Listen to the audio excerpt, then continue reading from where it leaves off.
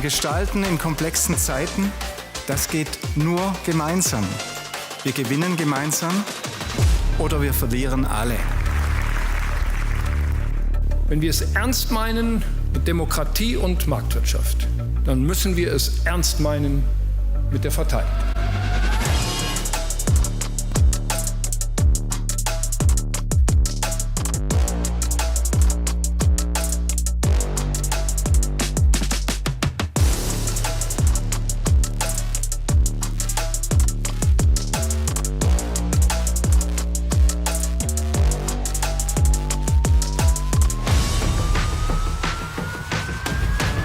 Aber vor allem wollen wir ein gemeinsames Zeichen setzen. Deutschland ist zurück.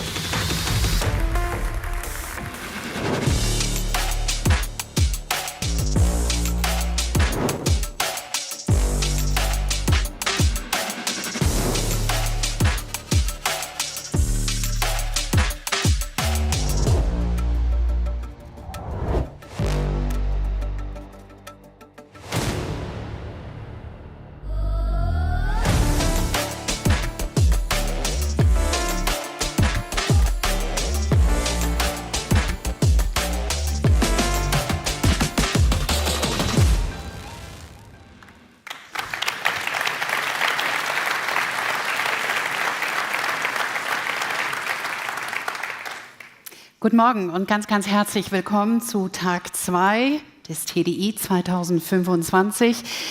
Wir hoffen, dass Sie alle einen angenehmen Abend gestern hatten nach dem stürmischen Tag draußen. Wir waren drinnen, haben über die stürmischen Zeiten derzeit gesprochen, neue Antworten gesucht und ich bin mir sicher, heute wird genauso interessant, spannend und tiefgreifend. Definitiv, auf jeden Fall. Es gibt ja tatsächlich dann doch, hat es dann gestern Abend dann doch relativ schnell eine Entspannung gegeben. Das war ja, als wir hier uns verabschiedet haben, gestern noch nicht sofort zu spüren. Das war dann irgendwie ganz gut. Heute Morgen sehen wir jetzt auch, es gibt tatsächlich wahrscheinlich einen Waffenstillstand, zumindest vorübergehend.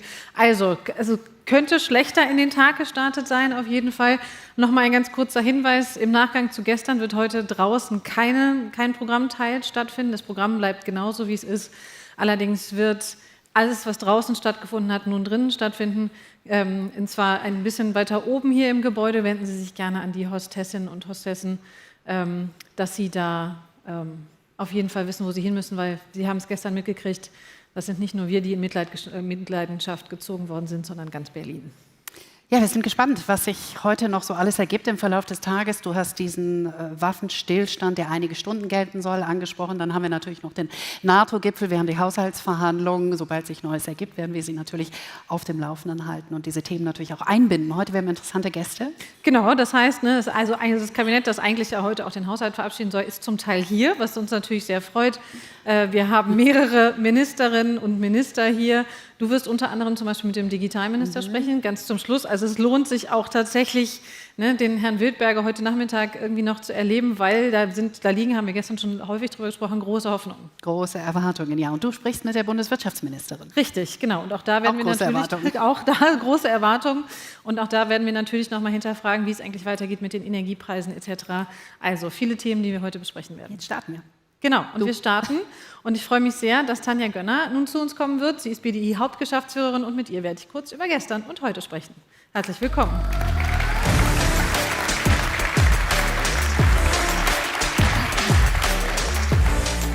Sie waren gestern den ganzen Tag auch dabei. Was waren so Ihre Key Takeaways? Naja, nicht nur draußen war es gestern stürmisch, sondern wir leben in stürmische Zeiten. Ich glaube, das konnten wir gestern an den vielen Diskussionen erleben. Und zugleich haben wir erlebt, dass wir hier bei allen stürmischen Zeiten aber auch sehen, dass es Chancen für uns gibt.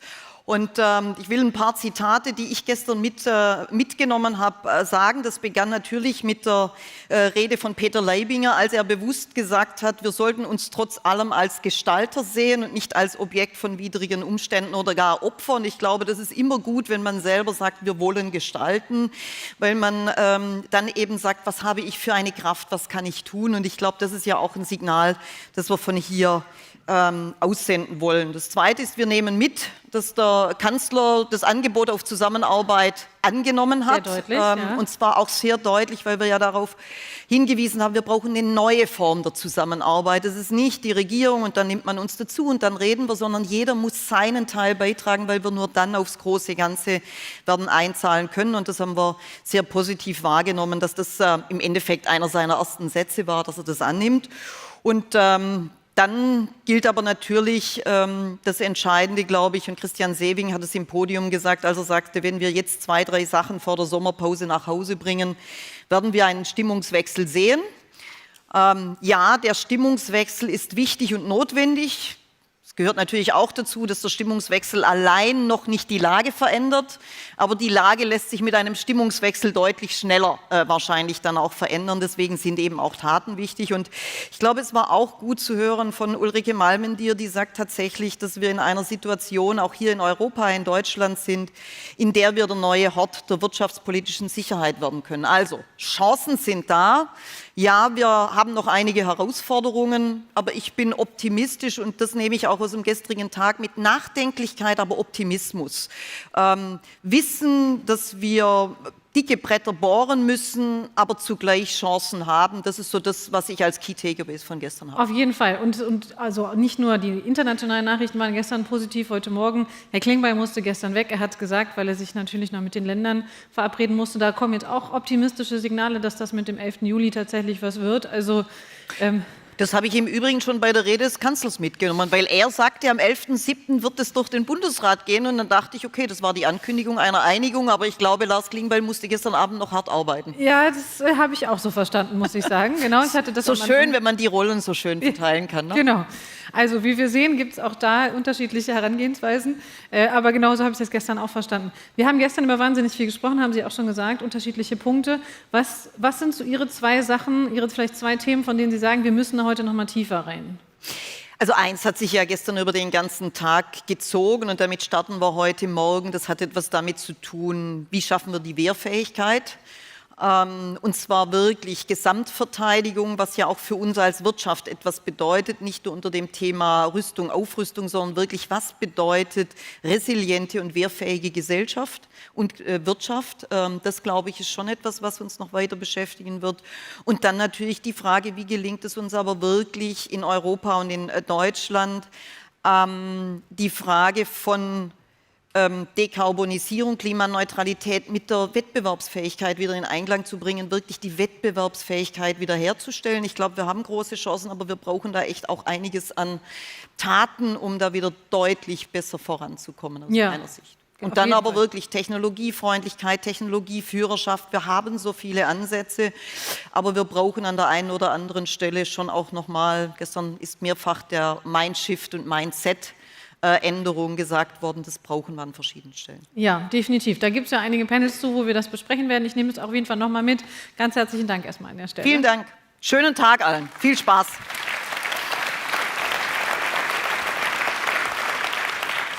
Ja, das Thema Wehrfähigkeit, Sie haben es gerade gesagt, das eben betrifft in Anführungsstrichen nicht nur die Rüstungsindustrie oder betrifft auch nicht nur die Politik, sondern das betrifft uns alle, weil Wehrfähigkeit, und darüber werden wir gleich sprechen, ist natürlich viel mehr als einfach nur die, in Anführungsstrichen, einfache, und die ist schon nicht einfach, Aufrüstung. Darüber werden wir jetzt gleich sprechen in unserem nächsten Panel, Wehrfähigkeit und Wertschöpfung, Rezept für ein starkes Panel. Und ich freue mich sehr, dass Nils Schmid hier ist. Er ist parlamentarischer Staatssekretär im Verteidigungsministerium. Und wir hören zunächst einen Impuls und werden uns danach unterhalten. Herzlich willkommen.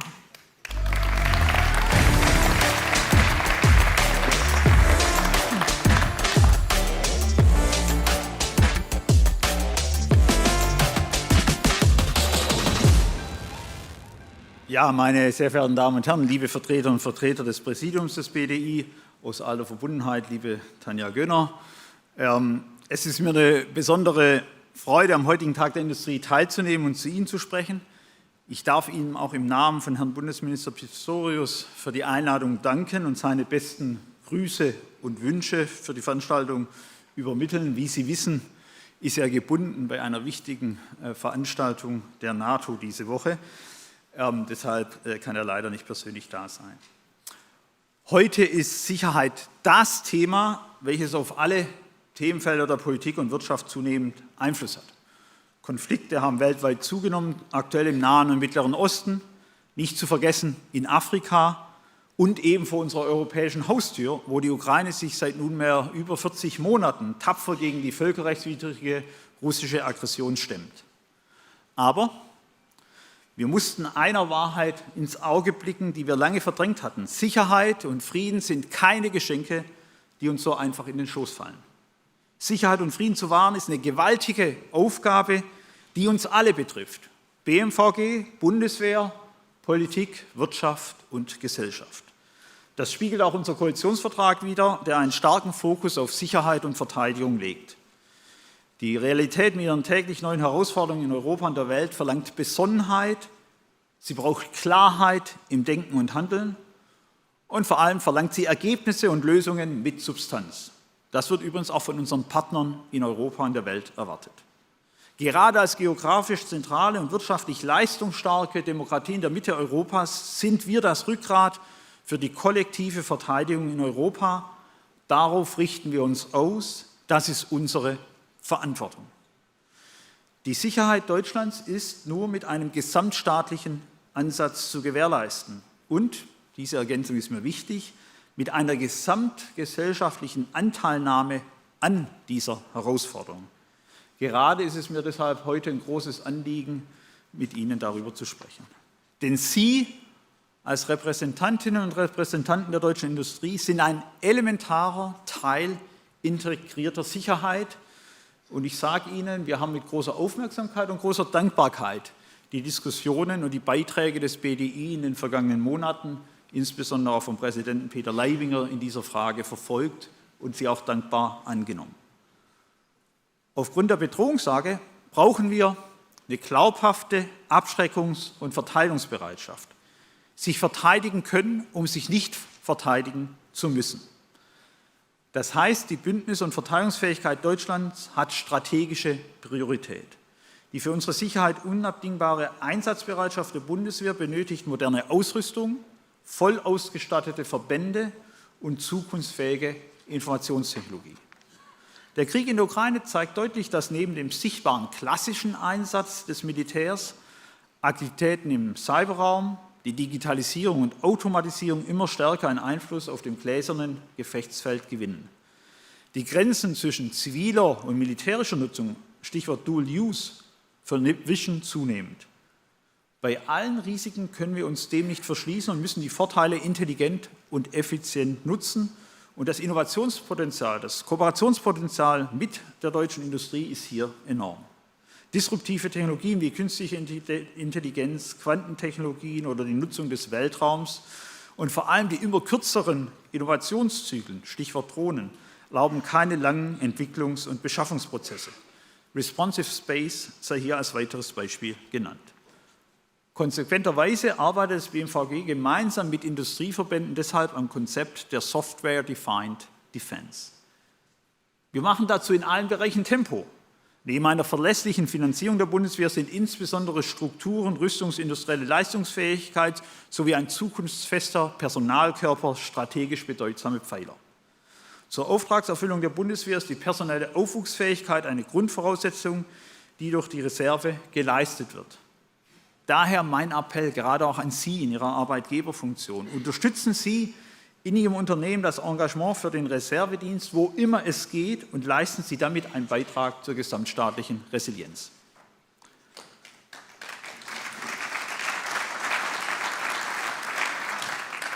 Und weil ich das Stichwort zivil-militärische Kooperation angesprochen habe, unterstützen Sie auch den Personalwechsel zwischen zivil ausgerichteter Industrie und Sicherheits- und Verteidigungsindustrie.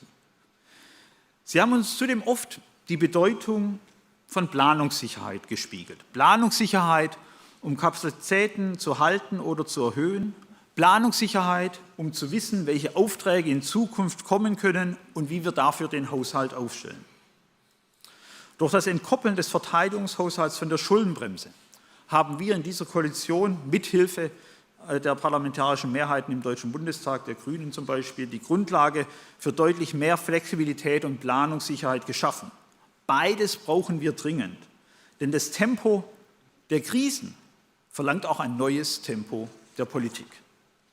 Gesetze, Strukturen, Industrie- und Beschaffungssachen müssen noch enger und zielgerichteter aufeinander abgestimmt werden. Gleichzeitig wollen wir die deutsche und europäische Sicherheits- und Verteidigungsindustrie weiter fördern und verstärkt in Zukunftstechnologien investieren. Nur so können wir für eine kontinuierliche Auslastung sorgen und einen Kapazitätsaufbau auf Seiten der Rüstungsindustrie dann auch erwarten. Parallel zur Anpassung unserer Finanzierungsstrukturen machen wir Tempo in der Beschleunigung der Beschaffung, wo immer möglich. Dazu gehört vor allem, dass wir Vergabeverfahren flexibilisieren und verkürzen. Der entsprechende Gesetzentwurf wird noch diesen Sommer ins Kabinett eingebracht werden und wir werden dieses Gesetz noch dieses Jahr beschließen. Bei allen Aktivitäten ist klar, dass wir in Deutschland nicht im luftleeren Raum agieren. Wir müssen verstärkt Material beschaffen, das auch andere Armeen nutzen. Kostspielige, parallele und sehr lange Entwicklungen sind nicht mehr zeitgemäß. Und Sie als Industrie sind in vielen Bereichen gefordert, von einer Manufakturproduktion auf Mengenproduktion umzustellen. Dazu brauchen wir die Hilfe von mittelständischen Betrieben. Wir werden deutlich mehr Zulieferernetzwerke in der Breite und der Tiefe aufbauen. Und das heißt für mich, dass wir auch eine gemeinsame, souveräne europäische verteidigungsindustrielle Basis in der Breite mitgestalten müssen, aus Deutschland heraus. Gleichzeitig, da will ich keinen Zweifel dran lassen, brauchen wir eine nationale verteidigungsindustrielle Basis, die sich mit ihren Produkten und Dienstleistungen am weltweiten Markt behaupten kann. Insbesondere in den Bereichen der nationalen Schlüsseltechnologien muss die technologische Überlegenheit zu wettbewerblichen Kosten beweisen und Leistungen anbieten, die für unsere Auftragserfüllung erforderlich sind. Im Ergebnis müssen wir die nationale, europäische, aber auch transatlantische Beschaffung sorgfältig abwägen und ausbalancieren. Die EU und ihre Mitgliedstaaten werden dabei die europäische Verteidigungsfähigkeit sichtbar stärken müssen. Im Fokus stehen etwa gemeinsame Beschaffungen, um Skaleneffekte zu generieren und die europäische verteidigungsindustrielle Basis zu stärken. Gemeinsam planen, entwickeln und beschaffen, interoperabler werden, Fähigkeitslücken entlang der NATO-Fähigkeitsziele europäisch zu schließen. Das ist unser europäischer Weg und wir werden den neuen finanziellen Spielraum dazu konsequent nutzen. Sicherheit heißt auch, resiliente Lieferketten, die Energie- und Rohstoffversorgung sowie die Verfügbarkeit von Fachkräften im Sinne der staatlichen Vorsorge zu gewährleisten und verstärkt mitzudenken. Und zwar in allen politischen Bereichen. Denn Vorsorge hat einen besonderen Stellenwert. Wir sollten stets in der Lage sein, gegebenenfalls im Zusammenhang mit unseren Partnern, Systeme souverän einsatzfähig zu halten. Wir müssen in Deutschland ein stärkeres Verständnis dafür aufbauen, dass wirtschaftliche Aktivitäten der Sicherheits- und Verteidigungsindustrie zur Sicherheit unseres Landes beitragen. Das heißt, wir müssen neue Lösungsansätze finden, um dem Finanzmarkt und vor allem auch den Zulieferern zu signalisieren, dass die Sicherheits- und Verteidigungsindustrie wesentlich dazu beiträgt, unsere Freiheit zu schützen. Das gilt auch mit Blick auf die Debatte rund um ESG. Wir als BMVG sind dabei insgesamt in der Pflicht, die Rüstungsindustriepolitik weiter an der Zeitenwende auszurichten und den aktuellen Herausforderungen mit Entschlossenheit zu begegnen. Mit der neuen nationalen Sicherheits- und Verteidigungsindustriestrategie haben wir dafür eine Grundlage geschaffen. Die Umsetzung dieser Strategie ist im vollen Gange und dabei brauchen wir Sie. Herzlichen Dank.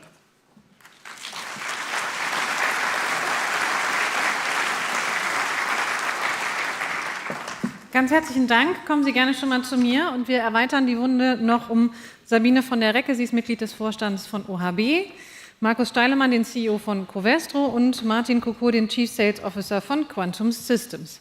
Herzlich willkommen.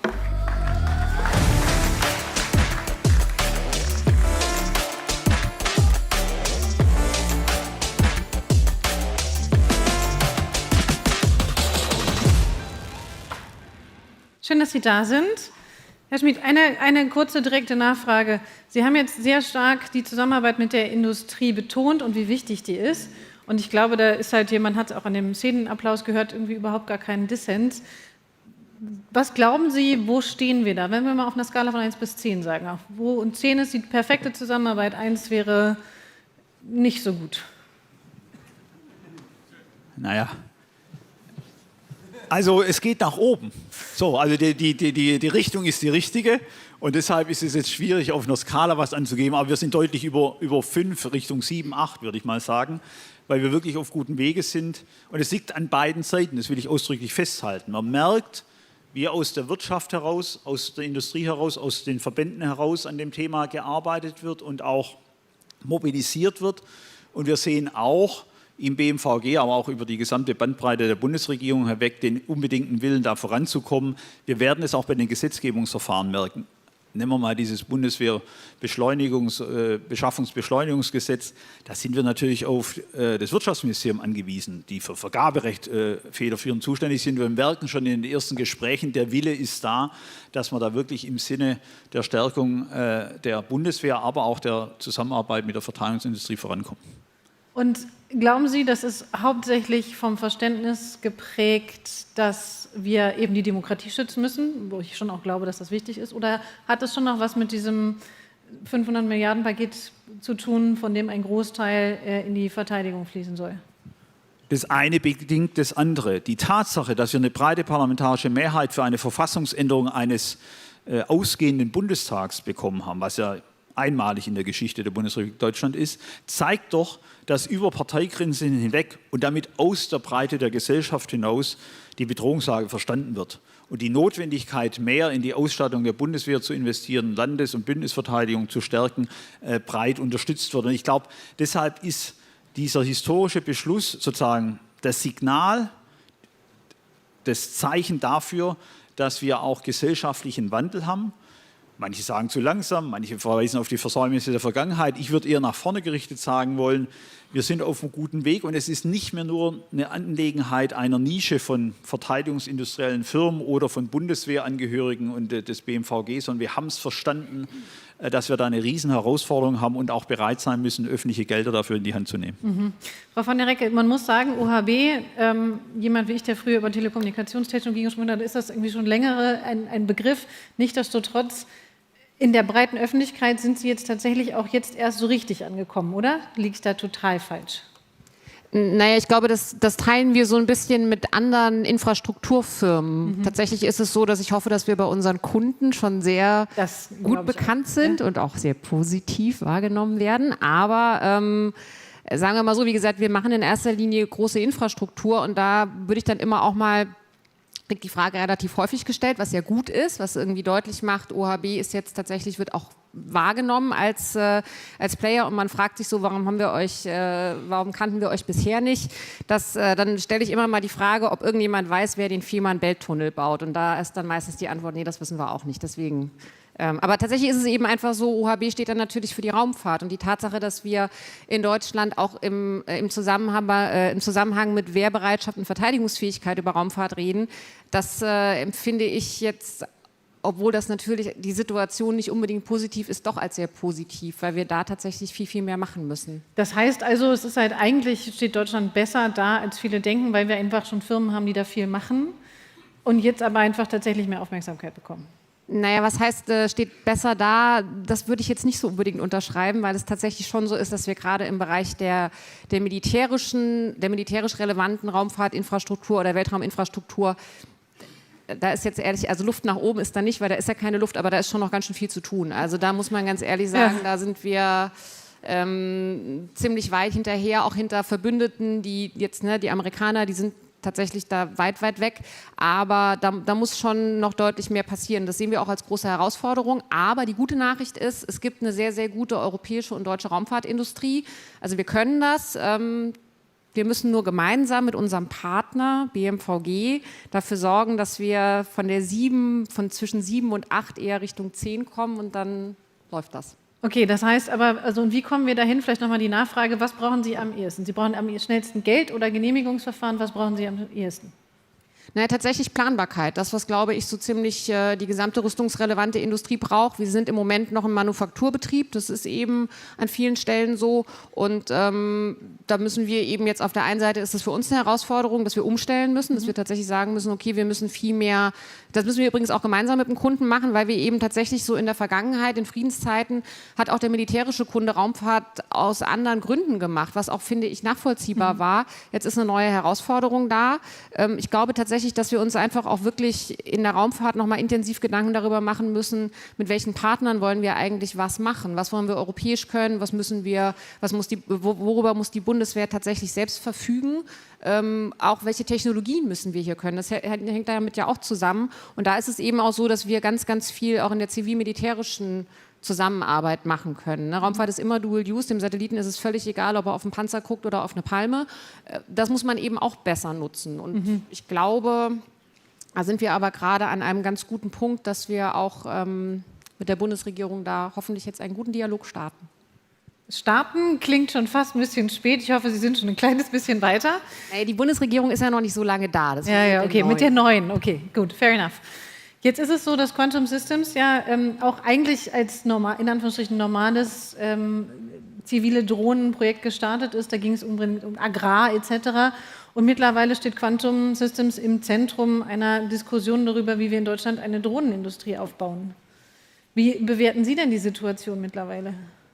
Ja, in der Tat, wir sind vor über 10 Jahren gegründet worden, damals mit dem hehrigen Ziel angetreten, die Agrarwirtschaft zu revolutionieren. Wir haben damals gesagt, jeder Farmer eine Quantumdrohne, in der Hoffnung, dass der Trend zur Zweit- und zur Drittdrohne dann am Ende des Tages geht, hatten aber dann auch immer schon in der DNA die Absicht, in den militärischen oder in den Verteidigungsbereich zu expandieren. Ganz einfach aus dem Grund, unser Gründer ist Offizier, 2 Mitgründer waren Doktoranden an der Universität der Bundeswehr, also die DNA war auch schon gegeben und dementsprechend der Schritt zur Bundeswehr oder auch zu anderen Streitkräften, denn wir sind europäisch und global unterwegs. Eigentlich sehr, sehr normal. Die Idee, erst Innovation im kommerziellen Bereich zu schaffen, dann im militärischen zu skalieren und das wieder zurückzubringen, dann auch in einigen Jahren, die war schon, wie gesagt, schon immer gegeben. Wir glauben, wir sind fest davon überzeugt, dass man auch davon profitieren kann. Der Gedanke, Dual Use zu forcieren, ist nie weggegangen und so sind wir auch immer noch in beiden Segmenten unterwegs. Die Zeit damals war allerdings eine andere. Wir sind 2018, 2019 sind wir eingestiegen in den Verteidigungsbereich, in den militärischen Bereich. Also muss man sagen, schon deutlich vor dem Krieg. Schon deutlich vor dem Krieg, tatsächlich. Ja? Und das ist einfach auch unsere Heritage, da wo die Gründer auch herkommen. Der Gedanke, die taktische Luftaufklärung, das Datengetriebene aus der Luft, auch für den militärischen Bereich im Sinne der vernetzten Operationsführung verfügbar zu machen, das war schon immer da. Aber das Umfeld war noch nicht so Start-up-freundlich, wie es denn heute ist. Was haben wir gesehen? Bei den Ausschreibungen haben wir gesehen, weisen Sie nach, dass Sie schon 5 Jahre existieren. Die Firma war 3 Jahre alt. Weisen Sie nach, dass Sie 100 Mitarbeiter hatten. Wir hatten 20 Mitarbeiter. Weisen Sie nach, dass Sie Referenzen haben im militärischen Bereich. Ja, wenn man gerade anfängt, hat man noch keine Referenzen. Dementsprechend war alles auf die etablierten Player zugeschnitten und das ist kein Blaming, das ist einfach die normative Kraft des Faktischen. Und die Zeiten haben sich dann am Ende des Tages zum Glück jetzt auch geändert und wir sehen es dann auch jetzt in der Papierlage mit dem neuen Beschaffungs-Beschleunigungsgesetz, was kommen soll und die Fortführung eines bereits bestehenden Gesetzes ist das, glaube ich, der richtige Weg. Zweitens oder drittens, und das ist der letzte Punkt, der Innovationsraum, den wir heutzutage haben, ist ein ganz anderer. Hier in Berlin haben wir den Cyber-Innovationshub der Bundeswehr. Wir haben in Bayern die Innovationsplattform in Erding, wo man ganz andere Test- und Versuchsstrukturen hat, um sich auszuprobieren. Und das ist sehr positiv. Das heißt, diese Technologie, die ja wahnsinnig, wir sehen es jeden Tag, ne? Also Drohnen spielen im Krieg eine zunehmend wichtige Rolle. Da sind wir auf einem guten Weg, da international mithalten zu können zumindest. Ich glaube, wir sind international sogar führend, was die Drohnenindustrie angeht. Das ist mit uns vorne mit dabei, aber dann auch nationale weitere Champions, die wir haben. Und wir sind ja europäisch vertreten. Wenn ich gucke, allein wir haben über 1000 Systeme jeden Tag operational in der Ukraine im Einsatz. Wir sind in Spanien, wir sind in Rumänien, wir sind in den USA, wir haben Fertigung in Australien, sodass wir nicht nur in Europa, sondern tatsächlich auch global ein gesetzter Partner sind, nicht nur was die Lieferung angeht, sondern auch was die Produktion vor Ort angeht. Das heißt, Sie haben aber die Planungssicherheit, die Sie noch ein kleines bisschen vermissen? Ja, es geht immer mehr Planungssicherheit und die Frage ist ja nach der Skalierbarkeit auch gegeben und Skalierbarkeit kommt ja dann auch mit Planungssicherheit. Ja? Wie sehr können wir investieren, wie sehr wollen wir investieren? Wir investieren schon selber ins eigene Risiko rein, aber wir warten nicht auf Auftragsentwicklung, sondern wir entwickeln auf Basis des funktionalen Bedarfs auf der einen Seite, aber die Planungssicherheit zu haben, dass der Bund auch auf unsere Systeme weiter vertraut, jetzt im nationalen Bereich gesprochen, ist natürlich die Grundlage für weitere Investitionen. Herr Steilemann, Covestro ist so ein etablierter Player, kann man sagen, ne, in der deutschen Industrielandschaft. Jetzt ist natürlich schon auch die Frage, und die Frage stellen sich ja viele, wie können Sie eigentlich daran teilnehmen? Sei es aus ideologischen, demokratischen Gründen, sei es einfach tatsächlich, um natürlich unserer Industrie auch einfach ein bisschen den Schwung zu verleihen, den wir brauchen, auch finanziell. Wenn Sie jetzt als CEO eines großen Chemiekonzerns sich das anschauen, wie gehen Sie vor? Sie machen ja selber schon Schutzkleidung, habe ich gesehen, das würde sich ja vielleicht anbieten für militärische Nutzung. Ja, also erstmal, ich glaube, wir müssen noch mal einen Schritt zurückgehen. Wir reden sehr viel darüber, was wir wollen, was wir sollten und was wir mal müssten. Der Zeitpunkt ist jetzt da und wir haben uns eben schon mal im Vorfeld darüber unterhalten, wir müssen jetzt machen. Also machen ist jetzt angesagt und dabei ist sehr viel experimentelles Vorgehen, Explorieren sozusagen notwendig. Und so machen wir das als Unternehmen auch, weil wir haben sehr, sehr viele Anwendungen bei uns in den Werkstoffwissenschaften, die klassisch Dual-Use sind. Das heißt, sie können für militärische oder zivile Zwecke gleichermaßen eingesetzt werden. Man muss aber auch sagen, dass wir als öffentlich gelistetes Unternehmen sehr, sehr viele Debatten hatten, insbesondere mit Investoren, die in ihren ESG-Kriterien einfach klar gesagt haben, Verteidigungsanwendungen wünschen wir nicht und wenn, dann nur zu einem bestimmten Prozentsatz. Deshalb waren wir bisher in Verteidigungsanwendungen so gut wie gar nicht vertreten und wenn nur mit größtem Aufwand nachweisend, dass es sich wirklich um, ich will mal sagen, nicht angriffs-, sondern verteidigungsrelevante Techniken handelt, also Schutzbrillen etc. Das hat sich grundlegend gewandelt, glücklicherweise. Und das Zweite ist, ich bin von der Ausbildung... Darf ich ganz kurz nochmal nach? Das heißt, ja. Die Investoren fragen nicht mehr. Das heißt, das Thema ist jetzt schon durch. Die Anfragen nehmen deutlich ab. Okay. Denn auch Investoren überarbeiten ihre Investitionsrichtlinien. Das ist das eine. Das Zweite ist, ich bin Chemiker von der Ausbildung. Das heißt, wann immer Menschen von irgendwas reden, denke ich in Materialien. Ich denke in Werkstoffen und ich denke dann direkt in Wertschöpfungsketten. Wo kommt das eigentlich her? Wie kriegen wir es dahin, wo es gebraucht wird? Und jetzt sind wir beim Thema gesamtstaatliche Resilienz. Warum ich persönlich glaube, dass sich mehr und mehr Industrieunternehmen im Gedanken machen müssen, wie können wir gesamtstaatliche und gesellschaftliche Resilienz erhöhen, indem wir Materialien dort produzieren, wo sie im Spannungsfall, im Bündnis- oder Verteidigungsfall tatsächlich auch verfügbar sind, wenn es wirklich zum Ernstfall käme. Und solche Lieferketten, in denen denke ich denke dann in Materialien, ich denke aber auch in Forschung und Entwicklung, Kooperationsnetzwerken. Und das treibt mich eigentlich an, dieser hohe Innovationsgedanke, der Sicherstellungsgedanke, der Resilienzgedanke. Und insofern glaube ich, dass wir bei Covestro jetzt noch einen weiten Weg vor uns haben und auf der anderen Seite im Portfolio bereits sehr viele Dinge haben, die auch heute schon militärisch eingesetzt werden könnten. Und letzter Satz vielleicht noch. Es ist für uns natürlich auch ein kommerzieller Gedanke dahinter, das muss sich für uns rechnen, aber wenn man mal alles zusammennimmt, sind das jetzt nicht Umsätze oder Absätze, die das Unternehmen sozusagen in eine goldene Zukunft führen, für sich genommen, sondern es ist ein weiteres Geschäftsfeld und vor dem Hintergrund, glaube ich, ist es auch wichtig, dass wir das hier in Deutschland treiben. Aber das heißt nochmal ganz klar, Covestro möchte schon stärker in das Thema Rüstung, Wehrfähigkeit reingehen, stärker investieren in den Bereich. Naja, es ist sehr schablonenhaft, Rüstung, Wehrfähigkeit etc. Wir liefern ja Materialien. Das heißt, wir sind normalerweise in der Wertschöpfungskette Platz 2, Platz 3, Platz 4. Nehmen Sie Oberflächenbeschichtung, also man würde trivialerweise von Lacken sprechen, die zum Beispiel die Erfassungsfähigkeit von Radaren wesentlich sozusagen schwieriger machen. Reden wir von optischen Systemen, also Filmen, reden wir von sogenannter Augmented Reality, wozu Sie auch bestimmte Materialien brauchen, härteste Einsatzbedingungen und da geht es um ganz triviale Sachen wie mobile Endgeräte beispielsweise, wie die als mit einer Hülle geschützt werden. All das sind in Anwendungen, in denen wir zum Beispiel tätig sein könnten, aber es heute noch nicht sind, aus den gerade genannten Gründen. Okay, aber das heißt schon, Sie sehen da Potenzial, Sie könnten das hochskalieren und wären Investitionsketten. Das ist unser Anspruch. Ja, genau. Dafür brauchen Sie wahrscheinlich wieder Planungssicherheit, da sind wir wieder bei Herrn Schmid. Ich habe mich zwischendurch gefragt, also wir haben jetzt, im Haushalt sehen wir ja auch, es gibt einen Plan, wie viel investiert werden soll in den kommenden Jahren. Das ist relativ viel Geld. Ich habe mich nur gefragt, Planungssicherheit für ein Industrieunternehmen, wir wissen, alle Anlagen werden über Jahrzehnte teilweise abgeschrieben, nicht nur über ein paar Jahre. Was kommt eigentlich danach? Wie sicher, wie viel Planungssicherheit können Sie den Unternehmen geben als jetzige Regierung, dass diese Aufträge, die Sie jetzt verteilen, halt wirklich halt auch über die nächsten 15, 20 Jahre vielleicht gelten. Dass wenn man mal so eine Massenproduktion aufgebaut hat, und es gibt ja tatsächlich Überlegungen, Autowerke komplett umzubauen, das ist ja keine Investition, die man mal eben trifft, das muss man auf 20 Jahre machen können. Dass wir nicht irgendwann gesagt haben, ja, das reicht jetzt, wir haben jetzt genug Panzer, wir haben genug Drohnen, es kleckert noch mal so ein bisschen nach, dass die Wertschöpfungskette dann wieder zusammenbricht. Wir haben einen Riesenschritt mit der Grundgesetzänderung gemacht. Das war auch die Lehre aus dem Sondervermögen. Da haben ganz viele gesagt, ja super, jetzt kann man mehr machen. Und was ist aber dann der nächste Schritt? Weil alle haben dann ausgerechnet, wann ist das Sondervermögen verbraucht und wie geht es dann weiter. Und deshalb war eine entscheidende politische Weichenstellung, auch im Sinne von Planungssicherheit, dass wir diese Entkopplung der Verteilungsausgaben von den Vorgaben der Schuldenbremse getätigt haben, sodass jetzt jede nachfolgende Bundesregierung jedenfalls keine finanziellen Hürden mehr hat, in Verteidigungsfähigkeit zu investieren. Das Zweite ist, wenn Sie sich die politische Landschaft in Deutschland anschauen, sehen Sie eine übergroße Mehrheit der politischen Parteien, die hinter der NATO stehen.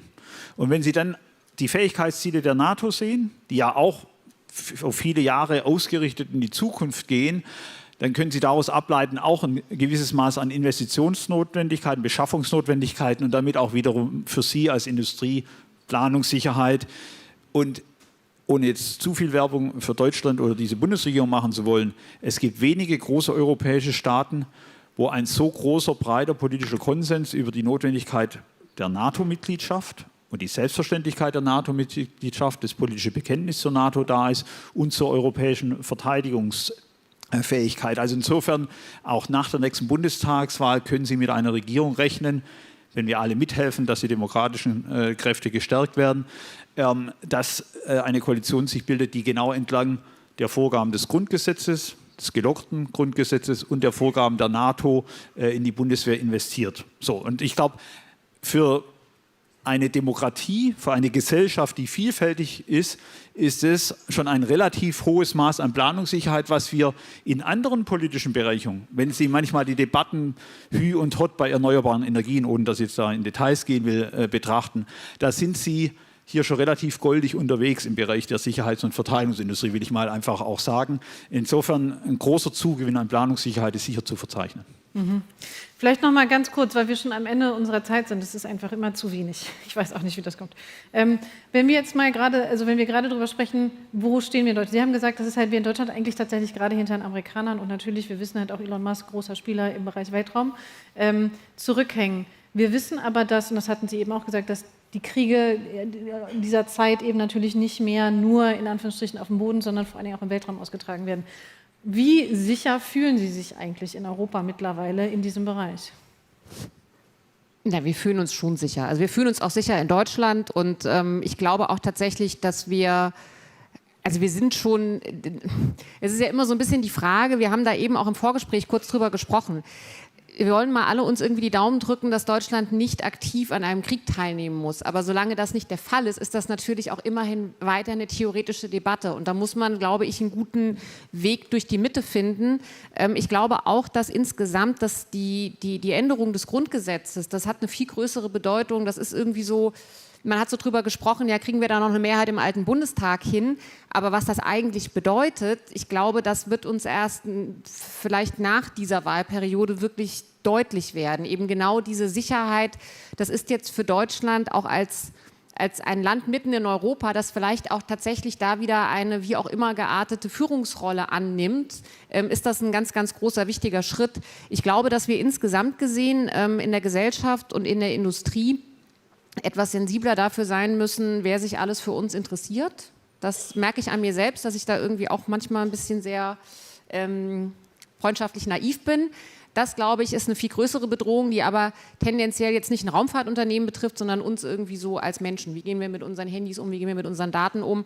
Aber ich glaube schon, dass wir insgesamt die große Herausforderung, vor allem die Gesellschaft auf verteidigungsfähig und kriegstüchtig einzustellen, die müssen wir alle gemeinsam irgendwie schaffen. Und dann, glaube ich, können wir uns hier auch weiter sicher fühlen. Sehr gut, ganz herzlichen Dank. Dann werde ich keine andere Frage stellen, weil ich das gerne so stehen lassen möchte und wir am Ende unserer Zeit sind. Schön, dass Sie da sind. Herzlichen Dank. Und ja, wir arbeiten alle weiter dran. Dankeschön.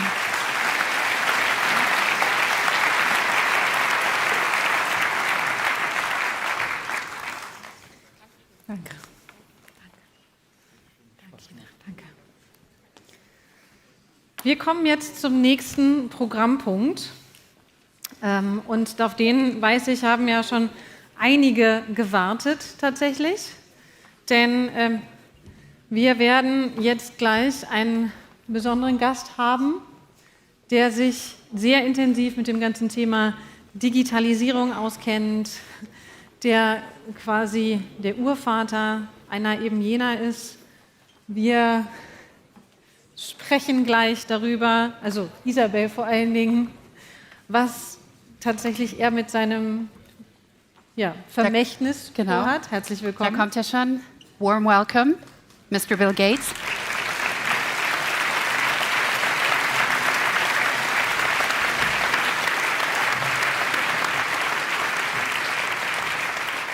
Yeah.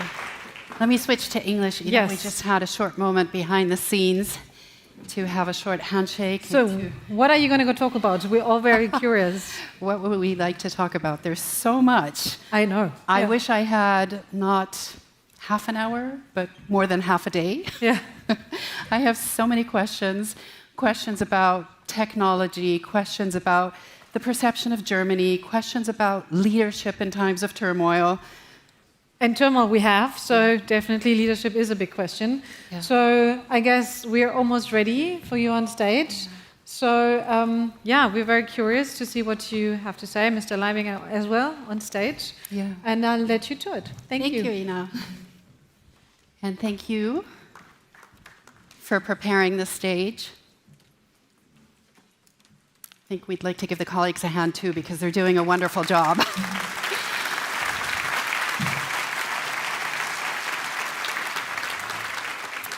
So now I am absolutely delighted to welcome Bill Gates on stage, chair of the Gates Foundation, founder of the Giving Pledge, together with Warren Buffett, co-founder of Microsoft in 1975 and other companies.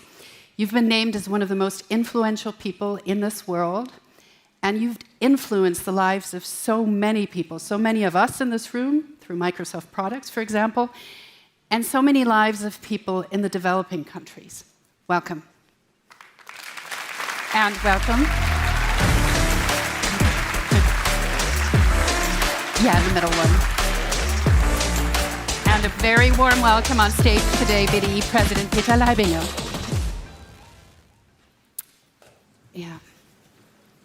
Thank you for the opportunity, and thank you for sharing your insights with all of us. You've been in Germany for a moment now. I don't know, how many hours? I was here this weekend. There we go.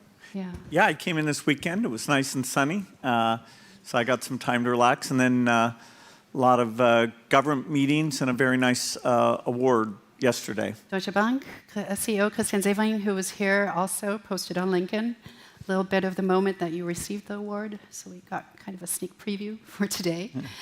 How do you like Germany, and how would you define Germany's role in these times of turmoil? Well, Germany's always been very generous in terms of its aid budget, and believing that countries have to work together, not just Europe, but including Europe coming together to share things, and then thinking about how we solve long-term problems, peace, climate change. And so the foundation's had a fantastic history here. Microsoft always had a fantastic relationship. And I remember when the Berlin Wall came down, Siemens, who we had this close relationship, actually brought and gave to us, which is on the Microsoft campus, one of those cement blocks, which is a very special thing. So I've been coming to Germany in my Microsoft and foundation career a great deal. I'd say the role of Germany is more acute today as, the U.S. is less cooperative and sort of, causing people to question a lot of things, even, the aid generosity, where at least in absolute it was the largest, it's made these massive cuts. So, it's great to have Germany thinking about a more cooperative approach. Even here, there's budget challenges, so we're trying to work with our partners here to get German politicians to feel proud of where they've been generous and try and maintain the aid budget as much as possible. Yeah, we're actually waiting to find out more today about the final budget. We had our finance minister was here yesterday. It was very interesting. And then he had to quickly move on because, like, I still have talks about the budget. You mentioned how important it was to work together now. And you said nobody can go this alone. Nobody can do it alone. How would you like to see cooperation changing? Well, it's interesting that we have changed a while ago, and very fitting in that context, that we have changed the wording from foreign aid to development cooperation, and that very much underscores what you're trying to allude to. We in Germany have a very strong history of development cooperation. Our annual budget for this is about 30 billion euros. We're one of the very few countries that nearly reaches the 0.7% goal of the UN. However, I think we have a bit of a skewed view having to do with a very high moral stance that we have in Germany, as in such that our Ministry for Development Cooperation thinks that development cooperation and commercial cooperation must not go together. And I think this is a fundamental flaw. Of course, I can understand where they're coming from, where there shouldn't be the impression that we're only doing it for our own benefit. This is really very simply put what the thought is behind that. But on the other hand, by being on such high moral grounds, we completely give up the most important chance that we have for development cooperation. At the end of the day, life in a functioning country relies on a functioning economy. And a functioning economy can only work through trade. So I think we should do the two things linked together. And the BDI, the Federation of German Industries, has published a paper on this last year. We got a lot of heat for it, quite frankly. But I think that was wrong. I think we were misunderstood. And I'm very happy that we can discuss this a bit here on stage before we talk about technology. I think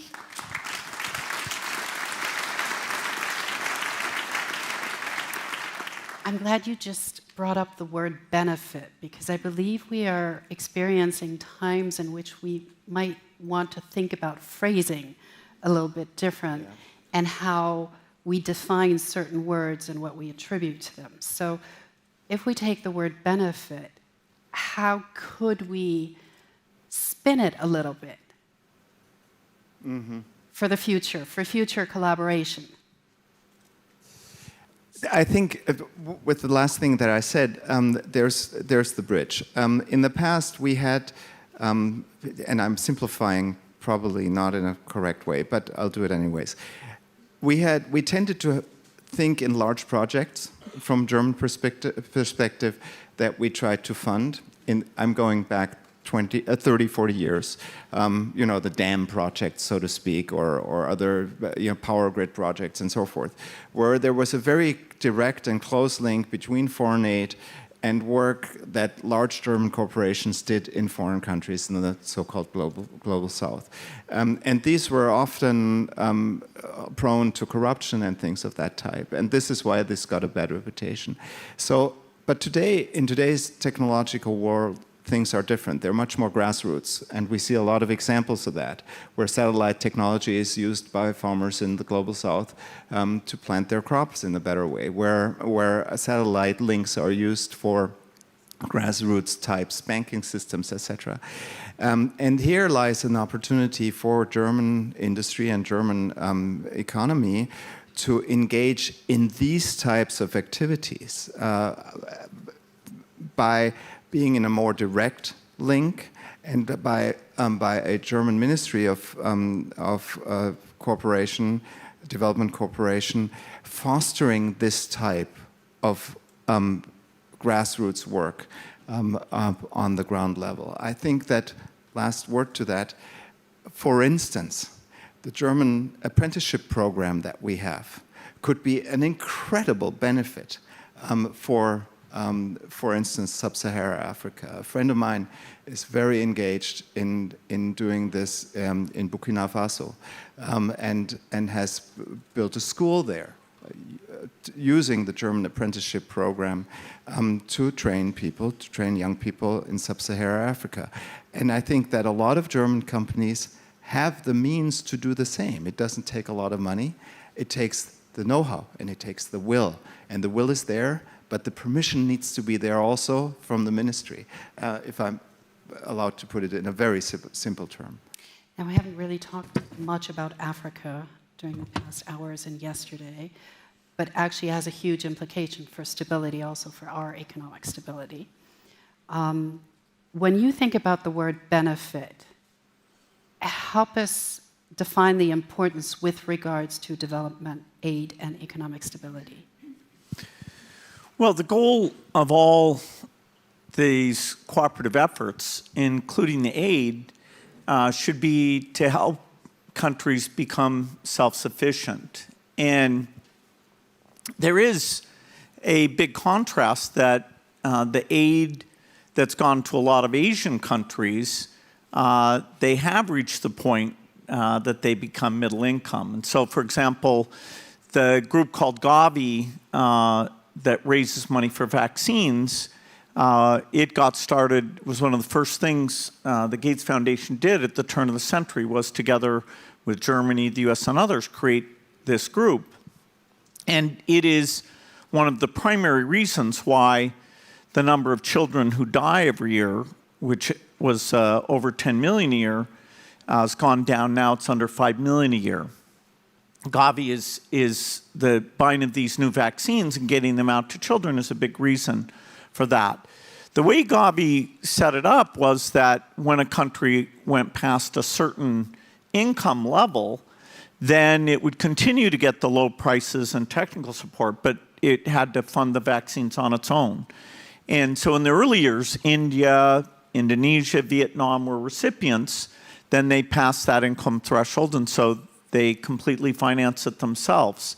We have a few countries, Pakistan, Bangladesh, Yemen, Afghanistan, that still are Gavi recipients, but now it's very much focused on Africa, almost 70% of the money, because those countries are at a lower level. And I gave a speech in the Nelson Mandela Hall in the African Union a couple weeks ago where I talked about the fact that the Gates Foundation's giving away all its money during the next 20 years. And I said, part of the reason for that is that I expect over those 20 years, even the countries in Africa, if we're generous to them, will get out of the poverty trap. You know, there's a real poverty trap where if you're too poor, you can't get nourishment for your kids, you can't fund the education system. You know, right now, African countries are paying more in interest than they fund to their health and education. They really need help, and you know, they have some tough diseases, things like malaria. But with cooperation, generosity, and innovation, you know, like we have a partnership with BioNTech to make vaccines for the three big remaining diseases, TB, HIV, and malaria. Anyway, if the right things are done over that 20-year period, these countries, virtually all of them, despite where they are today, will get out of that poverty trap and they'll be self-sufficient. And so accelerating that is kind of a positive thing that, you know, they're very engaged in. In fact, you know, a lot of the heads of state will be there tomorrow for this Gavi event to, you know, encourage more generosity. You know, unfortunately, with the cuts to all the aid budgets, including the German aid budget, we'll raise about 30% less for vaccines than we did 5 years ago. Now, a lot has been written recently about the Gates Foundation being closed down in 20 years. How difficult was it to come to terms with this decision? Well, in 20 years, there are foundations that choose to last forever. And it's a little bit of a weird thing because they're always trying to figure out, what did the founder want? Maybe he scribbled something down and, Cecil Rhodes did a foundation that was for white rugby players, and they decided to interpret that a little more broadly over time. And so, that's been a good thing. In my view, 20 years from now, there will be more rich people even than there are today. And the problems that the Gates Foundation works on, take malaria. We will eradicate malaria and polio, and we will largely end the HIV epidemic in these 20 years.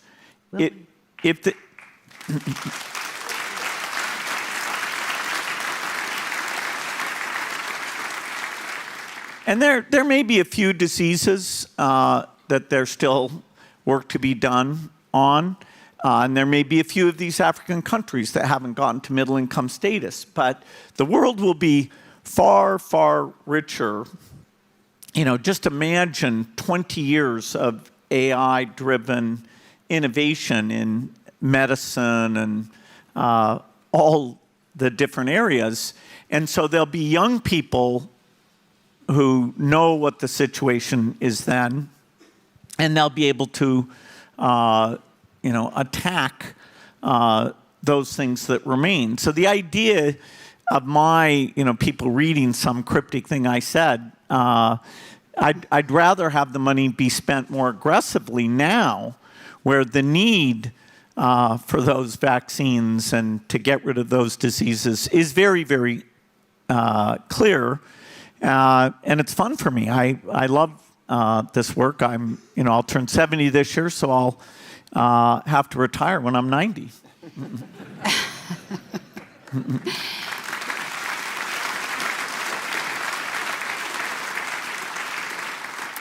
If I recall correctly, in one of those articles, you said, I don't want people to say he died rich.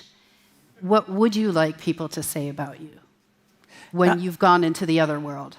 Nothing about me in particular, but I would like people, when they read in the future about this thing called malaria, for them to go, what was that? When you read old novels, you'll always read, they had consumption. That's a name for tuberculosis, which in the rich world, we don't have tuberculosis. It still is the biggest infectious disease killer. It's about 1.3 million deaths per year. And that's another one that we should be able to get rid of. So I'd rather have it be what was polio, what was malaria, what was consumption or TB, because they are going to be solved problems. A kid born in Africa has a 50 times greater chance of dying before the age of 5 than somebody born in Germany or the US. And, I love the market, but we have to be creative about how we take the market and have it meet certain human needs. So, when I gave $30 million for malaria, I became the biggest funder of malaria research. And I was like, wait a minute, this thing kills 1 million children a year.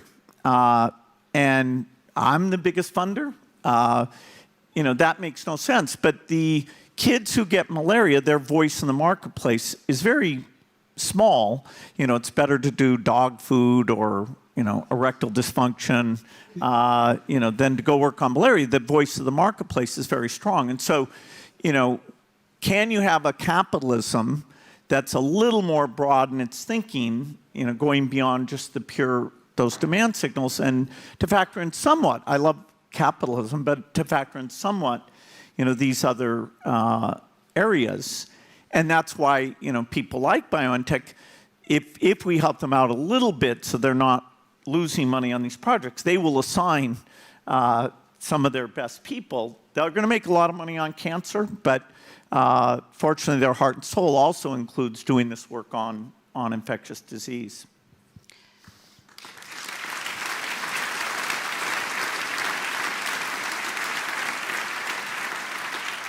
Now, Peter Leibing had just promised that we would also be talking about technology.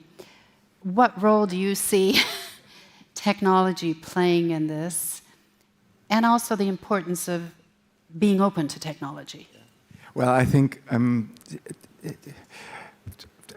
must say, I know it's probably completely inappropriate, but I really admire your attitude in the sense that it's personal humility in combination with this positive spirit that we can change things. I opened this thing yesterday in my speech saying we should never see ourselves as victims. We can be the ones who change things, and this is basically what you're saying. And I share this attitude. And of course, technology is one of the keys to do so. We have had in Germany for the past year the spirit that we have to scale back everything in order to solve problems. And I don't subscribe to this view at all. I think the way forward is an active one. We can solve our problems by using technology. I'm much broader now, of course, than just development cooperation. I'm talking about climate change, for instance. But yes, I do see Germany playing a role in this fundamentally. We briefly talked before this also about, for instance, laser fusion and fission power generation. I see that as one way forward, and I find that Germany could be in a unique role and not in development cooperation terms, not an easy one, because German industry especially is typically more in a B2B role. And the B2B role in terms of development cooperation tends to be one of large projects. And earlier I said these can be problematic. So the B2C grassroots type technology, development cooperation work can be very successful. Having said that, we have very fundamental problems in the world concerning basic infrastructure. And I do think that Germany can play a role there. And of course, one of my favorite topics is laser fusion. I think that this is definitely something that we should work on. But I use this more as an example for where investment in technological advancement and a very structured and systematic technology strategy by governments jointly with industry and research can not only lead to benefits here, but can lead to benefits around the world. And I think these are the things that we have to strive for. So how do we do this? You've had a lot of experience of cooperating with governments through your foundation. How do we make his vision come true? Yeah, so when the Gates Foundation is working on global health, we spend about half the money on this R&D work to create new tools, and we spend about half the money on the delivery piece. And this is the next 20 years will be a golden age of biological advances. Partly because these new AI tools will give us insights into the biology and what's going on with these diseases. And we will be able to, in rich countries, reduce health costs. You know, that seems surprising when you have aging societies, and a lot of the new medical things seem like they just add to the expense, but we'll get through that. Likewise, in the energy space, whether it's lower cost solar, or probably in the long run, the cheapest thing will be fusion. And so, you know, we can have a very positive view. As Germany is doing things like applying AI in healthcare, in education, you know, they should always have a view, okay, let's also, in parallel with our own domestic leadership in these areas, let's make sure that we're sharing some of that with the lower income countries.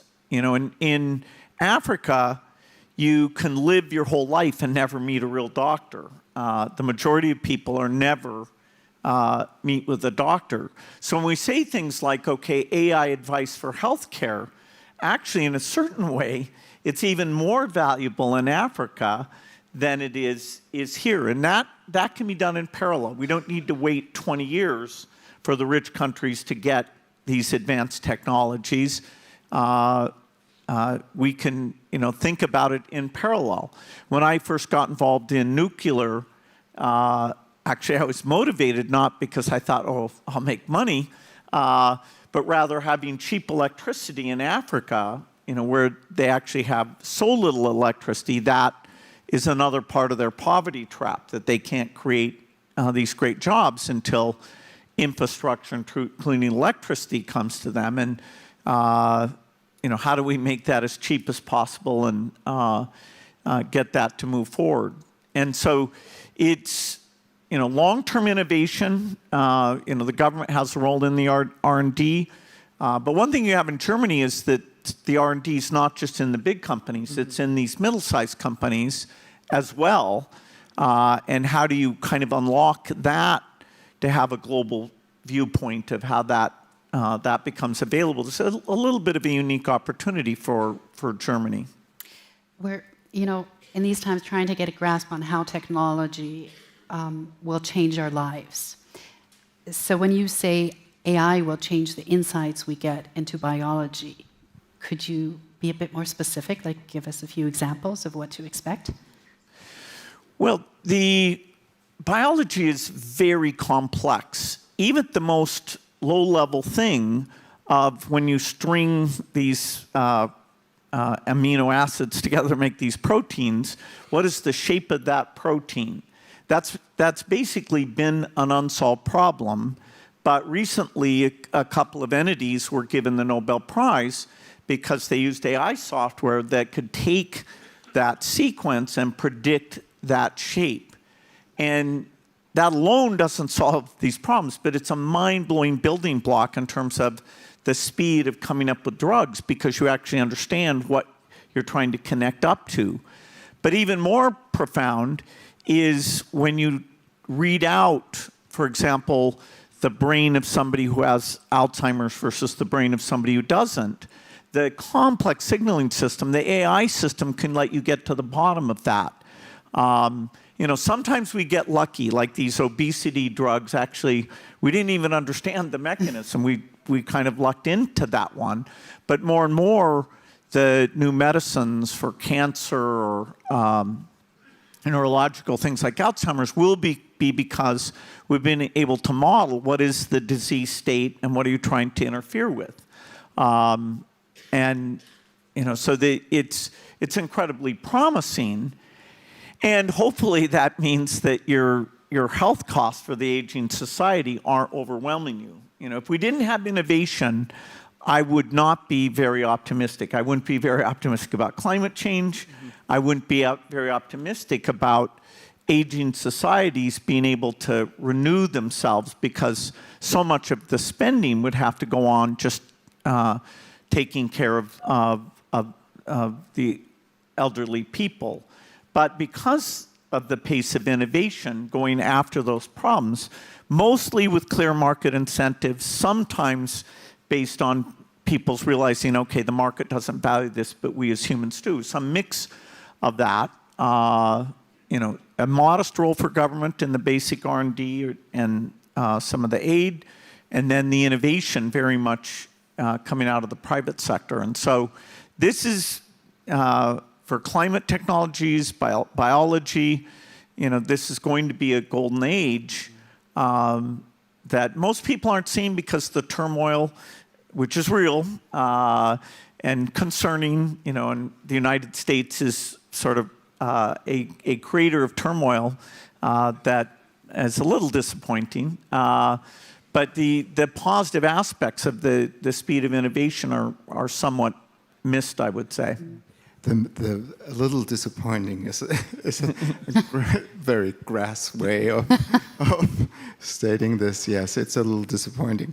But you were asking about benefit earlier. And one thing that of course also comes to mind is that we have a unique opportunity that we're missing with foreign aid, with development cooperation, in the sense that we can use that also for public engagement in Germany. Today we have a very hot debate starting about reenacting the mandatory service in the military for Our Chancellor raised this issue yesterday. Young people in Germany. And there's a tradition in Germany that this can also be done as civil service. However, what we have never thought about is that this combination of development cooperation state-funded and development cooperation done by companies could also be used for service, where young employees could choose to do their civil service or their military service within their company for development cooperation instead. Just one example where if we interlink things, if we work together in a more active way, we can get public engagement in this topic, which in the end is always a benefit. I mean, of course, Bill, you have done this, and I'm doing this on a little scale. You have done it on a grand scale, and I'm doing it on a little scale where I'm investing my personal time for hopefully the benefit of the public.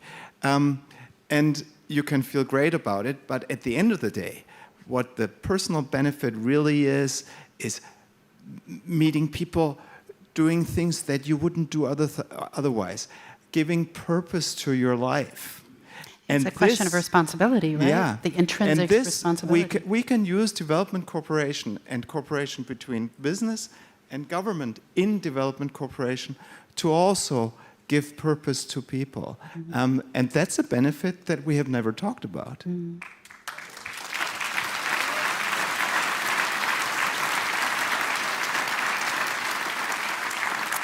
May I use just a little bit more time of your time? Sure. We have to come to an end. We have to start closing this panel. But I'd like to ask you, as we were talking about turmoil and the disappointment in the development of transatlantic relations on a political level, maybe where do you see business responsibility to keep the ties close? Transatlantic? Yes. You start. Well, business is global in nature. Yeah. Of course, tariffs will somewhat reduce that, but because innovation is shared globally, take how we think about climate change. A little bit, we have each country coming in to make commitments on how they'll do reductions, but honestly, the way that you make electricity and steel and cement, those are global things. And so it's not like one country is going to magically come in and say, okay, we solved this. We have to collectively, whether it's government R&D or companies working together, raising capital for new approaches, we have to solve that on a global basis. And in fact, the rich countries really, because they've got the R&D capacity, have a particular responsibility, even though the emissions now are over 60% from middle-income countries. And so not only do we have to invent it and show that it works, we have to help make it available in those countries. So it's a very global thing. If we don't think globally, if we think country by country, we'll never solve climate change. It's kind of the ultimate collective action problem that should tie us all together. And if you look at the AI race, that's very much a global thing. And every country should be utilizing AI. In fact, the difference will be more who applies it than who invented it.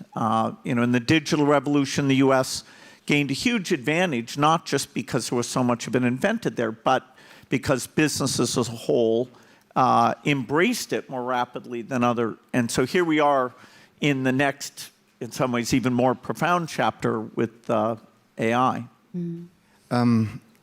So I'm not worried about the transatlantic relation, honestly, for two reasons. First of all, very simply, we're so intertwined technologically and also economically that this will not be untangled easily, and there is no real intention to entangle it. And more importantly, never underestimate human relations. We have built relations, friendships, intermarriages, everything.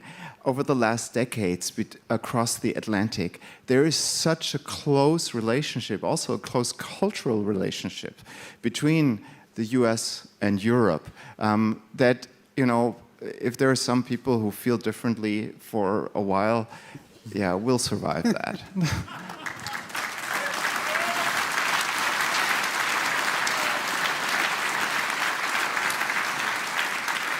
Okay, our time is almost up, and I would like to ask you one more question. It's a rather personal question. In times that we all sense there's going to be burden sharing. And obviously everybody in this room knows that you're one of the most wealthy people on earth. What is it that money cannot buy for you? Well, it can't buy me longevity, but you know, I'm not. Are you sure we don't know that yet because of the advancement of technology? There are wealthy people who are very involved in funding longevity work, and I won't turn it away. But you know, as long as we've got malaria, I'm not going to push my money for something that's more self-centered. You know, I'm one of the luckiest people ever. I had a incredible career at Microsoft. Now I'm very fulfilled by the foundation work. You know, I'm lucky. I've got great kids. So there's very little, you know, that I say, gosh, I wish my money could buy something, because you know, I have basically everything that I want. What a wonderful closing sentence. Thank you. Thank you.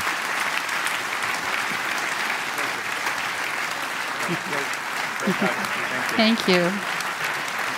Bill Gates, Peter Leibinger, thank you.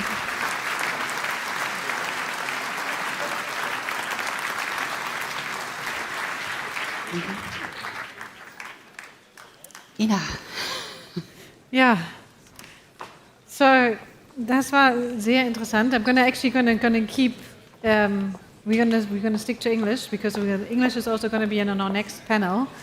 And Bill Gates said something that we definitely have to take on for the next panel, because he said, if one country does it alone, we'll never get to it. So we do have to talk about cooperation, and we do have to talk about the fact that obviously we need to stick together and make a plan together, and that obviously is very true for Europe. Your next panel is going to be really interesting, because I know that a few months ago there was a lot of talk in Germany about what is actually the vision for the business model of this country. And how will this, along with technology, change global value chains and change value chains for Germany and for Europe? So yeah, and we do have some players on stage who have a very good idea actually on how to make money of the situation, and that's a very positive thing. That's nothing negative at all. And they have an idea on how to bring the digital sovereignty of Germany and the rest of Europe together, and I'm very happy that we're going to discuss that. Yes. Yeah. And I think you're almost ready. Yes, to call definitely. And we have also, like with that panel, obviously we have international guests, which I'm super stoked about, that we're actually going to discuss that not just between us, but on a more European level, because again, we have been talking about Europe for the past day and a half almost, and we need to talk about the fact that we also need to learn from each other, you know, like what has happened in a different country, what has worked, what didn't work. And and I know that we're going to learn a little bit more about it now. Good luck. Thank you. We'll enjoy. Thank you. As Isabel already said, we're going to talk about the new industrial vision for Europe, and we call it from frontier technology to strategic autonomy. So we're going to pick up the talk that we had earlier today, and we're going to bring it to a more European level. And I'm happy that we have the Minister of Economy and Innovation of the Republic of Lithuania here, Lukas Savickas. Welcome.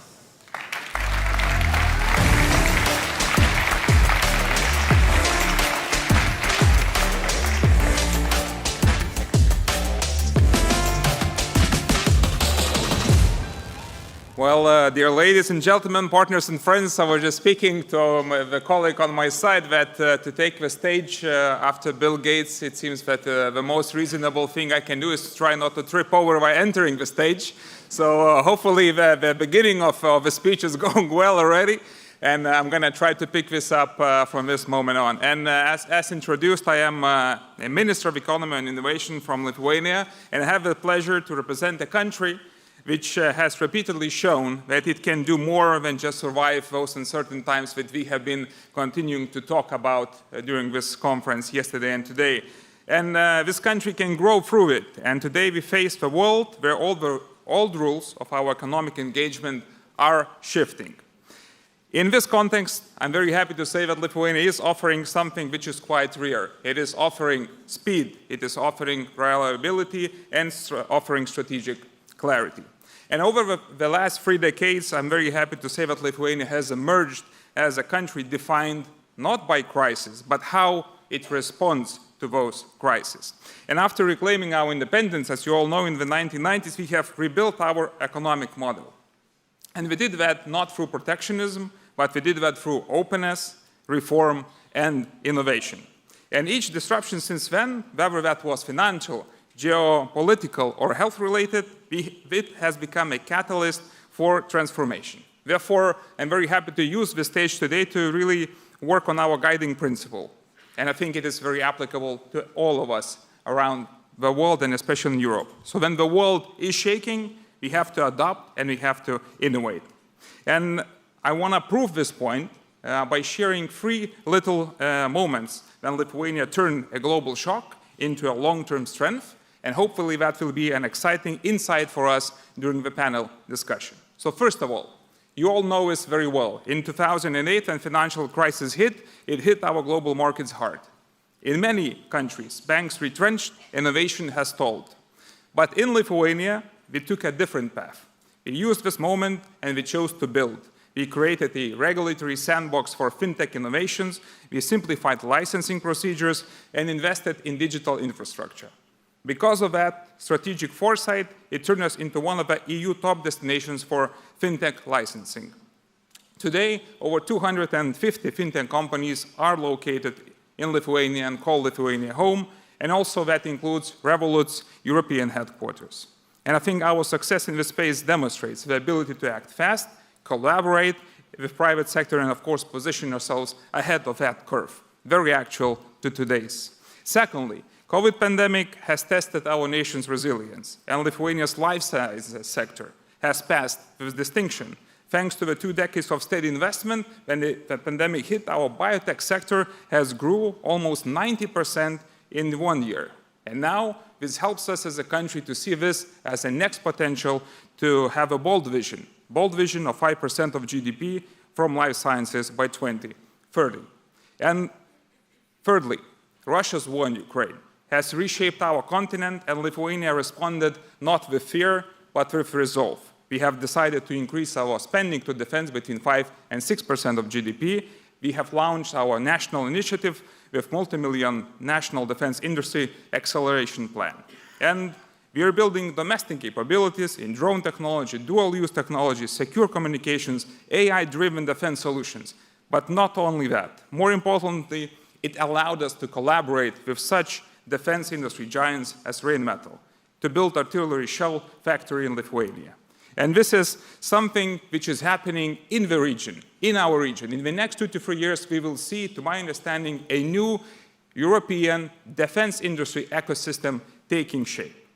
And of course, all those 3 years have shown us that if you boil it down, those 30 years of our experience, you will see that when the world shakes, you don't have to panic and you have to innovate. It is now for Europe, to my understanding, to take action about this new reality of global instability. And you all know it, and we discussed it yesterday and today. From US and China tech rivalry, to Russia's war in Ukraine, to Middle East tensions, to US tariffs. All of those are the new reality. And in this reality, we in Lithuania are doing the same as before. Next week, the Parliament will be voting on a bill which we put forward, which cut red tape and reduces procedures 10 times, not 10%. This is something which we believe is critical. If you want to build something, you have to be able to build it not in 3 years from today, but in 3 months from today. That is something which is critical for Lithuania. That is something which is critical for Germany and Europe.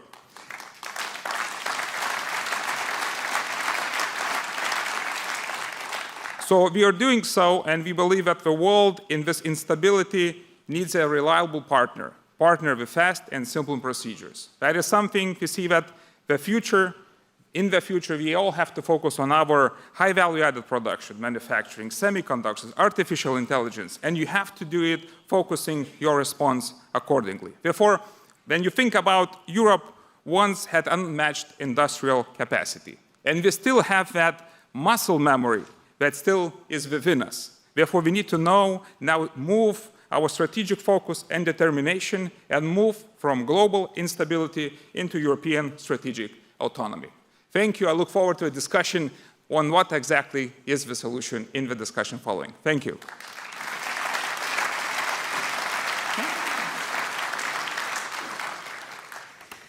So we're going to open up the round to Daniel Schall. He's CEO of Black Semiconductors, Heike Freund, Chief Operating Officer of Marvel Fusion, and Irene Römmelhoff, she's Executive Vice President of Equinor. Welcome.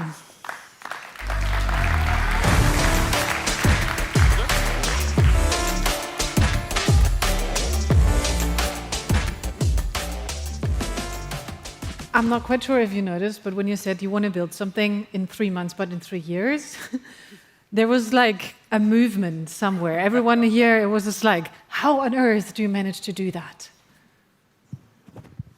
Well, this is something which we as a team have been in the first months of our office. We've been a little bit afraid to speak about this out loud, but after 6 months, things are now in the final stages of the bill being discussed, and hopefully the Parliament will be voting on it for the first time tomorrow, and on Monday next week for a final vote. So if this passes through, we will have something which we call an investment highway. And that means if you are a company in defense field, if you're a company as a strategic investment of a size or working in one of our 3 economic zones, that is exactly what you get. Because something which we realize that in this world of instability, time is most precious. So that means everything has to be put in line just as quickly as possible with a clear focus that this institutions are determined to make sure that those investments are not going somewhere outside Europe. They have to go to Europe because this is the place for it. So this is not an option for us to discuss. This is something we have to get done. What about everyone who says like, yeah, but we need to check it first and we need to make, I don't know, like we need to gather data to make sure that all our decisions are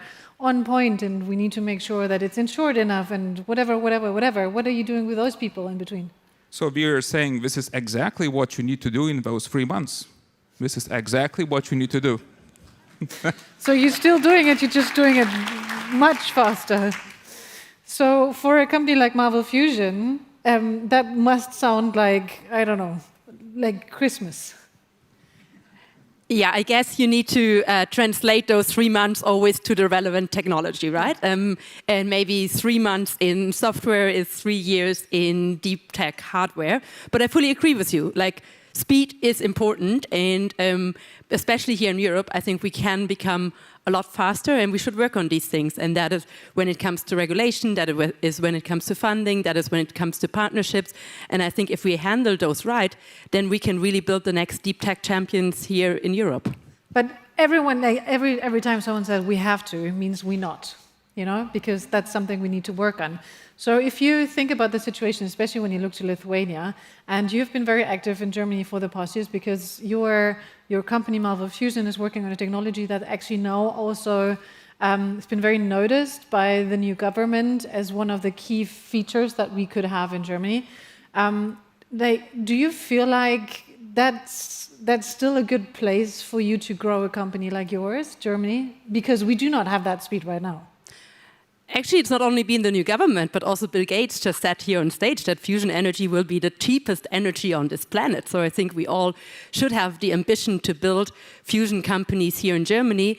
And with regards to the new government, I really like the ambition of the new government that in the coalition contract, they want to build the first fusion reactor globally in Germany. And I think it always starts with having the right ambition, right? And that's the ambition, I think, that was missing in Germany and Europe for a long time, like really saying, hey, we want to be the first and we want to be the leader in something, and we're still the third biggest economy globally, so we should also say we want to be the first in building a fusion reactor.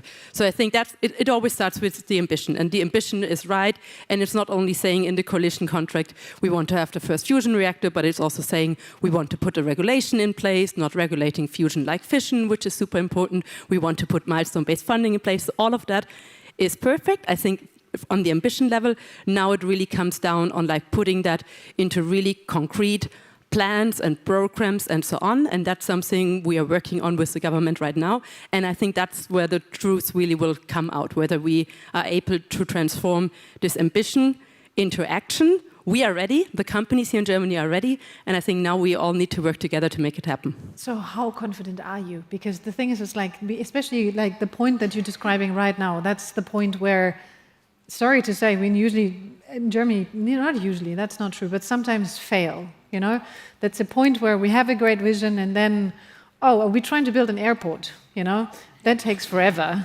I'm from Cologne, we tried to build an opera for years, but that's a whole different story. But you know what I mean? Like, this aside, when it comes down to actually operating, it's not working. So are you confident that those visions are actually coming true? So I think it's also important to note that there is a lot of things we need to do. So this will not come by just saying we want to have the first fusion reactor in Germany and then the first fusion reactor will be here, right? If I look at one example of funding, of the global private funding that has been invested in private fusion companies, less than 4% globally has been invested within the EU. And that cannot be our fair share. I would love to see 20%, 30% of global capital coming into the EU, right? So that's a topic that needs to be addressed. And if we don't close that funding gap, especially when it comes to scale-up rounds, we won't be able to achieve this. Second thing is partnerships. I think especially here in Germany, we still think very monolithically about like there is academia, there are startups, there's politics, there is industry or big industry, and we need to collaborate a lot more between those sectors to make it happen. And then there's the whole topic of regulation. And I think if we don't fix those points, then we won't be able to achieve that ambition. But I have never been as confident as today that we will be able. No, because I think the stars never aligned so nicely of like Ursula von der Leyen saying in Davos, fusion is a topic where Europe needs to be leading. Now the government having it in the coalition contract. So I would say the time has never been as good as now, but we now also need to translate it into action. Mm-hmm. Does it go for, please? Does it go for black semiconductor as well? Because semiconductors did have, like the stars aligned for semiconductors very well at some stage last year. And now this year, it doesn't look so good for some companies. And some of the ambitions that we had for Europe and Germany have not gone through. What is your view on this? Faster is better, that's clear. And I remember somebody saying, if you think you have it under control, you're not moving fast enough. So that 3-month thing here is really, really critical. And data is very important, but sometimes you have to live with only a reduced amount of data and draw your conclusion and then move on. And rather make sure that, and that's where a lot of my work goes, make sure you enable the organization to make the right decisions among all these micro decisions that everybody can take all the time, that they mostly align. They're not all correct, but they mostly align. So overall, it accumulates to a huge progress over time. And if you want to change a relatively complex system, like a data center, especially a large data center, then it's very clear that it's not a one thing, one day it will be there, and then you switch it on, and it's a progression, and that's the interaction that has to happen in the industry. And this is where we are actually benefiting dramatically from the developments, because we have a new technology, we are independent from what happens today. We have a fresh idea, and we start from there. But you have made, someone else would say, a brave decision, because we just spoken about deep tech. I mean, like, it was always, I mean, I remember, I don't know, 2-3 years ago, it always been said, like, oh, software is easy, software gets money, but deep tech, you know, deep tech is difficult, and deep tech doesn't get enough money, and, you know, and then we had the semiconductor crisis that obviously gave you a push. But on the question of, are we actually going to solve the sovereignty problem of Europe on that case? I'm not quite sure right now if we have a good stand. You know, our public-funded project is called BRAVE. I don't think it was a brave decision. It was, from an engineering perspective, it was a necessity, and it was an opportunity. So this goes over a long, long time. So the research for what we do started in 2006. Funded basically entirely by German and European funding programs. It's a European material. We work with one layer of carbon atoms, which is a new thing in the semiconductor industry, and that's why we start from a fresh field, because this is new material, new opportunities, and that's actually what went very, very well in the European research ecosystem, because they kept on funding this. There was a lot of money over a long time, and this was the key, a lot of money and a 10-year duration, so that you can develop that ecosystem that somebody can then build on and commercialize. So I think this is the advantage that we have. We don't copy existing technology, which is very, very capital intensive. But we take something new that solves an existing problem that could not be, from a physics perspective, could not be solved with the existing technology. Even if you want, you can't solve it. You take our technology or it won't be solved. So this is and it took a while to identify exactly that point where you say, okay, this is why we will win, and this is very clear. So you were Europe's new NVIDIA? Say again? Are you Europe's new NVIDIA? No. We help NVIDIA and AMD and the others to perform even better.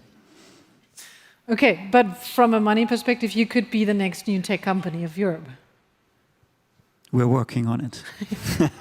Certainly, that's the ambition. Is, of course, you have to be aware of what money is actually good for. Money is the energy that flows through that organization, that helps creating that possibility. In the end, it's everybody that can use different software services on their phones, because in the background that whole machine is working much better. So this is the benefit to the society, and we don't waste terawatt hours for energy in energy, because we need per data center one nuclear power plant, but all of a sudden we need maybe a tenth of a nuclear power plant. And we all know, like, power, especially in the digitalized AI world, is very, very important. Where we come to you at Equinor. Equinor has actually been described in the media as being brave lately, because you have made the decision to move away from oil and go more into renewables. Why did you make that decision? Was it clearly because, was it just because it's obviously better for the world? But was it also the idea that we need the sovereignty in Europe? What made you make that decision? Well, I think the decision that was made back in 2013-14, it was in the run-up to Paris, and we also saw at the same time that the cost of alternative energy sources like solar and wind were coming down very, very rapidly. And we recognize that as an oil and gas company, we've been part of the problem, but we also have a lot of competence, so we can be part of the solution. So we decided to develop a new strategy, and that was based on our existing competence, using it in new areas. So we are the largest offshore oil and gas operator in the world. Offshore wind made a lot of sense, so we're one of the leading companies in offshore wind these days. We had 30 years of experience from storing CO2. We have a lot of gas processing plants, so CCS, hydrogen, blue hydrogen development was also a very natural part of our competence and capacity set. So we saw opportunities, and we went after them with old, competence. So it always sounds so obvious to say, like, there was an opportunity and we went after it, but a lot of times it doesn't really work. Where were problems that you've seen along your way that needed to be addressed when actually changing a strategy to something that you feel like it's more for the future? Well, the huge dilemma we're facing every day is that the margins within the renewable business have been very tiny, and they've been negative, I would argue, for a time. And it's really hard to find good commercial opportunities within that space right now. Basically, every renewable technology needs some kind of subsidies, and that subsidy missing money gap has increased with the inflation, whereas oil and gas business is thriving really, really well these days. So how do we balance our capital distribution between investing in new technologies that are very marginal at best versus continuing to invest in oil and gas that clearly the world needs? And after the Russian invasion in Ukraine, we overnight became the biggest supplier of energy to Europe, and that's a big responsibility, and we need to maintain that production because there's obvious that Europe and the rest of the world needs it. When the finances so obviously are against that strategy right now, I have to say, how do you explain that you stick to it? How do you explain it to your employees, to investors, to other companies? Why are you still sticking to that strategy? Because you could just say, like, I'll move back. Because that's what the US did, right? The US just said, we're over it. We have seen in France a movement against it. Like, why are you still sticking to it, and how do you explain it? We are sticking to the strategy, but we have redefined the pace of the different elements in the strategy, acknowledging that the energy transition is going to come later than we anticipated. So our ambition was to spend in 2030 50% of our investments in new technology or clean technologies and 50% in oil and gas. We see now that the opportunity set is just too limited for that to happen. So unfortunately, and I say that from the depth of my heart, we had to delay the energy transition elements of our strategy somewhat, but we're on it and we're going to get there. But it does take longer because it does require more subsidies, and I can be open about that, from governments to go through this transition. Mm-hmm. You wanted to add something? If I may, I think something which always helps to relate how important it is to stick to your strategies. It's something is when you have no option but to stick to your strategy. So Lithuania, as a country, we had the situation of energy dependency on Russia, and we had the strategic decision to cut all the ties as possible. And in terms of electricity, we had to move into the only source we had, and that was renewables. So last year, we produced 70% of what our electricity needs are just from renewables, and we are on a strategic path within the next 3 to 4 years to reach 100% coming from renewables, matching our national electricity needs. And that is something which still has a lot of challenges, both price and balancing and many, many other aspects. But I think from this perspective, what we do, we invest into technology first. We are one of a few solar panel manufacturers still present, and we're working with large-scale contributors and partners who are going to look into our offshore wind park as well. So I think this is something as an interesting example on which you can rely on to say, in this challenging time, and competitiveness is the central issue, how can you still maintain that strategy? Mm-hmm. No, I'm very happy to be on stage here with the minister from Lithuania, because Equinor has played an important role in the energy transition, I guess, or the energy diversification of Lithuania. Because I think if you want strategic autonomy, you need to make sure you have your own energy through renewables, but you also need to have a backup and diversity. So I guess back in 2014, you inaugurated, I guess, the first LNG terminal, and you called it Independence, which I thought was really appropriate. And we delivered the first LNG cargo, and we've since been really good cooperation partners. And the importance of gas in the energy transition cannot be underestimated. And I think we see the recognition of that also in Germany. You can only have a certain amount of saturation of renewables before you need to have backup capacities. Batteries can maybe cover hourly swings, but if you need to go beyond hourly intermittency, you need either coal-fired power plants or gas-fired power plants. And I think if you are to choose, I think we all would choose gas because it reduces emissions with 50%. And lately we made an investment decision on CCGT with carbon capture and storage, which actually makes the perfect companion to renewables. Mm-hmm. So. When you have decided to make that decision for Germany, like just imagine the new coalition would say, like, we're going to go 100% into renewables. What would happen? Like in this room, you all would be scared because we're not quite sure if the electricity would be stable enough, would be cheap enough, whatever. How did you explain to the companies of Lithuania that this strategy would work? Well, this is something which I really like to share as a story because it's a collaboration with the private sector. Because our private sector is the one which is engaging us with that technology.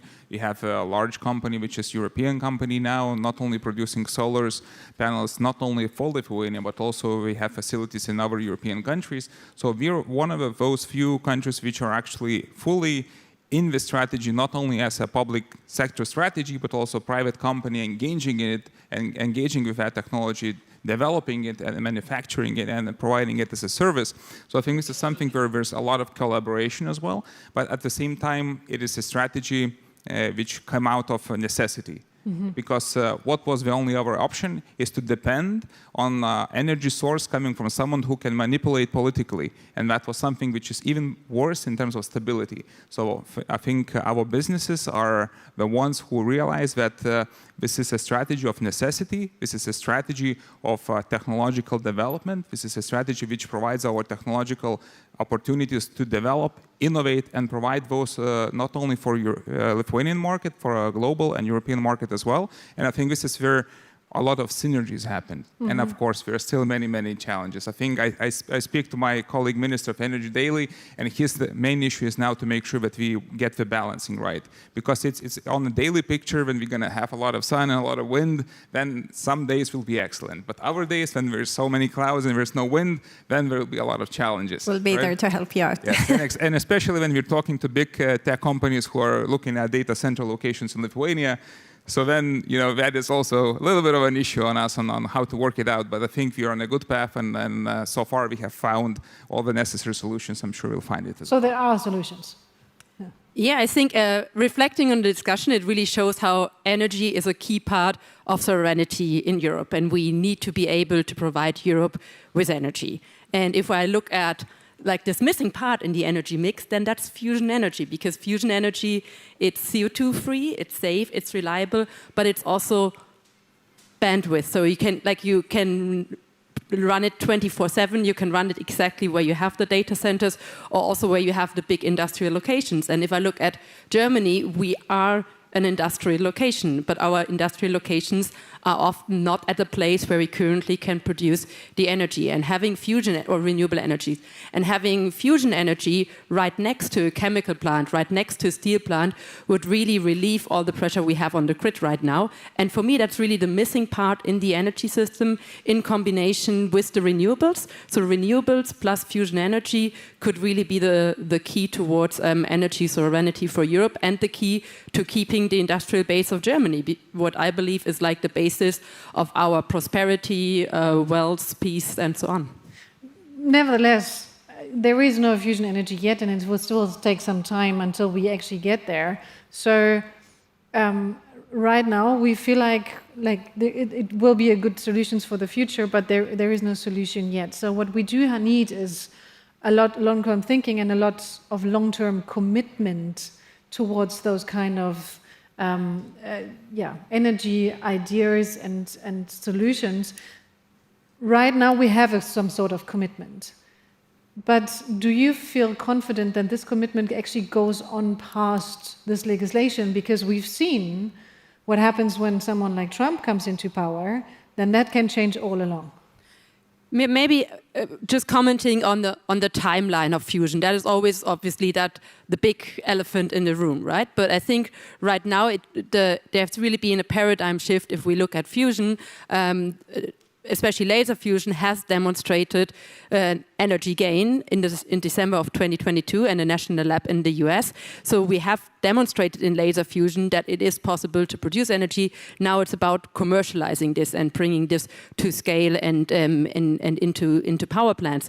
And if I look at recent studies, then there is a study from the Fusion Industry Association amongst companies and experts that where 70% of them believe to see fusion power plants on the grid in the next 10 years. And I think if there's a possibility for technology with like 70% to be there in the next 10 years, then Germany needs to have the ambition to be there. And on your question, yes, can a new government change something in 4 years? Yes, of course they can, but and I think it's like we need to do everything we can right now. We've been talking about speed and the 3 months and so on, to put everything in place to really get Germany up and running there. And even talking about Trump, even though he said like trill, baby, trill and oil, he didn't cut the budget for fusion energy. And the news head of the Secretary of Energy in the US also pointed out how important fusion energy will be for the US. So even someone like the new administration in the US didn't change the support for fusion energy. Well, we're going to kind of hope that we're never going to get a government in Germany similar to Trump. So and we hope this is just a very this future discussion that's never going to happen. Anyway, what I wanted to ask is like Black Semiconductor, you want to grow. You actually, what I find interesting is like you're just going to say like we're probably not going to need that much energy consumption because we're just going to bring it down, which is a good point. But what does it take you? And we need companies like yours in Germany to be on going back to strategic autonomy. What hinders you to scale up even more here in Europe right now? First of all, let's talk about the advantages here. We have the advantage that we have a very strong research basis, which is exactly what made that entire development possible. So without the research, it would never have happened. And the research was, like I said, 10 years, and it was 1 billion. So it was a lot of money focused on a very specific new material system. That was actually worth a Nobel Prize, that material system. Okay, so number one, this is where we come from. Now, what do we need as a next step is help funds to allocate large amount of capital in a comparably risky stage. That's exactly the trick that is for Marvel Fusion very important, and this is for us important, for others that, for example, in building rockets or what is very comparable. You need a lot of capital to solve a technical problem, and you only know if it works if it's working. You have, of course, a certain evidence that it actually should work, and that's why you can raise the capital and justify and say, okay, look, there's a certain risk, but hey, it should work.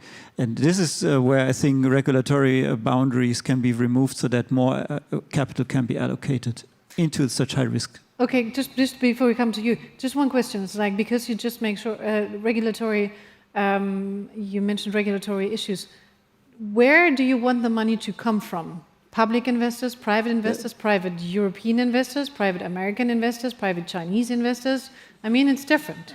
Sure. I think pension funds should be really enabled to allocate more of their funds to... The European pension funds? For example, yes. Mm-hmm. And that, if that flows into an investment ecosystem, and that's exactly... These are the people that know how to do due diligence on these opportunities and find out the ones that have a good chance to survive. Mm-hmm. And on top of that, the German taxpayer should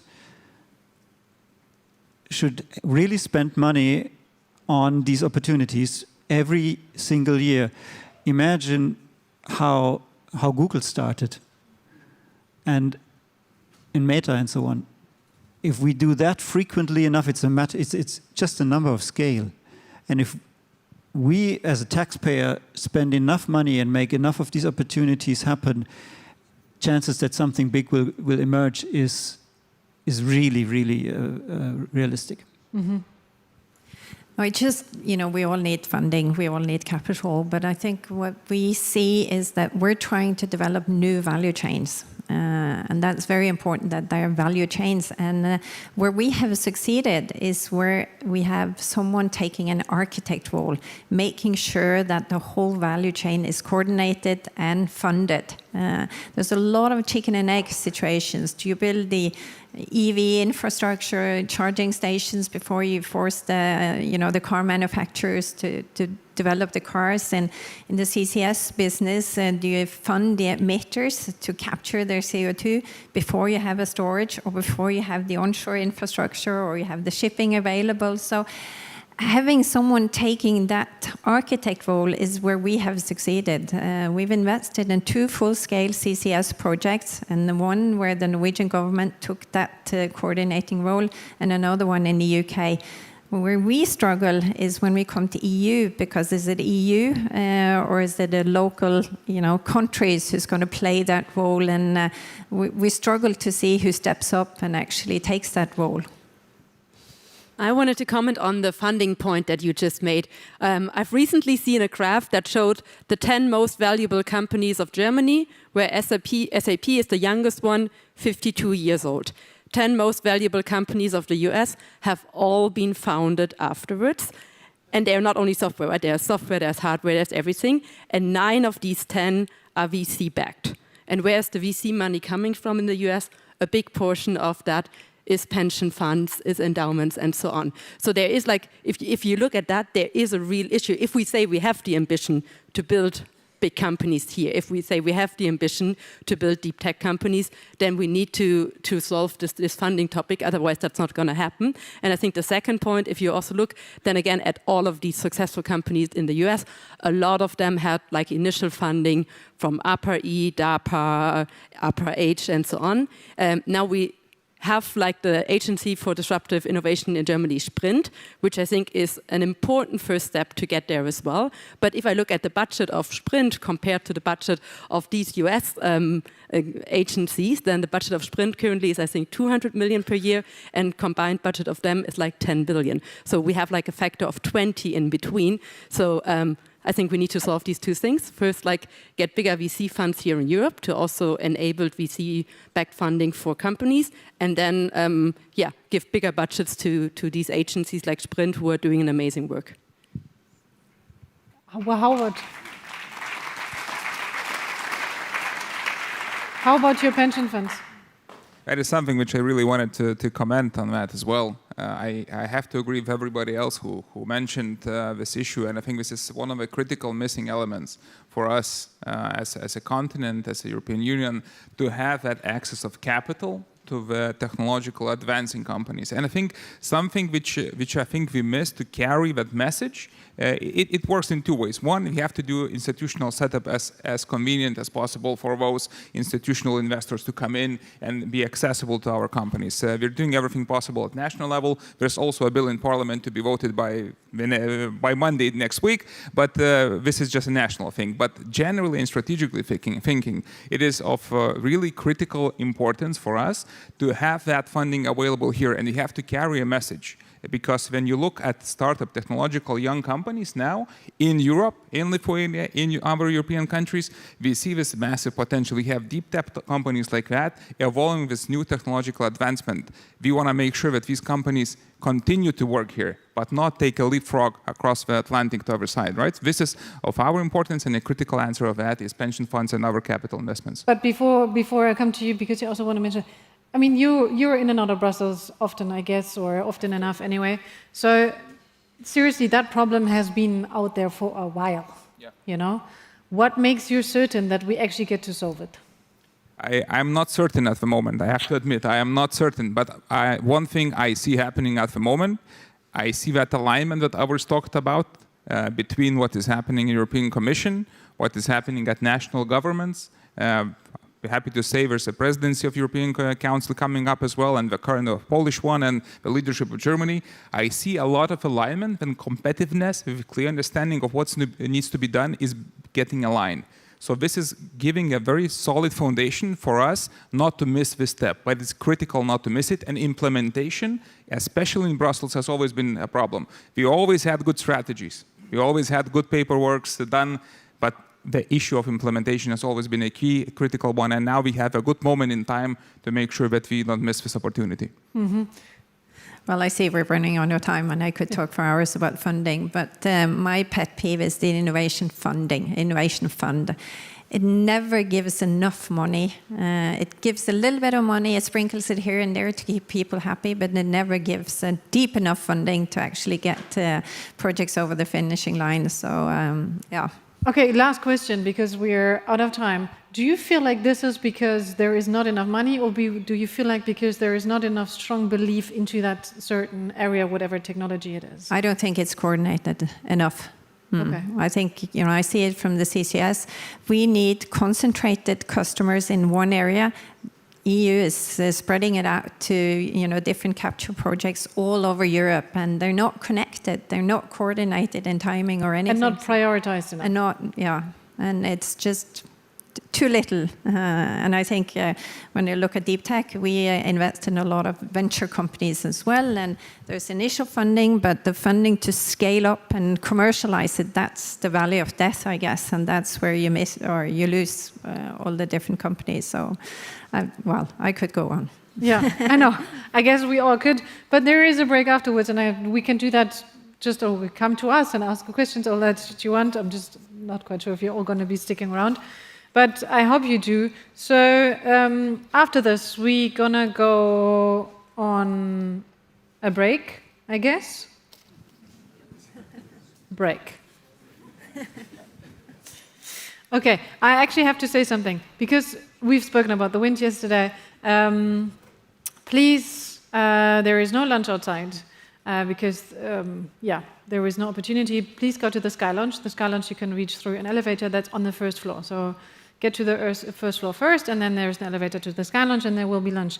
And then there will be also interesting discussions during lunch. One is on the competition between China and the US. Then there is one on an expert session on Africa and critical minerals. We've spoken about that often, very, very important. And one also a topic that we touched earlier in Wasserturm, which is outside in a different building, which is on space strategy and industry. And I guess we're going to keep on talking just a little bit. Thank you very much for joining us right now, and I'll see you back after the lunch break. Thank you.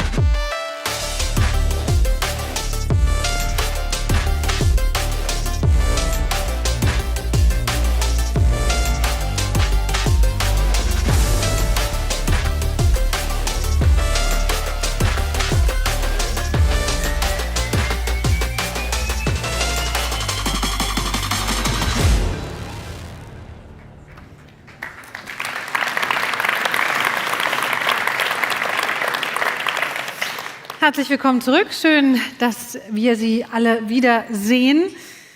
Ja, Technologie haben wir heute schon ein bisschen was drüber gesprochen, gestern auch. Warum? Weil wir natürlich in Deutschland wahnsinnig viel wetten tatsächlich auf neue Technologien, weil wir wissen, nur mit neuen Technologien werden wir es schaffen, unsere Wettbewerbsfähigkeit zu erhalten. Und deswegen geht es im nächsten Panel und im nächsten Impuls auch um Deutschland im Wettlauf um Technologieführerschaft. Und dazu freue ich mich sehr, dass aus unserem neuen Kabinett Dorothee Bär hier ist, Bundesministerin für Forschung, Technologie und Raumfahrt. Und wir freuen uns auf Ihren Impuls und danach auf das Panel. Herzlich willkommen.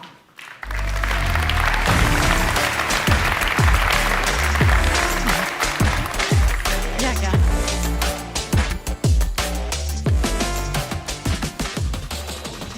Ja, vielen herzlichen Dank für die netten Worte, für die freundliche Anmoderation und vor allem natürlich herzlichen Dank für die Einladung, als ich gerade zu Herrn Leibinger gesagt habe, aha, man kehrt ja immer wieder da zurück, was man hier auch schon alles erlebt hat. Auf diesem Gelände ist mir natürlich sofort die Unterzeichnung unseres Koalitionsvertrags eingefallen, aber Herr Leibinger hat gesagt, sorry, hat der Kanzler gestern schon gesagt, war nicht abgesprochen, aber genauso fühlt man sich. Und heute sind es ja in der Tat genau 49 Tage, seitdem diese Bundesregierung im Amt ist und deswegen war es mir auch eine besondere Freude, mit Erlaubnis des Chefs des Bundeskanzleramts auch direkt nach der Regierungserklärung des Bundeskanzlers aufzuspringen, um zu Ihnen zu kommen. Das heißt, jedwede Kritik jetzt an meinem Rausrennen aus dem Plenum ist hoffentlich dann durch Sie auch verteidigt im Nachgang, weil ich das ganz, ganz wichtig finde, heute hier, lieber Herr Leibinger, liebe Frau Gönner, liebe Podiumsgäste, meine sehr geehrten Damen und Herren, sein zu dürfen, weil die Themen einfach so wichtig sind und weil ich schon die Hoffnung, das Gefühl, aber auch das Wissen aus den vergangenen Jahren und Jahrzehnten habe, dass wir gute Partner sind, dass wir tatsächlich eins gemeinsam haben, nämlich, dass wir gemeinsam Deutschland wieder nach vorne bringen wollen. 1992 bin ich in die Junge Union eingetreten und keine Angst, das wird hier keine Selbsthilfegruppe oder kein Bekenntnis zu vergangenen Zeiten. Ich erwähne es deswegen, weil 1992, als ich mit 14 Jahren beschlossen habe, mich politisch einmischen zu wollen, hat in den Vereinigten Staaten ein Mann die Präsidentschaftswahl gewonnen mit dem Slogan "It's the economy stupid" und es war damals Bill Clinton und es war ein Spruch, den wir als JUler natürlich ganz cool fanden, flapsig fanden und dann hat der auch noch dazu geführt, dass man so eine Wahl auch gewinnen kann. Also damals eine ungewöhnliche Sache und ich habe, als ich in diesem Jahr Bundesforschungsministerin wurde, ist es ja immer, ich weiß nicht, wie es Ihnen geht, die meisten von Ihnen sind ja in der gleichen Situation, dass ab und zu mal was über einen geschrieben wird. Am spannendsten sind ja immer so Berichte, wenn man Porträts über sich liest. Man lernt immer sehr viel über sich selber. Und da gab es dann in ganz vielen Porträts in den ersten Wochen jetzt auch Stimmen, oh, sehr kritisch, wie kann jemand Bundesforschungsministerin werden, die so wirtschaftsfreundlich ist, viel zu wirtschaftsfreundlich, das ist ganz schlecht für die Wissenschaft. Ich weiß ehrlicherweise nicht, also manchmal zieht man sich die Schuhe an, manchmal nicht, ich habe die Kritik ehrlicherweise nie so ganz verstanden, weil ich das noch nie verstanden habe, warum so ehrenrührig sein soll, mit guten Ideen auch Geld verdienen zu wollen. Neben allem anderen, was es noch an positiven Nebeneffekten gibt. Und deswegen, ohne dann nochmal Bill Clinton zitieren zu wollen, weil ich vielleicht eine andere Sprache bevorzugen würde, aber den Inhalt teile ich natürlich voll und ganz.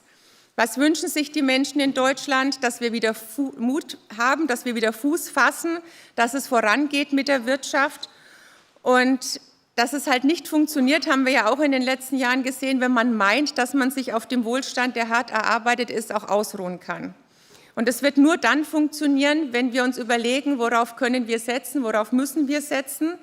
Und da sind Sie natürlich bei mir im Haus völlig richtig bei dem Thema Technologien mit Potenzial. Und deswegen möchte ich mal mit einem dieser Themen anfangen. Warum? Weil wir gerade heute eine große Messeeröffnung haben in Deutschland, die sich ausschließlich mit dem Thema Quantentechnologien beschäftigt. Und wenn man sich nur mal die Quantentechnologien anschaut, da findet man im Quantum Technology Monitor 2024 folgende Aussage: Mit Quantentechnologien und ihren Anwendungen lassen sich bis zu $2 Billionen verdienen, alleine in den nächsten 10 Jahren in den unterschiedlichsten Bereichen, ob das in der Pharmabranche ist, in der Finanzbranche, in der Mobilitätsbranche, also ein gigantisches Wertschöpfungspotenzial. Und wir leben, und das ist auch angesprochen worden, hier bei Ihnen jetzt schon in mehreren Reden der Gäste, die Sie da hatten, in Zeiten gewaltiger geopolitischer Umbrüche. Und deswegen, wer es bislang noch nicht verstanden hat, müssen wir eben genau darauf achten, dass wir technologisch nicht zu abhängig sind. Und das gilt ganz besonders für die Schlüsseltechnologien, weil wir selbst in der Lage sein müssen, nicht nur sie zu verstehen, sondern sie dann auch weiterzuentwickeln und auch herzustellen. Weil, und da bin ich wieder am Anfang, wie wollen wir sonst unseren Wohlstand erhalten? Wie wollen wir auch unsere Art zu leben schützen? Wie wollen wir sie verteidigen? Ich habe das jetzt in den letzten Tagen auch dankenswerterweise mit der BDI-Hauptgeschäftsführerin erleben dürfen. Wir waren mit dem Bundespräsidenten ein paar Tage in Japan unterwegs. Und da tut es schon gut, wenn man sieht, dass es auch andere Länder auf der Welt gibt. Da bin ich eben beim Thema, unsere Art zu leben, zu schützen, zu verteidigen, dass es nicht nur Partner gibt innerhalb der Europäischen Union, sondern dass es wirklich in diesen Zeiten dieses geopolitischen Umbruchs auch auf der anderen Seite von der Welt große Unterstützung gibt. Ich komme da nachher noch dazu. Das heißt, verkürzt kann man sagen, wer wirklich an unsere Freiheit glaubt, wer sie erhalten will, wer auch unsere Demokratie erhalten möchte, der braucht eine eigene Stärke und vor allem braucht er die in den Schlüsseltechnologien. Das heißt, wir wollen den Forschergeist neu entfesseln, weil unser Land extrem viel Potenzial hat, in unseren Unternehmen, in unseren KMUs, in den Start-ups. Und Sie haben gesehen, was die Bundesregierung beschlossen hat, gleich als eine der ersten Maßnahmen, dass wir die Forschungszulage verbessern wollen. Es soll auch eine Gemeinkostenpauschale geben. Und dazu kommt dann unser exzellentes Wissenschaftssystem. Das müssen wir noch mal viel stärker pflegen. Aber gleichzeitig geht es eben auch darum, dass die Erkenntnisse, die wir da sind, noch besser verwerten müssen. Und ja, wir brauchen eine starke Grundlagenforschung. Das ist selbstverständlich. Aber den Transfer müssen wir natürlich schon beschleunigen und auch vereinfachen und auch eine Lust dazu machen, dass ich auch tatsächlich diesen Transfer möchte. Wie heißt es auf Neudeutsch so schön? From Lab to Life. Und genau das ist der Ansatz, den wir auch verfolgen mit unserer Politik. Aber auch weniger drüber reden, sondern einfach mal machen. Weil wir sehen schon auch viel Skepsis, gerade auch gegenüber der Wissenschaft. Und das lassen Sie mich politisch schon noch sagen. Wir haben seit einigen Jahren eben auch viele Abgeordnete und auch eine Fraktion ganz besonders auch im Deutschen Bundestag, die eben mit Wissenschaft nicht so wahnsinnig viel anfangen kann und mit wissenschaftlichen Erkenntnissen auch nicht. Und deswegen ist es umso wichtiger, dass jeder sehen kann, Forschung kommt uns allen zugute, ganz konkret im Alltag. Und da gibt es ein ganz großes Lieblingsthema von mir auch. Warum? Weil es jede Einzelne und jeden Einzelnen auch betrifft in unserer Gesellschaft. Und das ist in der Gesundheitsforschung einfach der Fall, weil sie Fortschritte für Millionen von Menschen bringt, weil sie Krankheiten verhindern kann, denjenigen, die schon erkrankt sind, das Leben erleichtern kann oder eben auch Leben retten kann. Und wir können damit auch auf internationalen Märkten wirklich punkten und deswegen liegt mir die Gesundheitsforschung so am Herzen. Und deswegen habe ich auch gleich von Beginn an versucht, nachdem ich schon die Erfahrung auch hatte in den letzten Jahren und Jahrzehnten, was es in einem Land bedeutet, wenn man zu sehr in Silos denkt. Ich durfte ja 4 Jahre im Verkehrsministerium arbeiten als Staatssekretärin. Ich war 4 Jahre im Bundeskanzleramt und hatte in beiden Häusern schon immer auch so Verwendungen, einmal für die Logistik, einmal für die Digitalisierung, zu versuchen, auch in der Bundesregierung eine gemeinsame Arbeit hinzubekommen. Und ich spreche es deswegen so besonders an, weil ich mir das auch beim Amtsantritt wirklich vorgenommen habe, auch die Häuser, natürlich nicht von außen und nicht gewaltsam aufzubrechen, aber doch eine Lust auf dieses Aufbrechen dahin hinzubekommen, dass wir noch mehr auch miteinander arbeiten und noch mehr auch miteinander die Projekte gemeinsam voranbringen. Und bei der Gesundheitsforschung war es mir deswegen von Tag 1 an auch wichtig, mit der Bundesgesundheitsministerin gemeinsam, ob das jetzt bei MECFS ist, bei Post-Covid oder bei allen anderen Fragestellungen, beispielsweise, wo auch sehr viel Geld noch zu verdienen ist, für diejenigen, die noch Ideen brauchen, ist bei der Frauengesundheit. Da sind wir sehr stark hinten dran. Also für diejenigen, die noch nicht intrinsisch motiviert sind, das ist auch ein großer Markt. Was tun wir konkret? Welche Projekte gehen wir an? Und da möchte ich mal zentrale Punkte nennen und auch da ein Aufbrechen von Silos vielleicht voranstellen, nämlich die Hightech-Agenda. Die Hightech-Agenda ist adressiert im Koalitionsvertrag und wie geht es jetzt mit der weiter? Was haben wir gemacht? In unserem Ministerium, da gibt es ein Technology Monitoring Dashboard. Das ist ein schrecklicher Begriff. Ich war vor 20 Jahren im Kulturausschuss die Berichterstatterin für den Schutz der deutschen Sprache. Trotzdem heißt der jetzt so. Was verbirgt sich dahinter? Was bedeutet das? Also wir wollen die Daten zu den einzelnen Schlüsseltechnologien, die wir auch identifiziert haben, zusammenfassen, auswerten, damit wir auch sehen können, wo wir stehen. Wir selber aber auch verglichen mit anderen Forschungsnationen. Bei der medizinischen Biotechnologie zum Beispiel belegt Deutschland Platz 3. Bei den hochzitierten Publikationen schaut man auf die Patente, dann sind wir nur noch auf Platz 6. Und bei den Gründungen ebenfalls auf Platz 6. Bei den Quantentechnologien schaut es ähnlich aus. Bei der klimaneutralen Mobilität ist das Verhältnis umgekehrt. Bei den hochzitierten Publikationen schaffen wir gerade es noch ganz knapp in die Top 10. Bei den Patenten stehen wir dafür auf Platz 4. Die entscheidende Frage aber ist, reicht das? Ich glaube nicht. Deswegen müssen wir bei den Schlüsseltechnologien tatsächlich sehr stark aufholen. Und dazu dient eben die Hightech-Agenda. Konkret geht es um die künstliche Intelligenz, um Quantentechnologien, Mikroelektronik, Biotechnologie, Fusion und klimaneutrale Mobilität. Das sind jetzt erstmal die Themenfelder, mit denen wir starten. Und auch da, nur damit Sie sich mal ein Bild von der Arbeit machen können, waren jetzt die ersten Wochen geprägt, dass wir erstmal bei mir im Haus geschaut haben, weil es da natürlich auch Silos gibt mit den unterschiedlichen Abteilungen. Wie können wir einen Querschnitt schaffen? Wie können wir die unterschiedlichen Abteilungen auch zusammenbinden? Haben wir eingerichtet, haben da sehr stark und intensiv daran gearbeitet. Und da ist mein Ziel immer einmal diejenigen mitzunehmen, die dafür zuständig sind, aber auch all diejenigen, die auch arbeiten wollen. Also das ist auch, glaube ich, nochmal wichtig. Und dann natürlich die Wissenschaft mit einzubeziehen, die Länder mit einzubeziehen, die Unternehmen, die Start-ups, alle, die wollen und selbstverständlich am meisten auch unsere Parlamentarier. Und deswegen lautet da die Devise mit Top-Forschung und Top-Transfer auch letztendlich zu Top-Hightech. Und das funktioniert nur, wenn wir zugleich auf starke Partner setzen. Und damit bin ich dann beim zweiten wichtigen Punkt, nämlich der ganze Europakomplex. Wir müssen noch stärker auch wissenschaftlich europäisch denken. Der Draghi-Bericht hat uns das ganz deutlich noch mal vor Augen geführt. Wir brauchen ein starkes europäisches Forschungsrahmenprogramm.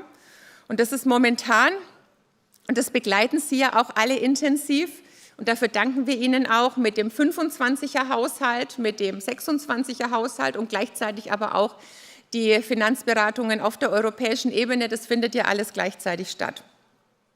Und das eigenständige Programm, warum ist das jetzt für uns so essentiell?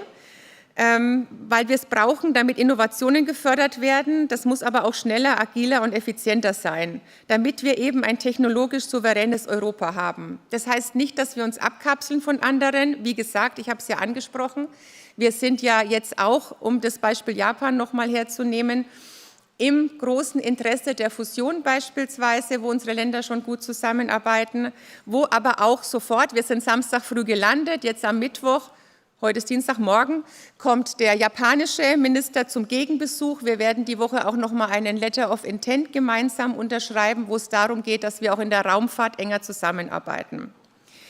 Und jetzt der dritte und letzte Punkt. Wie bekommen wir noch mehr Exzellenz auch nach Deutschland? Wissenschaftlerinnen und Wissenschaftler aus aller Welt blicken besonders nach Europa. Uns alle bewegt, glaube ich, sehr stark, was in den USA passiert. Als ganz, ganz große Transatlantikerin, die auch ihren Highschool-Abschluss in Amerika machen durfte, hätte ich nie für möglich gehalten, dass ich irgendwann mal sage, oh, mich zieht es jetzt heuer gar nicht so hin. Natürlich ist es wichtig, wir machen es trotzdem, aber die Begeisterung, jedes Jahr mindestens 1-2 Mal in die USA zu fliegen, war wahrscheinlich schon mal größer. Deswegen tut mir das persönlich weh, aber ich glaube und hoffe sehr, auch wenn Sie es naiv finden, dass sich das auch wieder mal anders darstellen wird. Aber bis dahin fangen wir auf, was wir können. Wir machen die Türen weit auf. Wir holen die besten Köpfe aus der ganzen Welt, nicht nur aus den USA zu uns. Wir haben im Koalitionsvertrag schon vor diesen Entscheidungen ein 1000-Köpfe-Programm beschlossen. Es kann auch gerne 1000 Köpfe plus sein, weil wir jetzt schon für Wissenschaftlerinnen und Wissenschaftler aus der ganzen Welt das zweitattraktivste Land sind. Das heißt, die Krise ist auch eine ganz große Chance für uns. Sie sehen, wir haben uns viel vorgenommen, wir wollen aber auch viel halten. Ich freue mich, dass das Ministerium nicht nur neu heißt, sondern die coolen Kids, da gehöre ich schon lange nicht mehr dazu, aber die lassen immer so die Vokale weg. Und wenn Sie sich BMFTR anschauen und das durch Vokale ergänzen, steht statt FTR plötzlich Future, wieder ein altklassischer fränkischer Begriff. also de facto für Forschung, Technologie und Raumfahrt. Und ich habe schon gemerkt, auch beim Europäischen Rat in Brüssel neulich, dass es für Aufmerksamkeit sorgt. Das klare Bekenntnis Deutschlands zur Raumfahrt, das klare Bekenntnis auch zur ESA, die ESA zu stärken. Und wenn es nicht nur um Inhalte geht, nicht nur um, sage ich mal, Geld geht, wäre es vielleicht auch schon mal ein schönes, sichtbares Zeichen. Jeder von Ihnen hat bestimmt Kinder, Nichten, Neffen, die alle stolz mit irgendwelchen NASA-Shirts rumlaufen, wenn sie mal ein ESA-Shirt kaufen. Sobald der Merch da ist, wäre das vielleicht auch noch. Vielen herzlichen Dank jetzt schon mal an den BDI.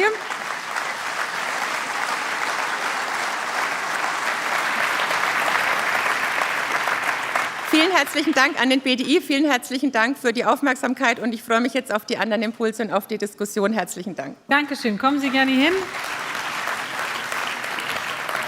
Wir holen jetzt noch die anderen Panelistinnen und Panelisten dazu. Ich bitte auf die Bühne gleich Joachim Braun, den Division President von ABB Process Industry, John Galvin, Vorsitzender der Geschäftsführung von Coca-Cola Euro-Pacific Partners Deutschland, Maria Birlem, CEO von Uri Gravity und Alexandra Kohlmann, CEO von Rowe Mineralölwerke. Herzlich willkommen.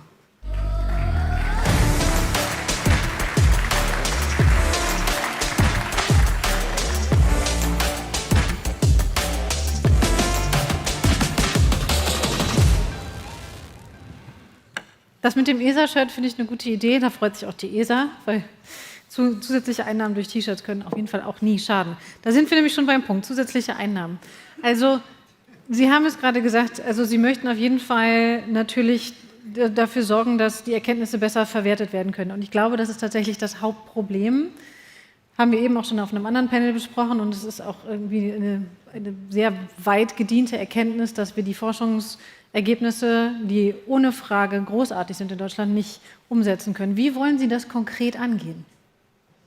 Ja, es gibt ja Beispiele, also jetzt ganz neu, und ich muss immer aufpassen, ich sage es nicht, weil ich aus Bayern komme, Disclaimer, aber wenn man sich die Unternehmertum anschaut, dann gibt es ja Beispiele an der TU München, die jetzt im neuesten Ranking auch als beste Universität der gesamten Europäischen Union gewertet wurde, dass es möglich ist. Aber selbst die sagen, dass noch Luft nach oben ist. Und die kooperieren jetzt zum Beispiel auch schon mit Universitäten, was ja total crazy in Deutschland ist, im anderen Bundesland.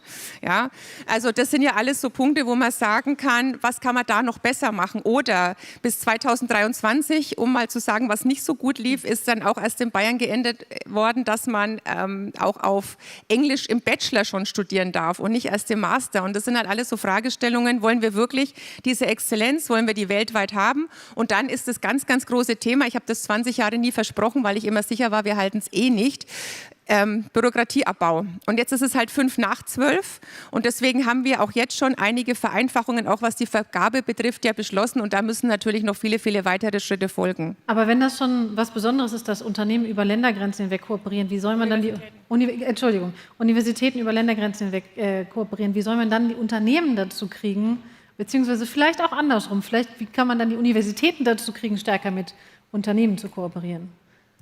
Also da gibt es ja auch positive Beispiele, zum Beispiel bei den Universitäten, die wirklich auch mit ihrer Wissenschaft, mit den Unternehmen vor Ort besser zusammenarbeiten. Also, dass wir da noch mehr auf die Hochschulen für angewandte Wissenschaften, auf die HAWs setzen. Das ist auch ein ganz, ganz großes erklärtes Ziel.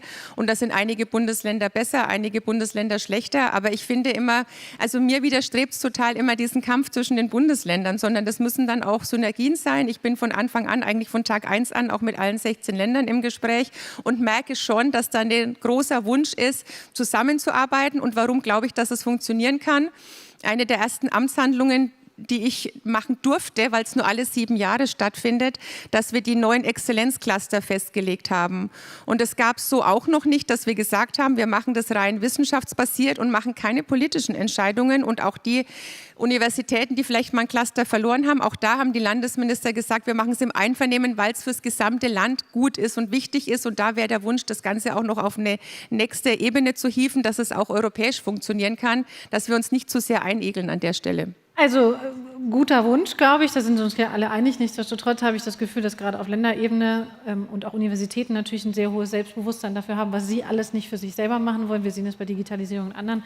Also es ist wirklich die Frage, wie schafft man diese Kooperation? Uri Gravity ist jetzt auch schon gar nicht mehr so neu am Markt. Man nennt es noch Start-up, aber es ist jetzt auch schon gar nicht mehr so neu am Markt. und beschäftigt sich damit, dass man im Weltall Biotech ausprobiert, um es jetzt mal verkürzt zu sagen. Und die Frage ist ja auch tatsächlich, Sie haben mit der Charité zusammengearbeitet oder machen Sie, glaube ich, immer noch und auch mit der Goethe-Universität in Frankfurt. Was ist so Ihr Learning? Was funktioniert nicht? Maria Birlem, Juri GmbH. Genau, also wir haben das Glück, dass wir Biologie zu ISS oder in den Weltraum bringen und da auch finanziert oder unterstützt durchs DLR mit ganz vielen Universitäten und ganz tollen Wissenschaftlern zusammenarbeiten dürfen. Also Charité Berlin, Goethe-Uni in Frankfurt, aber auch TUM in München.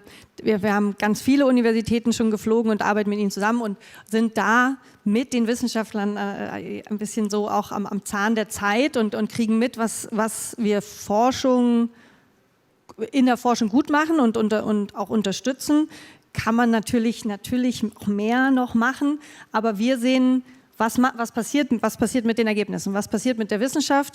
Wir fliegen die super Köpfe, sage ich mal, und was passiert danach. Wir haben jetzt ein paar Projekte, wo wir tatsächlich Anwendungen fliegen aus der Wissenschaft und da müssen wir, finde ich, auch noch mal viel stärker werden. Also da ist es die Leute, die sich diese Sachen trauen, die wir dann auch fliegen, die werden zu wenig unterstützt, die haben zu wenig Budget, die haben zu wenig Speed, also die brauchen schneller mehr Geld oder einfach Ankerkunden.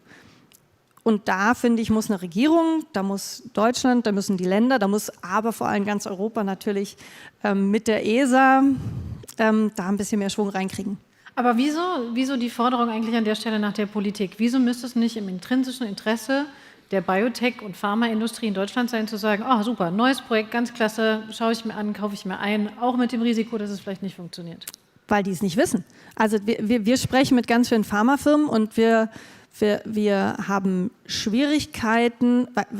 Zu uns sagt jeder, warum geht ihr denn nicht in Pharma? Die haben Geld, das kracht. Warum geht ihr nicht dahin? Und wir sind ja da, aber die sehen es nicht. Also ich finde, man muss es, und das hat die Frau Bär super gesagt, wir müssen schauen, dass wir crossfunktional durcharbeiten. Das heißt, wir müssen zum Beispiel einem Pharmaunternehmen eine Möglichkeit geben, Sachen auszuprobieren mit zum Beispiel bei uns in der Raumfahrt, zu sagen, hey, probiert doch mal was aus. Also das sind ganz tolle Topics und wir gehen auf die zu und wir sagen, hey, wir haben tolle Themen.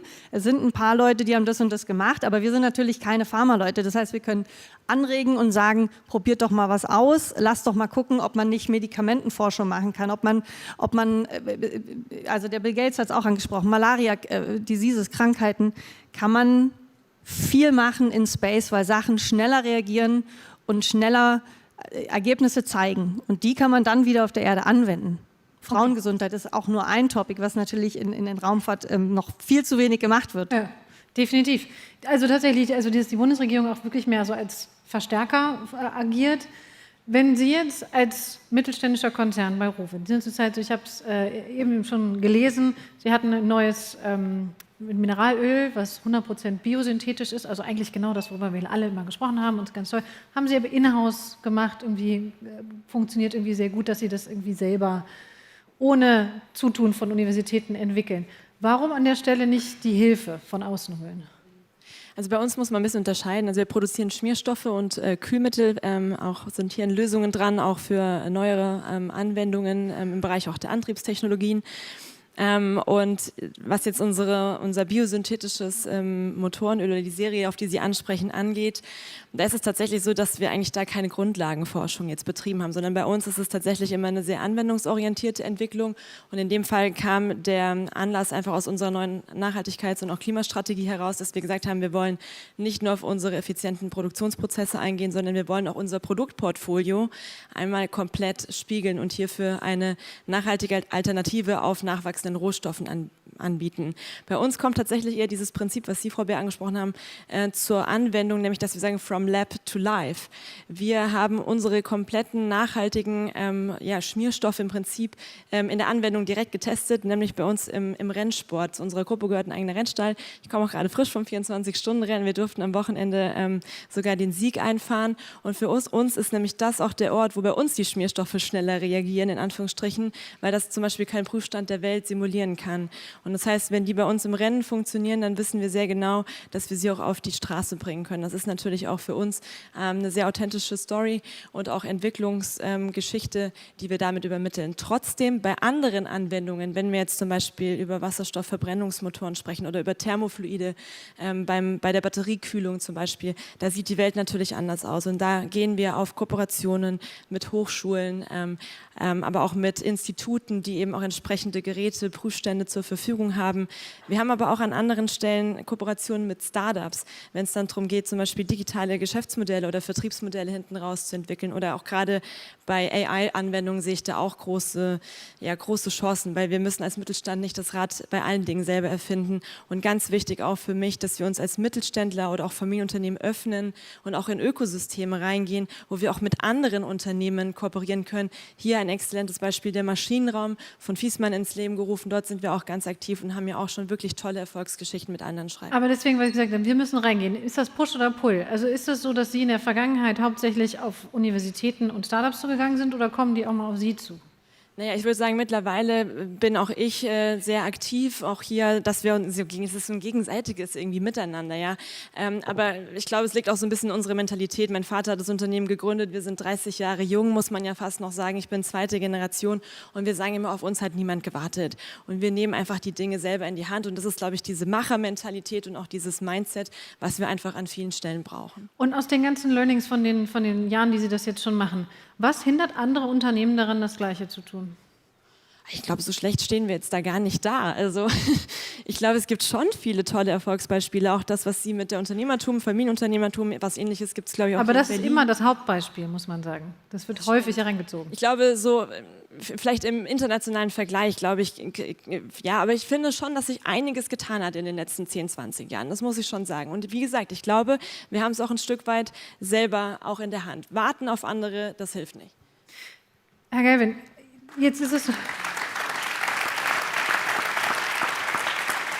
Sie haben den Vergleich USA-China, weil wir wollen ja über Technologieführerschaft sprechen. Ne?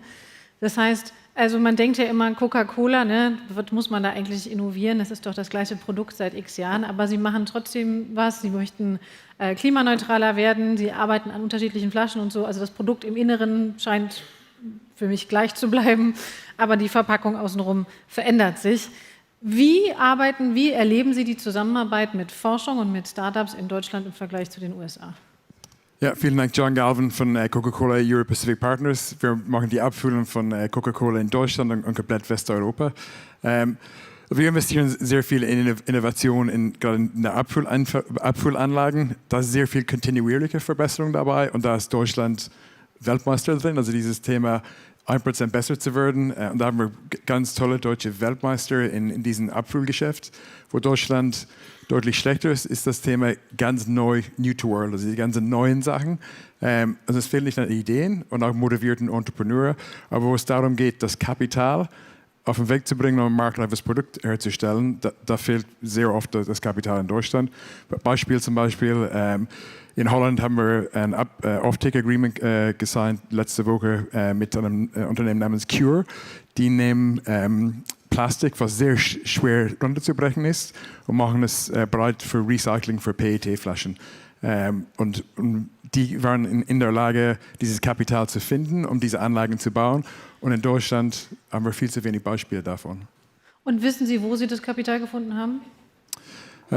Also ich weiß, in dem Fall hat man sie einen lokalen Investor gehabt, aber wenn man nach Amerika schaut, da hat man viel mehr Beispiele. Da sieht man dieses Dreieck zwischen Universitäten, Entrepreneurs und Kapital sehr viel stärker. Da ist mehr Kapital. An Rentenreform in Deutschland zum Beispiel würde sowas ganz stark unterstützen. Aber ich glaube, das Kapital erwartet man nicht von der Regierung und vom Staat. Man erwartet aber schon die Rahmenbedingungen, die eigentlich den Anreiz schaffen für diese großen Investitionen, gerade wo es sehr viel im Wagniskapital Agrarbereich findet. Darf ich ganz kurz, bevor ich zu Ihnen komme, Frau Bär, an der Stelle mal fragen. Sie haben jetzt Geld bekommen, heute, also zumindest irgendwie ist jetzt irgendwie klar, also es sollen 115 Milliarden Euro investiert werden, davon fließt ein Teil in Forschung. Reicht das eigentlich? Es soll in Digitalisierung fließen, das wird dann Herrn Wildberger auch wieder freuen und so. Also Sie sagen, Sie möchten die Zusammenarbeit zwischen den Häusern natürlich verbessern, aber da geht ja auch ganz viel Geld von in andere Häuser. Also ich verstehe die Frage ehrlicherweise nicht, weil die Frage ist ja immer, reicht's? Und man muss immer Nein sagen, es reicht nie. Aber es geht ja nicht nur ums Geld, ich sage es gleich auch noch konkret, was andere Häuser betrifft. Ich denke so überhaupt nicht. Ich habe ja vorhin gesagt, ich war 4 Jahre im Verkehrsministerium und ich habe den größten Waldkreis in ganz Westdeutschland. Der ist 1/3 größer als das Saarland. Will ich, dass bei mir auch die Autobahn funktioniert und die Bahn und eine Brücke gebaut wird? Selbstverständlich. Also man muss schon den Gesamtansatz sehen für die gesamte Gesellschaft und deswegen haben natürlich andere Häuser genauso auch eine Berechtigung, Finanzmittel zu fordern. Was ich eher spannender finde, ist zu sagen, wo geht es in die konsumtiven Ausgaben und wo geht es in die Investition. Und ich bin total dankbar, einer der letzten Sätze jetzt von Friedrich Merz in seiner Regierungserklärung war, dass er sich bei der Bundesarbeits- und Sozialministerin bedankt hat, dass wir, so wie wir es aufgeschrieben haben, eben das Bürgergeld abschaffen und in eine neue Grundsicherung überführen, weil es nicht sein kann, dass wir da so viele Milliarden ausgeben, weil das eben keine Investitionen sind und weil man da einen anderen Arbeitsethos auch wieder brauchen in diesem Land. Also das spielt eine ganz große Rolle. Und ich bin Stand heute, wir haben ja heute nur mal im Kabinett beschlossen, der Haushaltsgesetzgeber ist ja das Parlament, also wir sind da auch erstmal noch sehr demütig, dass wir dann überhaupt loslegen können, wenn es dann tatsächlich in 2. und 3. Lesung verabschiedet wird. Aber die Eckpunkte, würde ich jetzt mal sagen, freue ich mich zurückhaltend heimlich, was mein Haus betrifft. Das ist ein sehr heimliches Publikum hier. Ja. Alles seriös auch. Ja, genau. Herr Braun, jetzt haben Sie natürlich ganz andere Themen tatsächlich. Sie sind ein ABB, das ist natürlich ein großes, stolzes Haus. Wie sieht denn eigentlich Ihre Erfahrung aus? Ich meine, also da müsste ja eigentlich, Sie müssten wahnsinnig viel Inhouse forschen können, Sie müssten wahnsinnig viele Kapazitäten haben, um mit Universitäten zusammenzuarbeiten. Sie müssten Geld haben, um Startups einzukaufen. Wie sieht Ihre Erfahrung aus? Also ich kann das eigentlich bestätigen, dass Deutschland über eine hervorragende Forschungslandschaft verfügt. Eins von 5 globalen Forschungszentren der ABB befindet sich in Deutschland und arbeitet halt entsprechend mit mehreren technischen Universitäten zusammen, Karlsruhe, Aachen, Darmstadt, um unsere Favoriten zu nennen, was nicht heißt, dass die anderen nicht auch einer Zusammenarbeit würdig wären. Also das ist mit Sicherheit ein Highlight. Ansonsten stellen wir natürlich auch fest, dass viele Technologien inzwischen in anderen Ländern deutlich Überhand genommen haben. Wenn man sich jetzt also in bestimmten Bereichen umgucken will, Batterieforschung, was eigentlich traditionell ein sehr starkes Feld in Deutschland war, der Bereich ist jetzt bis rein tief in die Wertschöpfungskette, zum Beispiel in Asien vorwiegend anzutreffen. Und das bereitet uns natürlich auch Sorgen und Gedanken. Wir sind ein globales Unternehmen, wir können darauf natürlich besser reagieren als Mittelständler. Ich glaube, es ist ganz generell wichtig, dass wir schauen, dass eben vieles von dem, was wir jetzt in Forschung und Technologie geben, auch tatsächlich in der Breite ankommt. Wir haben in der Vorgängerregierung gesehen, dass halt doch sehr sektoral gedacht wurde, bis hin zu einzelnen Leuchtturmprojekten. Und sowas geht dann halt mal schnell in die Hose, wenn man dann halt eine Industrieansiedlung sehr fokussiert betreibt. Und das kann dann funktionieren, das kann aber auch nicht funktionieren. Wir haben jetzt gesehen, dass es mehrfach eben nicht funktioniert hat. Da ist es sicherlich sinnvoller, sicherzustellen, dass eben Forschung und auch angewandte Forschungsergebnisse in die Breite in der Industrie ankommen und dann der Industrie als Ganzes helfen, ihre Wettbewerbsfähigkeit zu erhalten. Wir arbeiten sehr viel mit Grundstoffindustrien bei der ABB, mit der Chemie, Stahl, Zement. Und ich denke, es ist halt schon wichtig, dass man auch den Teil der Wertschöpfung in Deutschland noch wirtschaftlich betreiben kann, erfolgreich betreiben kann. Und da ist halt unsere große Chance, und da geht die ABB auch sehr viel rein, dann diese Prozesse aber nachhaltig zu gestalten. Und ich glaube, das ist dann wiederum was, wo dann eben auch wieder die Rahmenbedingungen für stimmen müssen. Nachhaltigkeit heißt eben vielfach Elektrifizierung, ist für uns als Elektroingenieure natürlich ein feines Thema. Aber da, wo Elektrifizierung eigentlich zu Nachhaltigkeit führt, müssen zum Beispiel auch Strompreise dementsprechend sein. Sonst wird auch dieses Land nicht das sein, was eben bei Nachhaltigkeitstechnologien in die Führung gehen kann. Ja, über Strompreise werden wir versprochen auf einem anderen Panel später noch sprechen. Aber jetzt mal kurz die Frage, weil wir das vorher, die Irene Rummler von Equinor hat ja den richtigen Punkt auf einem anderen Panel eben gesagt, und zwar, wenn wir aber das alles in die Breite geben, brauchen wir noch mehr Geld, um alle zu fördern. Ist nicht verständlich, dass man sagt, man versucht sich jetzt Quanten, Sie haben es angesprochen, dass man sagt, so, ich riskiere es, mich auf einen Bereich zu fokussieren? Ich glaube, wir sollten nicht immer denken, dass es da nur um Geld geht. Also Bürokratieabbau kostet ja eigentlich gar kein Geld. Das könnte sogar Geld sparen. Das wird Herr Wildberger anders sehen. Nein, ich möchte damit nur sagen, also wenn ich jetzt sage, in die Breite gehen, dann heißt das nicht mit den Fördermitteln unbedingt in die Breite zu gehen. Es heißt einfach nur, dass man Maßnahmen ergreift, die eben tatsächlich halt einer größeren Anzahl Unternehmen zugutekommen. Das kann natürlich auch eine Technologie sein. Wenn wir zum Beispiel von AI reden, von Digitalisierung, sehr wichtiger Wettbewerbsfaktor für Unternehmen in Deutschland, dann ist das halt etwas, was sehr, sehr viele Unternehmen nach vorne bringen wird. Im Gegensatz jetzt eben zu einer individuellen Ansiedlung eines Industriezweiges in einem speziellen Standort. Frau Wilhelm, Sie wollten was dazu sagen? Ja, Herr Braun, also wo ich unheimlich bei ihm bin, ist die Nachhaltigkeit. Da sind wir mit Innovationen und Startups auch dabei. Also wir müssen schauen, dass wir eine Nachhaltigkeit herkriegen und eine Forschung zum Beispiel auch an den Markt bringen und ja, Geld damit verdienen. Und dann kommt automatisch eine Nachhaltigkeit. Wo ich nicht ganz einig bin, aber es kann sein, dass ich es auch falsch verstanden habe, ist, wenn was schief geht. Also wir, und ich sage jetzt einfach, wir als Startups, wir haben ja so eine Mentalität, und Frau Bär, Sie haben es angesprochen, einfach mal machen. Auch einfach mal machen heißt aber auch, hey, es kann auch in die Hose gehen.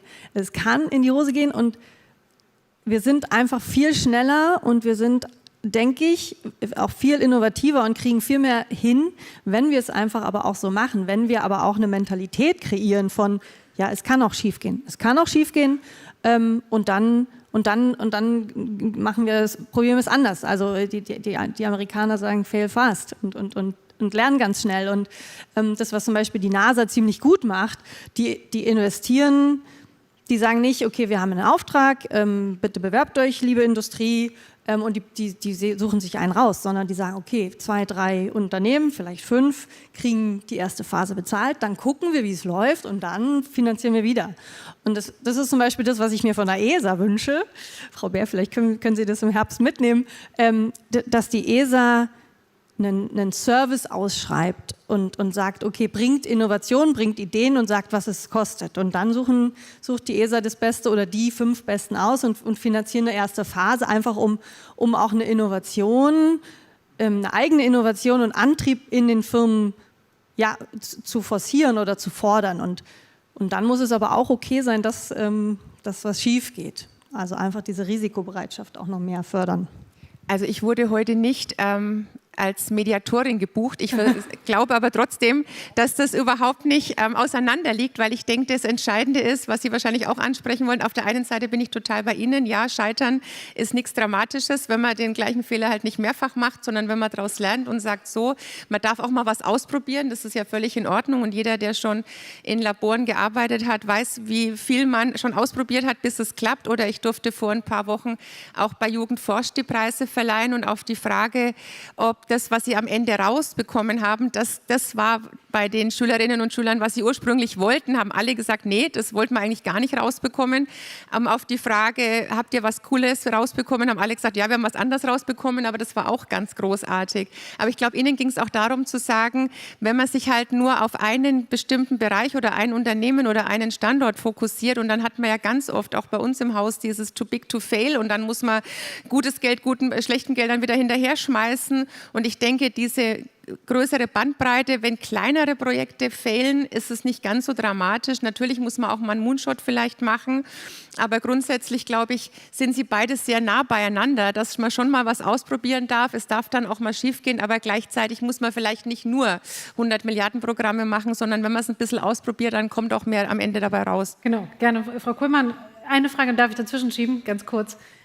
Aber wir müssen schon auch Moonshot-Projekte machen, oder? Weil wir tatsächlich, und da ist ja tatsächlich die Frage, wenn wir so viel Geld in die Breite geben, wie viel Geld haben wir denn noch für Moonshot? Weil im Ende geht es dann doch ums Geld. Ne? So.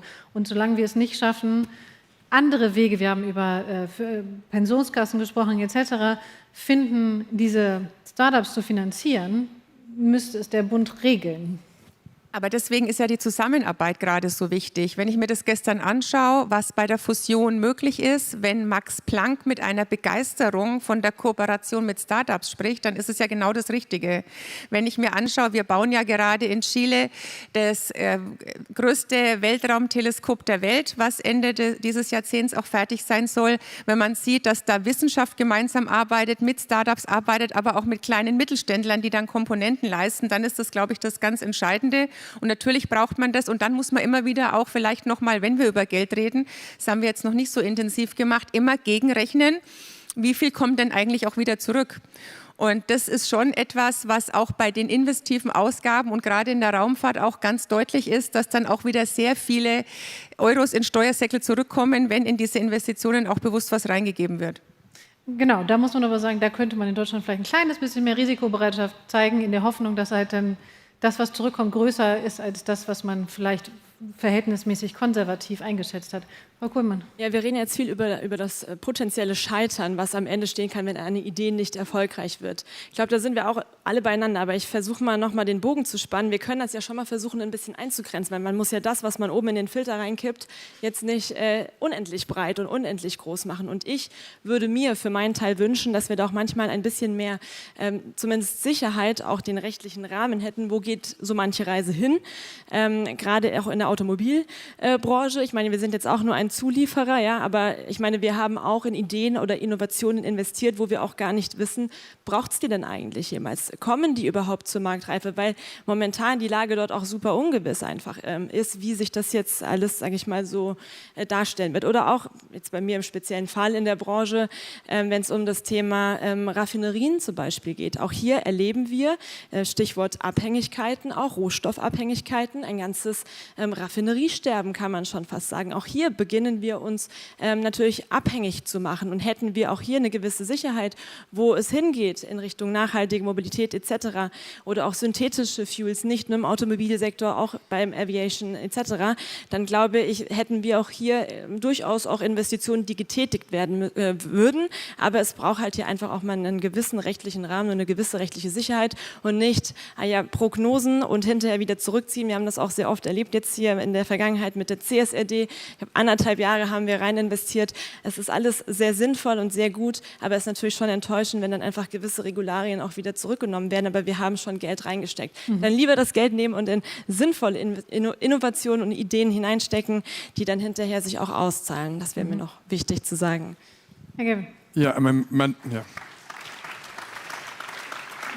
darf auch nicht vergessen, die Innovation wird auch von großen Unternehmen vorangetrieben und dafür bedürfen wir auch in Deutschland eine Wirtschaft, die auch gut funktioniert. Und deswegen freue ich mich sehr über dieses Bekenntnis zur Bürokratieabbau von der neuen Regierung, muss auch stattfinden, aber auch Themen wie Produktivität und insgesamt so ein Rahmen für Investitionen ist enorm wichtig, damit wirklich große Unternehmen auch investieren und wir diese Projekte die Chance geben zu blühen. Ja, Herr Braun, ich möchte jetzt gerne noch sprechen, ganz kurz. Wir haben jetzt nicht mehr so viel, 1 Minute 30, aber lassen Sie uns ganz kurz über China und USA sprechen. Weil wir hatten ja gesagt, Technologieführerschaft. Ne? Wo positionieren Sie uns denn da eigentlich und glauben Sie aus Ihrer Erfahrung, weil Sie sind ja nun sehr weltumspannend, ne? Sie kennen vieles, wo würden Sie uns da positionieren und glauben Sie wirklich, dass wir jetzt mit den neuen Initiativen, die wir sehen, eine Chance haben, da Technologieführerschaft zu erreichen? Das ist eine interessante Positionierung. Ich glaube, in China erlebe ich halt, dass das System wahrscheinlich kommunistischer ist, als das ausschaut von außen, im Sinne davon, dass doch sehr viel noch zentral vorgegeben und geplant wird. Also es gibt einen 5-Jahresplan, der ist nicht mehr so wie früher in der Sowjetunion, dass das bis in die kleinsten Produktionseinheiten geht, aber es gibt schon eine grobe Richtung und dann wird sehr, sehr konsistent danach gearbeitet. In den USA übernimmt das tatsächlich eben ein sehr, sehr agiles Unternehmertum, inklusive eben der angesprochenen Risikokapitalgeber. Und es ist eine interessante Frage, wo sich Deutschland eigentlich da jetzt dazwischen befindet. Und deswegen hatte ich das eben auch schon mal angesprochen, dass wir schon in den kompletten Wertschöpfungsketten denken müssen. Also das ist dann die Gemeinsamkeit, die ich zwischen China und USA sehe. Jetzt natürlich unter diesen ganzen geopolitischen Überlegungen umso mehr. Es gibt zarte Andeutungen aus der EU, Critical Raw Materials Act und so weiter, dass man jetzt eben auch stärker in die Wertschöpfungsketten geht. Deswegen auch eben ein Hinweis auf die Grundstoffindustrien in Deutschland, die eben auch nach wie vor ein wichtiger Bestandteil davon sind. Eben Sie sprachen von zunehmenden Abhängigkeiten. Also ich glaube, da müssen wir in der Tat aufholen, dass wir halt schon sagen, wenn wir uns auf was fokussieren wollen, dann muss das auch tatsächlich, dann muss ich nochmal 3, 4, 5, 6 Schritte zurück in die Wertschöpfungskette schauen, komme dann natürlich tatsächlich eben wieder bei der Forschung irgendwann mal aus und eben bei der Fähigkeit, eben Forschungsergebnisse dann tatsächlich auch zu kommerzialisieren. Da sehe ich tatsächlich, dass wir halt zwischen China und USA im Moment nicht so gut dastehen in Deutschland. Und das, wobei man sagen muss, dass ja eigentlich hier, ne, die Industrie ist ja hier versammelt, die eine großartige, effiziente Wertschöpfungskette Deutschland und auch Europa groß gemacht hat. Ja. Ne? So. Ja. Frau Beer, nehmen Sie das mit? Das ist der schlimmste Satz, den ein Politiker sagen kann. Ich nehme es mal mit, weil das bedeutet große Ablage. Also sage ich es nicht, aber ich bin inspiriert von Ihren Gedanken. Vielen Dank. Okay, sehr gut. Alles klar. Herzlichen Dank.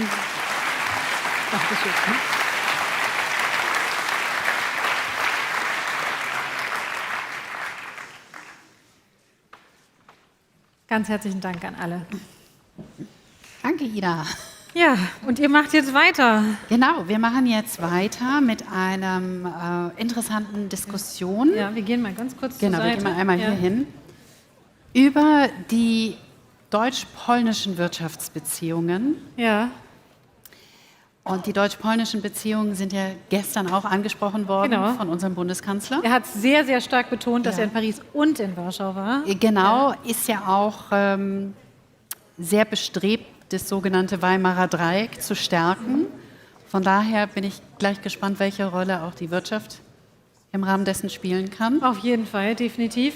Und ich meine, und wir haben ja wirklich, sind uns ja eigentlich sehr verbunden, ne? Die Länder miteinander und jetzt wahrscheinlich noch mehr als hier zuvor, durch die Umstände, die es gibt. Genau, das wird also interessant und wir danken den Kollegen an dieser Stelle wieder, die umbauen. Definitiv. Und ich denke mal, damit habe ich sozusagen das Go in wenigen Momenten, meine Gesprächspartner auf die Bühne zu bitten. Wir können ja schon mal noch mal einen kleinen Hinweis machen. Ja. Nach deinem Panel werden wir noch 2 Ministerinnen und, also noch 2 Minister, eine Ministerin, ein Minister, wie auch immer, auf die Bühne. Katharina Reiche kommt noch und Herr Wildberger kommt noch. Also wir haben noch einiges zu diskutieren heute. Der schon ein paar Mal angesprochen worden ist, auch gestern, auf dem ja ganz, ganz große Hoffnungen ruhen und von dem ja erwartet wird, dass er ganz schnell ganz viel auf die Beine stellen wird. Genau. Und da sind wir natürlich auch sehr gespannt auf von seine Roadmap. Genau, definitiv. Große Einladung. Ja. Jetzt wünsche ich euch erstmal viel Spaß. Dankeschön. Und bin gespannt auf euer Panel. Bis gleich. Yeah, and I will switch languages now again, because we will be hosting the next panel in English. And we will be talking about the Union United Sovereignty in the New Era of Trade Policy Escalations. And as I just was mentioning with Ina, our German Chancellor yesterday mentioned the importance of the ties between Germany, France, and Poland, and we want to take a closer look at the German-Polish business ties. And I'm really happy to welcome now Maciej Witucki. He's the president of Confederation Leviathan, the Polish Business Federation. I'd love to welcome you up on stage. And BDE President Peter Leibinger. Lovely. Great to have you here. Would you like to go into the middle? Yeah. We'd like to have you here. We'd like to embrace you a little bit for this talk. It's good to have you here. Thank you for joining. And as I just mentioned, our Chancellor has been very eager to increase the ties between Germany, France, and Poland, the so-called Weimarer Dreieck within the geopolitical context and also the context in Germany. And actually in his speech yesterday, he really emphasized that he wants to take the role Germany has within the European Union seriously, not just for the West, but also for the Eastern countries, Eastern members of the European Union. And in this context, it's going to be very interesting. Where do we actually stand with regards to the German-Polish business ties? Because we know on a geopolitical level and on a level of security, Poland has emerged kind of as a role model when it comes to security and investments into military, and also defense spending. And I know that it's not been easy also for Polish society. And so maybe we can also link the importance of strong economic development and security along the Polish example, because your economy is set to grow this year. More than 3% is the forecast. I think, a figure we would all wish for in Germany in these times. I mean, when will we reach 3% again, I wonder? And so maybe you can also let us know what we might learn from Poland. But before we dive into this a little bit deeper, where do you actually see the German-Polish business relations right now, the economic ties? At what level are they currently? And how has it changed maybe in the past months? No, I think, first of all, they are excellent. So you are our preferred partner. You are our biggest partner. It's 25%, roughly 25% of our imports are coming to and from Germany. At the same time, we got a bit more independent, so we are not this much related to the German economy. It's still 25%, but with more and more diversification from Polish perspective. So for me, it's the best possible relation. So it's very strong, but it's also equitable. So we are kind of both depending on each other while having a lot of common interest. And I think the big change in the last month, sorry for changing a bit the subject, but I think that's what I see now traveling through different capital cities like Berlin, Rome, Paris. Everybody understood that we have to work together. And I think the big change of the last months, this is something I see on the business side. So our side, whenever I meet people from BDI, Confindustria, MEDEF, or other business organizations, everybody understood that we have to collaborate. Obviously, we are competitors. So they are competing businesses in each country. But everybody understood that we have to collaborate at the European level. So I would tend to repeat that my patriotism with Warsaw, but my sovereignty it is somehow with Brussels. So only collaborating at the European level, we can face up the global challenges. So this is the big change. And second part of the big change, this is the one on the business side. The other one is on the political side, that we feel in Brussels. Also this understanding of we have only this term, we have only these 3-4 years of the current commission, of the current parliament, and if we do not succeed politically and we do not succeed business-wise, I mean, somehow, I don't want to be too strong, but we are doomed at the European level as well, altogether. So this is the big change. Yeah, you're probably looking back on the latest European elections, which, should have brought many people to their feet already, and then the German elections and the knowing in Germany that, this time really counts politically and business-wise. And a question we raised yesterday was already, how much time do we actually have to keep up the trust and the momentum right now? I think we have very little. Look at Poland. We won the people elected a super democratic government year and a half ago, and after a year and a half ago they elected the previous regime president with obviously majority of 200,000 votes, but still with a majority, and we cannot cancel democracy. So we have very little time, and on both dimensions, on the business one, with the one which concerns me the first, but also on the political one, to propose to people something which is sexy enough, if I may say so, that they want to stay within the democratic regimes, within the European solidarity and cooperation. So the big change of the last months is the sense of urgency. And really, I can feel it on business. It's normal because it's our day-to-day life. We have to react next day, otherwise now companies are not surviving. But also the politicians understood that this is probably the very last moment. If we don't... Sexy seems to be a word that's very popular today. You're not the first one that's brought it up today. how do you perceive the German-Polish business ties, and where would you like to see them heading, actually?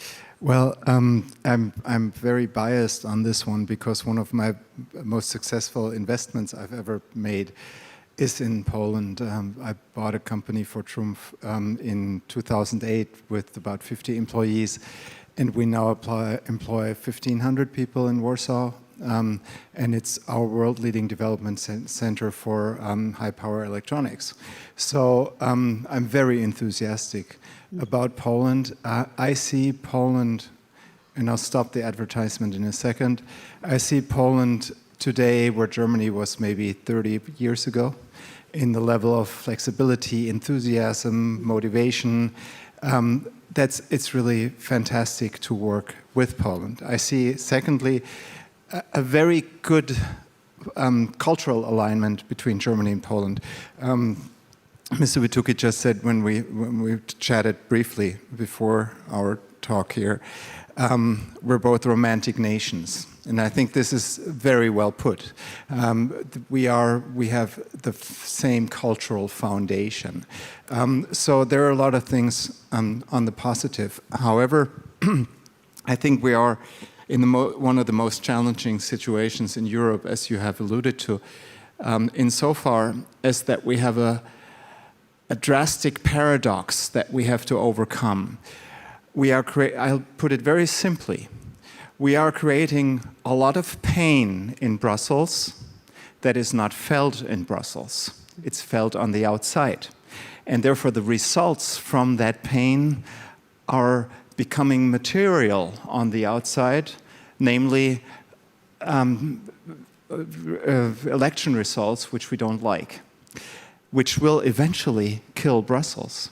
So this is a double paradox that we have to overcome. And I think, I'll be a bit philosophical here, I'm afraid. I think we can overcome this paradox with another paradox.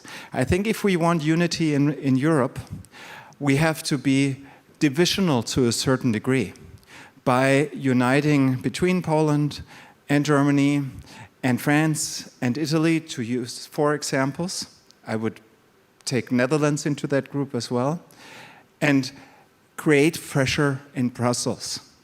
I think only through the national governments and only through divisionally united national governments we can create sufficient pressure in order to change the way Brussels works.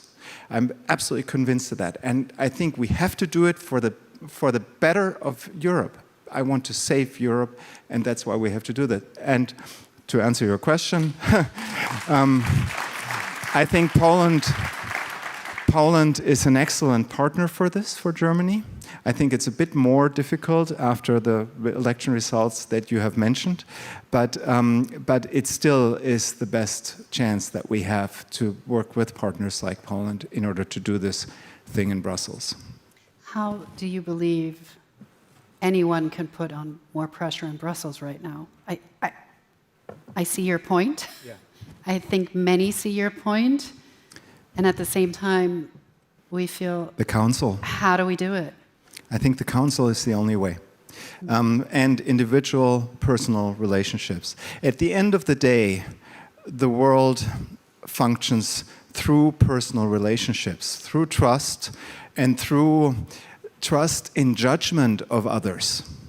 And this can be established on the Council level if we establish trust between individual Council members, and if we forcefully develop relationships with then the Commission in the way that I mentioned. But I don't want to dominate the conversation with this theme. I'm sorry, I'm afraid. No, the problem is that we are so much aligned that it will not be a very exciting panel. I'm sorry for this. We try to dispute something, but no, you can create a roadmap. No, but seriously, you don't have seriously, from our perspective, means I fully subscribe to this idea, and I will go even more simplistic. But please don't quote me on the social media. I think today we have a chance of having Chancellor of Germany, Prime Minister of Poland, Prime Minister of Italy, and President of France pushing the president of the Commission, Ursula von der Leyen, and then going with the solutions directly to the Parliament, where the EPP with the Meloni part can still vote the solutions, and then the Commission will only deploy. By the way, it was the initial idea of Europe. The Commission wasn't supposed to run Europe. It became like this in the last 20, 30 years. But this comes back to the origins. So, as you said, this personal alignment of stars. And I hope that despite of the last elections, Poland will stay a star of Europe. We have this personal possibility with the small Englishman under the table, because the UK is also very, very present in those discussions. And Boy, I like would it. he be happy to hear that, And right? I like it. And I like Small Englishman under the table. But this is creating an option which keeps my romantic soul a bit optimistic about the fact that we, within this very short period, because it's dramatically short, we will be able to demonstrate to 500 million Europeans that there is the future of our industries, of our businesses, and then there is all the next steps, because we need the businesses first to pay taxes, and with those taxes we only can think about security and all the other challenges with education, health, etc. So business first, and we have, in what I see in my experience with Brussels is exceptional opening to our positions. So what we see as Business Europe, we would never be heard so much, we would never be asked by the Council and by the Commission to give with our concrete solutions as we are today, since 6-12 months. So we have to use this window of opportunity. I don't discuss if the new von der Leyen is reforming what the old von der Leyen did in the past. I don't care. I'm pragmatic. As long as we can progress, we go ahead with the president we have. So how much pressure do you think our Chancellor can put on Ursula von der Leyen? I think she'll listen. I think so too. Yeah. And I think that if she feels that we're serious, that Merz is serious, she will know that ultimately, to achieve her goal, which is to keep Europe alive and to create a legacy for herself, she will do what the strong European leaders, not only Merz, recommend. And I think that in a way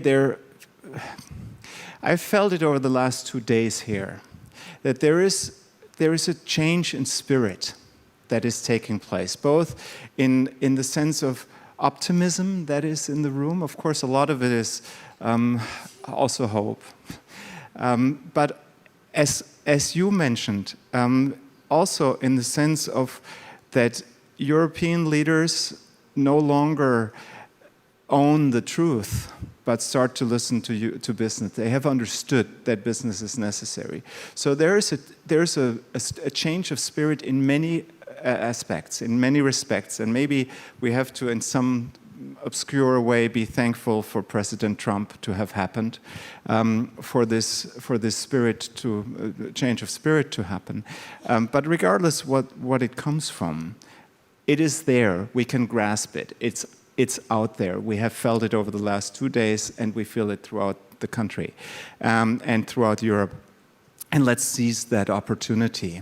And I guess what would be an interesting discussion to be had, which we can now have, is what can business do? What can business associations do in order to promote that spirit, but also to promote the leaders of our nations to be more forceful in Brussels? I would actually like to go a step back. I'm taking over moderation here. I know. I'm sorry. It's not my role. But since I've also noticed for these past 1.5 days that he likes to dive deep in the conversations, which is lovely and helpful. But when we talk about increasing the business ties to change something on the political level, in hope that the Green Deal will turn into a growth deal eventually, let's take a step back. How do we need to rethink sovereignty in these times within the growth context? Sovereignty also with regards to the geopolitical challenges that we're all facing. as I said at the very beginning, for me, the only way to defend our sovereignty at Europe is Europe. Means no country, even the German economy, is not big enough on its own with the current pressures coming from the US, from China, also the threats from Russia. So we have to work it together. You ask the question what the associations could do. It's build stronger structures, spend more money on expertise, because today, when we go to Brussels, it's too late now. It's outdated to speak about competitiveness and to speak about reindustrialization and to speak about growth. Now the guys are coming in front. They put to us a white paper and they say, okay, but concretely, what do you want to change? So it's on us today at the national level, but also on the cooperations we have between countries, at the Business Europe level as well, to come with the very concrete solutions point by point. And for me, a good example was a report. I really incentivize everybody, a publicity page, a report from Business Europe in January this year. It's 62 pages of the very concrete points, like CBAM should not be applied to the goods at 150 euro, because this is an expensive, not even it's a pen, so you cannot account the CO2 for 150 euro. It should be minimum 1,500 euros. Very, very specific solutions. So we have to work the BDIs, the Leviathans, the MEDEVs, the Confindustrias on really points we want to have those politicians pushing, because the only other institutions having this detailed knowledge is Commission, and we all agree that Commission cannot reform itself. So we have to do their job somehow, bring to the politicians a kind of ready white papers, and those white papers push them within the next omnibuses to be deployed immediately. Because again, time puts on us a big pressure. We have very little time. In this. Go ahead, and then I will ask my question. Okay. Sorry. No. So sovereignty. I think three things. First of all, we have to make very clear, in addition to what you have said, let's be concrete. Absolutely clear. Second, make clear to the European Commission that sovereignty and autonomy are two different things, and that they should not strive for autonomy. This will not be possible in Europe. We have to have international relations. In order to have autonomy, thirdly, you have to have strength. And let's focus on the things that take away strength from us. And a lot of the remaining 1,200 delegated acts that are still in the pipeline from the Green Deal are going to take away strength from us. Let's look at them first, because they're not enacted yet. These are easier to kill than the ones that are here already. So autonomy versus sovereignty. Secondly, strength. Thirdly, strategy.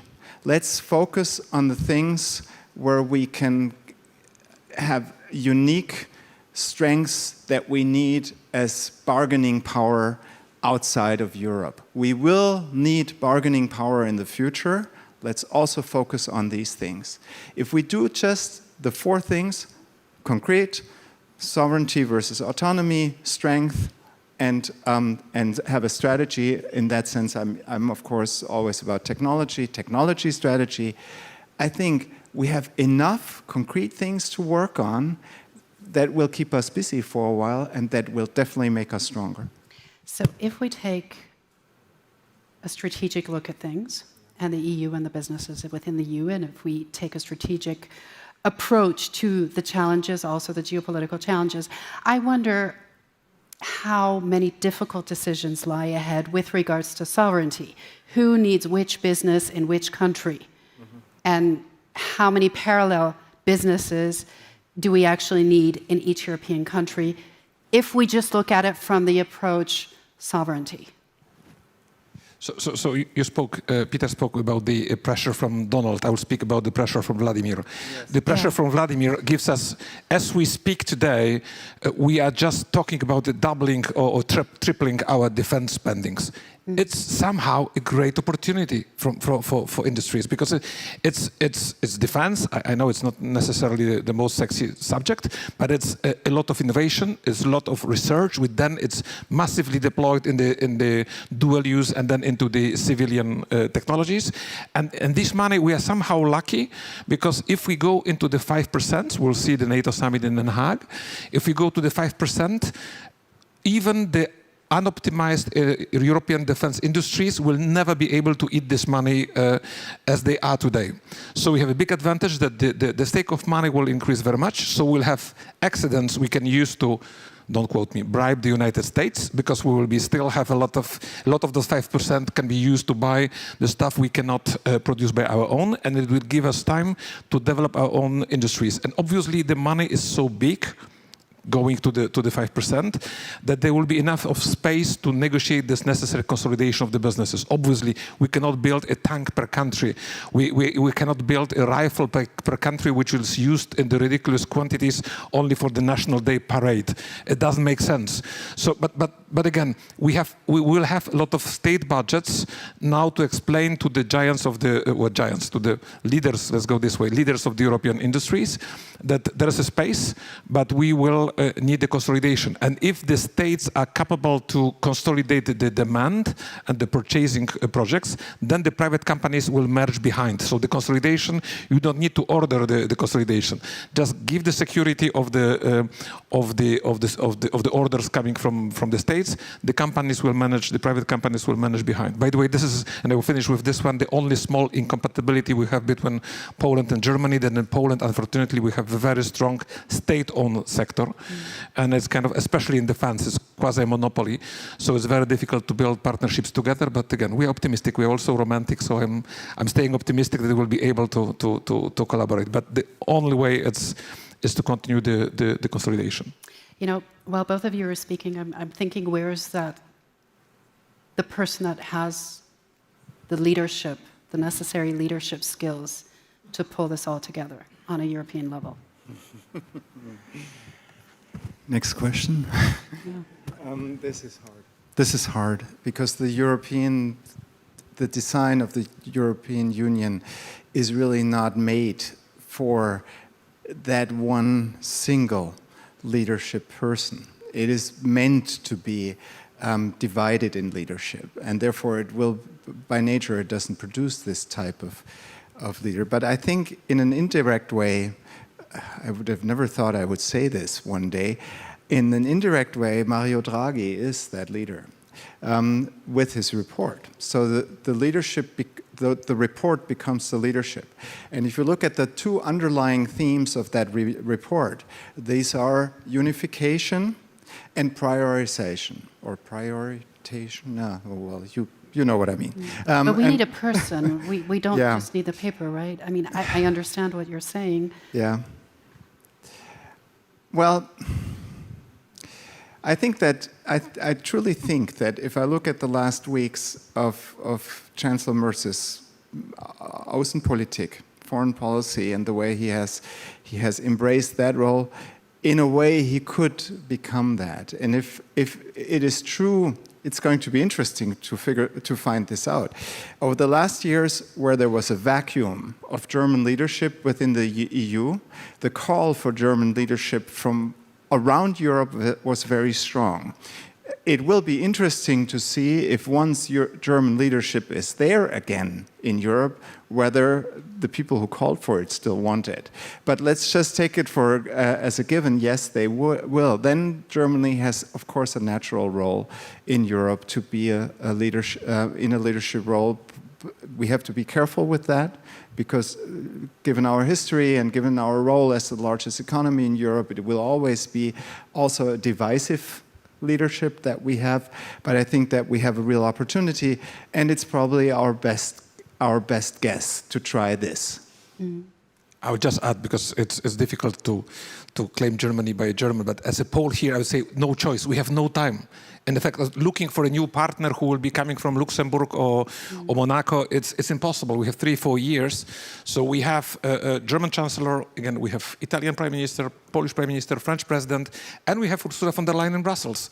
And there will be no time to change, because it's this term that we have to use it.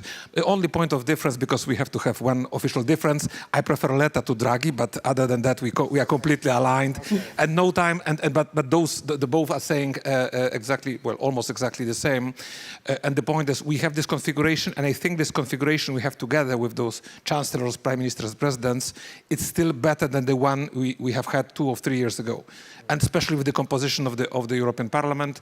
So there is a chance. If we push it, there is a chance. But while we're speaking about collaboration and further collaboration in Europe and among European partners, at the same time, there have been calls in your country to end naive globalization. I think it was Donald Tusk, to strengthen the national economic resilience also, and to safeguard the national economic interests. So how does this all fit together? How can the countries balance this?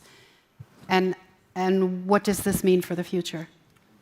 Well, I'm afraid that the norms of the political language are not what they used to be in the past. Mm-hmm. So in the political campaignings, politicians are somehow going a bit far, employing the language of the enemy's populists.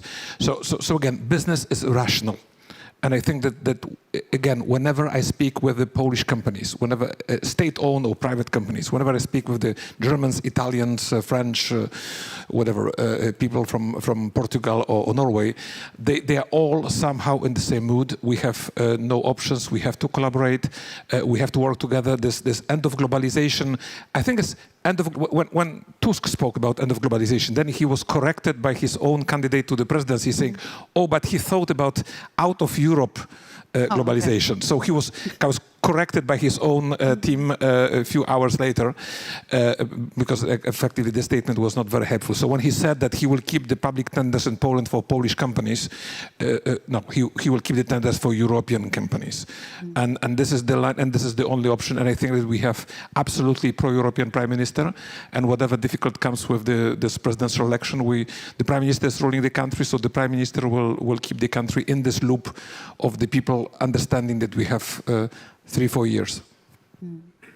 We have only 2.5 minutes left, basically. I think it would be nice to end this talk with a question: what can we learn from each other? What can Germany learn from Poland, and what can Poland learn from Germany? I think, of course, we can learn from Poland the sense of urgency concerning the refortification of our national defense. They are a few hundred miles closer to the eastern, to the Russian border than we are, and it's amazing how exponential this sense of urgency grows with closeness. It's a bit like gravity. Secondly, I think when I'm in Poland, I'm always, as I said with my opening statement, I'm just always infected by this spirit of this can-do spirit, as they say. This is very, very, very motivating to experience that. And as I also said, I feel that the spirit in Germany is changing, and if Poland can infect us a little more with this can-do attitude, I think that would be very helpful. I'd like to change my question. Actually, to pick up on something he just said.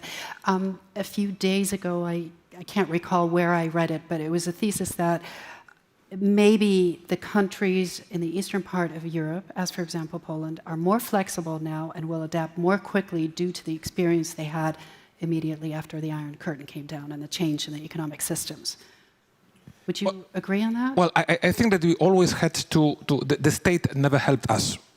So we always have been, like, Polish companies have been always somehow acting against the willingness of the communist state and the foreign states in the past. So we're experts on the kind of resistance to the state. So we did the same with the European directives.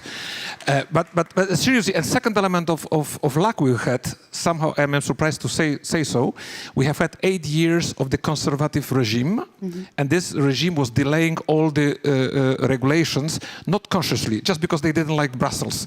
So by doing this kind of sabotage, they helped us, because a lot of those ESGs and CSRDs didn't came in force. Now they are coming, so suddenly we discover how it is to be European. It's not very pleasant, but seriously, we're pro-Europe here. But it helped us. It helped us a lot, and it gave us some margin of adaptation. But today, there will be no miracles in Warsaw. There will be no miracles in Brussels. There will be no miracles in Paris. Either we solve out this situation together, or again we are doomed in the global deglobalization, which was quoted by Prime Minister Tusk. So no miracles, but lots of hard work. Yes, thank you very much, Mr. Witucki, Mr. Leibinger. Thank you.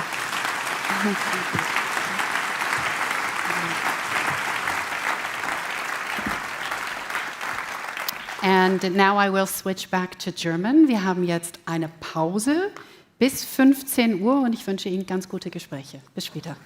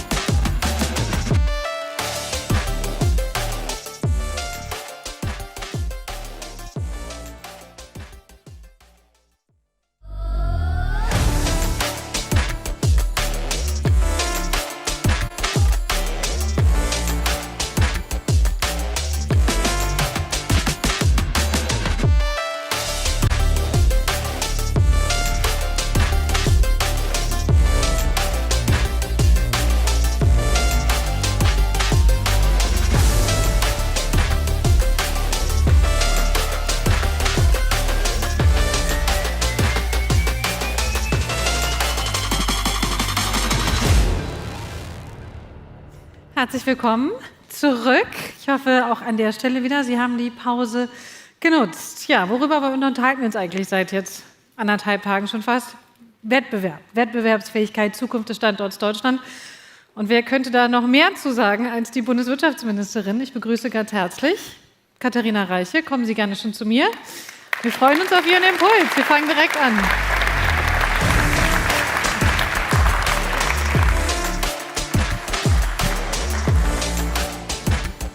Vielen Dank. Vielen Dank, das war kurz und schmerzlos.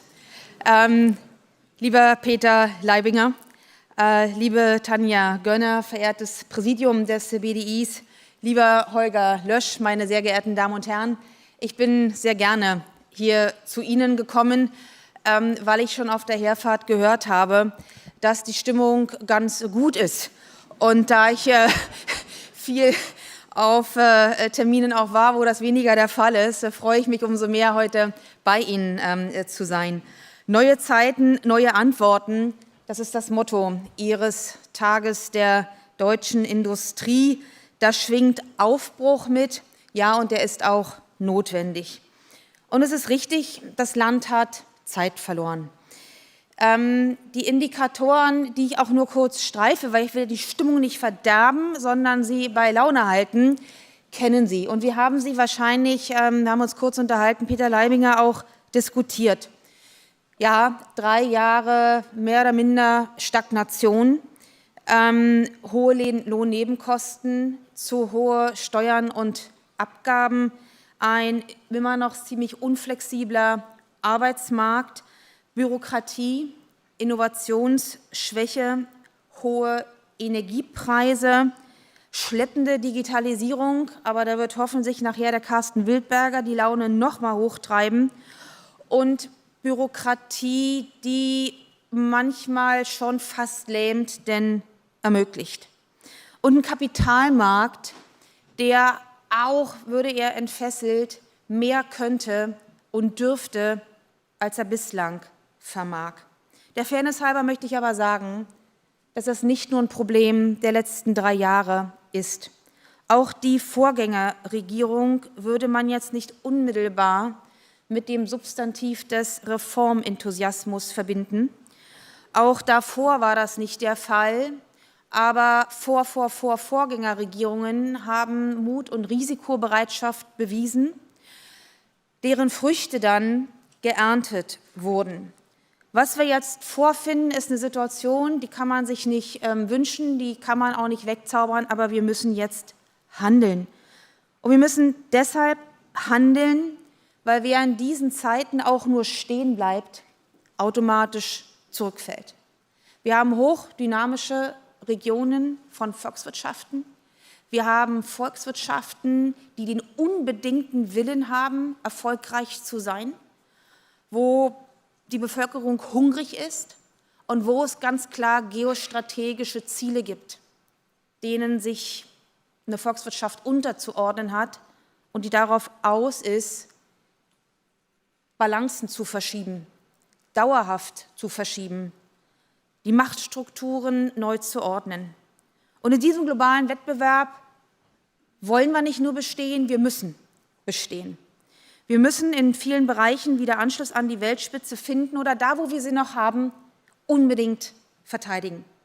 Das Land braucht mehr Dynamik. Es braucht mehr Marktwirtschaft. Es braucht mehr Wettbewerb. Und es braucht auch mehr Siegeswillen. Der legendäre CEO von General Electric, Jack Welch, den Forbes einst mal als Manager des Jahrhunderts bezeichnet hat ein schönes Zitat, hat ja einige von ihm, wenn man sucht, aber das fand ich gut. The 3 S of winning in business are speed, simplicity and self-confidence. Das ist ein guter Ratschlag für alle uns hier im Raum. Fangen wir beim letzten an. Self-confidence. Ja, wir können in Deutschland selbstbewusst sein. Ich war in den letzten Wochen viel unterwegs bei unseren französischen Nachbarn, habe mit den Nachbarn in Polen gesprochen. Das Weimarer Dreieck, auch auf der Ebene der Wirtschafts- und Energieminister wiederbelebt. Ich habe einen intensiven Austausch mit den für uns ganz relevanten Kommissaren, nicht, dass einer nicht relevant wäre, aber die jetzt, mit denen wir arbeiten müssen. Maroš Šefčovič war gestern bei Ihnen. Wir müssen in Europa nach vorn kommen, aber Deutschland muss vor allem in Europa nach vorn kommen. Das war die dringende Bitte der Partner, der Nachbarstaaten. Wenn sich Deutschland nicht erholt und zu wirtschaftlicher Stärke zurückfindet, dann hat der Kontinent auch eine harte Zeit. Ohne Wachstum in Deutschland haben es die Franzosen schwer, sich zu erholen und alle um uns drumherum. Und deshalb ist es nicht nur die Aufforderung nach Brüssel getragen, mehr zu tun, zusammenzuarbeiten in Handelsfragen, in all den anderen wettbewerbsrelevanten Fragen, sondern auch eine Frage der Hausaufgaben, die wir zu leisten haben. Ich hatte in der vergangenen Woche Gelegenheit, in den Vereinigten Staaten mit relevanten Ministern zusammenzukommen. Scott Bessent, Howard Lutnick, Jamieson Greer. Ja, wir müssen auch viel erklären. Und da brauche ich übrigens Sie. Die deutsche Industrie hat so viel vorzuweisen in Amerika an Arbeitsplätzen, an Investitionen. Von den knapp 900.000 Arbeitsplätzen, die deutsche Unternehmen in Amerika haben, 35% Manufacturing, Industriearbeitsplätze, das, wo diese Administration ganz besonders hinschaut. Und wenn man ein bisschen spricht, ist klar, bei Handelskonflikten gibt es keinen Gewinner. Es gibt am Ende nur Verlierer. Und deshalb müssen wir alles daran setzen, Deutschland unterstützend die Kommission am 9. Juli mit einem schlanken Paper um die Ecke zu kommen. Ich glaube, da hat die Kommission auch einiges gelernt, was eigentlich erforderlich ist. Man kann natürlich jeden Einzeltarif auf 3000 Seiten besprechen. Das dauert. Man kann versuchen, einen Rahmen zu schaffen, um danach weiterzuarbeiten, aber um erstmal Druck zu nehmen von den Verlusten, die momentan entstehen und von der Unsicherheit. Aber nach dem Deal ist dann wiederum vor dem Deal, weil wir danach weiterarbeiten müssen. Liebe Hildegard Müller, nicht nur, weil ich dich sehe, das Thema nicht-tarifäre Hindernisse ist einfach gesagt, aber dann im Einzelfall auch kompliziert umgesetzt. Und hier brauchen wir Bewegung. Ich bin trotzdem nach wie vor optimistisch, dass das gelingen kann. Es ist aber auch klar, dass die Europäische Union bereit wäre, zu handeln. Wir wollen aber nicht drohen, wir wollen zu einer Lösung kommen. Self-Confidence auch deshalb, weil wir ein Fundament haben, das stimmt. Der Anteil der Industrie an der Bruttowertschöpfung ist immer noch bei knapp 20%. Wir sind damit sehr viel besser als fast alle großen Ökonomien der Welt. Frankreich sind es 10%, in den USA 17,5% und die 20% übersetzen sich dann in 770 Milliarden Euro. Die Industrie ist der zentrale Eckpfeiler der deutschen, der europäischen Wirtschaft. Hinsichtlich Investitionen, qualifizierter Beschäftigung, 90% aller Exporte sind auf die deutsche Industrie zurückzuführen.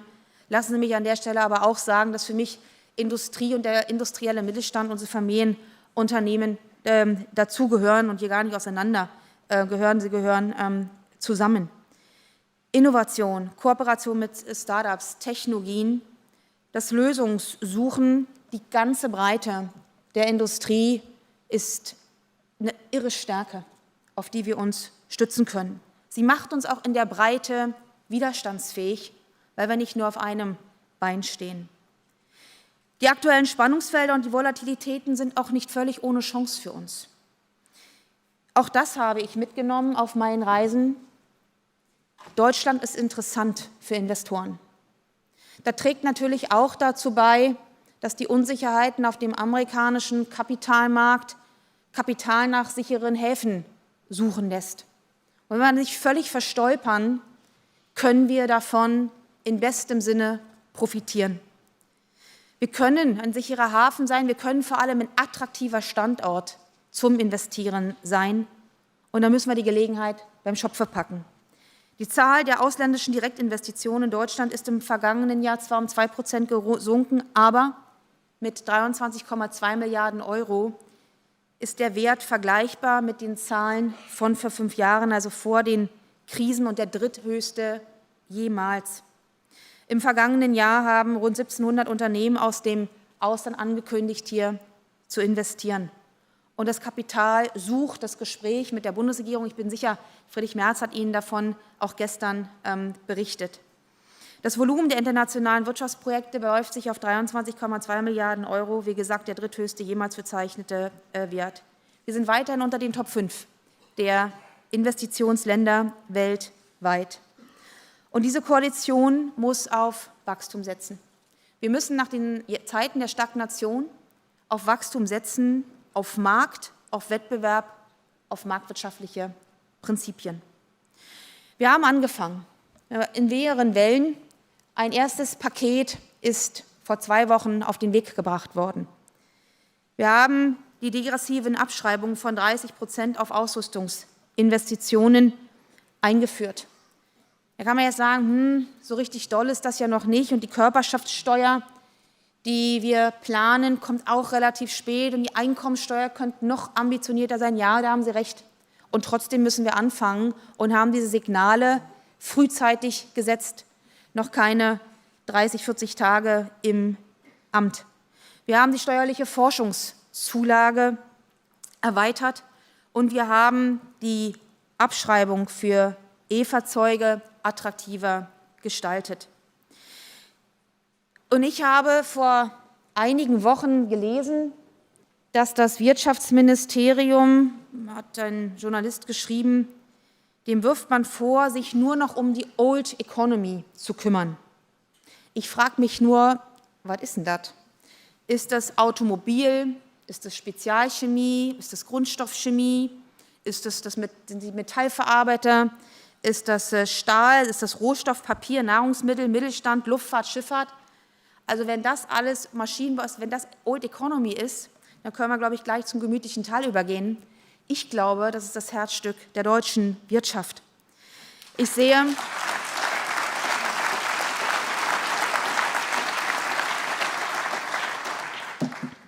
da hochinnovative Industrien, ich sehe neue Technologien, ich sehe Unternehmen, die Märkte revolutionieren, und ich sehe eine Basis, um die uns Deutschland beneidet. Wir haben heute den Haushalt beschlossen, 2025, der 26er ist angelegt, das Sondervermögen. Und lassen Sie mich ein paar Sätze darauf verwenden. Ja, die Überschriften stimmen heute. Zunächst sind es mal Schulden. 500 Milliarden Euro im sogenannten Sondervermögen Infrastruktur, Klimaschutz, 500 Milliarden Euro für den Bereich Verteidigung. Und dennoch ist beides richtig, wenn wir Strukturreformen nachziehen. Ich habe Ihnen ein paar erste genannt, aber es müssen andere folgen. Es müssen andere folgen, die uns in die Lage versetzen, dieses Geld schnell, effizient zu investieren, die uns in die Lage versetzen, zu wachsen, indem wir zum Beispiel länger arbeiten, indem wir die demografische Situation noch einmal kritisch prüfen. Es war Bundesbankpräsident Nagel, der heute im Kabinett noch einmal deutlich darauf hinwies, dass es ohne länger Arbeiten nicht geht. Und mit Teilzeit werden wir vielleicht Teilzeitmeister, aber bestimmt nicht Weltmeister und schon gar nicht Champions League. Wir müssen in Verteidigung investieren, wir müssen in Infrastruktur investieren. Und wenn ich die Anfragen, die wir bekommen, wenn ich die Gespräche richtig deute, dann können wir aus diesen in den Raum gestellten Investitionen eine ganze Menge machen. Verteidigung braucht Führung. Die Verteidigungsfähigkeit unseres Landes hängt von vielen Dingen ab. Ja, von Beschaffungsprozessen. Ja, vom Fitmachen der Bundeswehr. Vom Aufholen von großen Innovations- und Technikrückständen. Verteidigungsfähigkeit ist aber auch eine Frage von Führung in Unternehmen. Und es ist mir ein persönlich wichtiges Anliegen, auch aus meiner früheren Tätigkeit heraus. Verteidigungsfähigkeit und auf den Krisenfall vorzubereiten, heißt auch, nicht nur die Bürger mitzunehmen, weil die Bürger sind am Ende Kolleginnen und Kollegen und die Belegschaft. Das heißt, zunächst zu investieren, auch im eigenen Unternehmen, sich resilienter zu machen in die kritischen Infrastruktur, in Abwehrfähigkeit, Krisenstäbe wieder zu reaktivieren, sie überhaupt einzusetzen, zu üben mit den Behörden vor Ort, mit der Bundeswehr. Das heißt aber auch Personalplanung darauf auszurichten. Und das ist etwas, wo ich Sie um Ihre Mithilfe bitte. Das können Sie der Politik und nur der Bundeswehr allein nicht überlassen. Zum Zweiten werden wir als Wirtschaftsministerium auch unsere Verantwortung übernehmen. Wir unterstützen die Bundeswehr gerade dabei, die Beschaffungsprozesse zu modernisieren. Und wir werden auch uns um Defense Technologies, Start-ups kümmern in diesem Bereich. Die länglichen und zähen Diskussionen um Dual Use, ja oder nein, gehören, glaube ich, endgültig einer Vergangenheit an.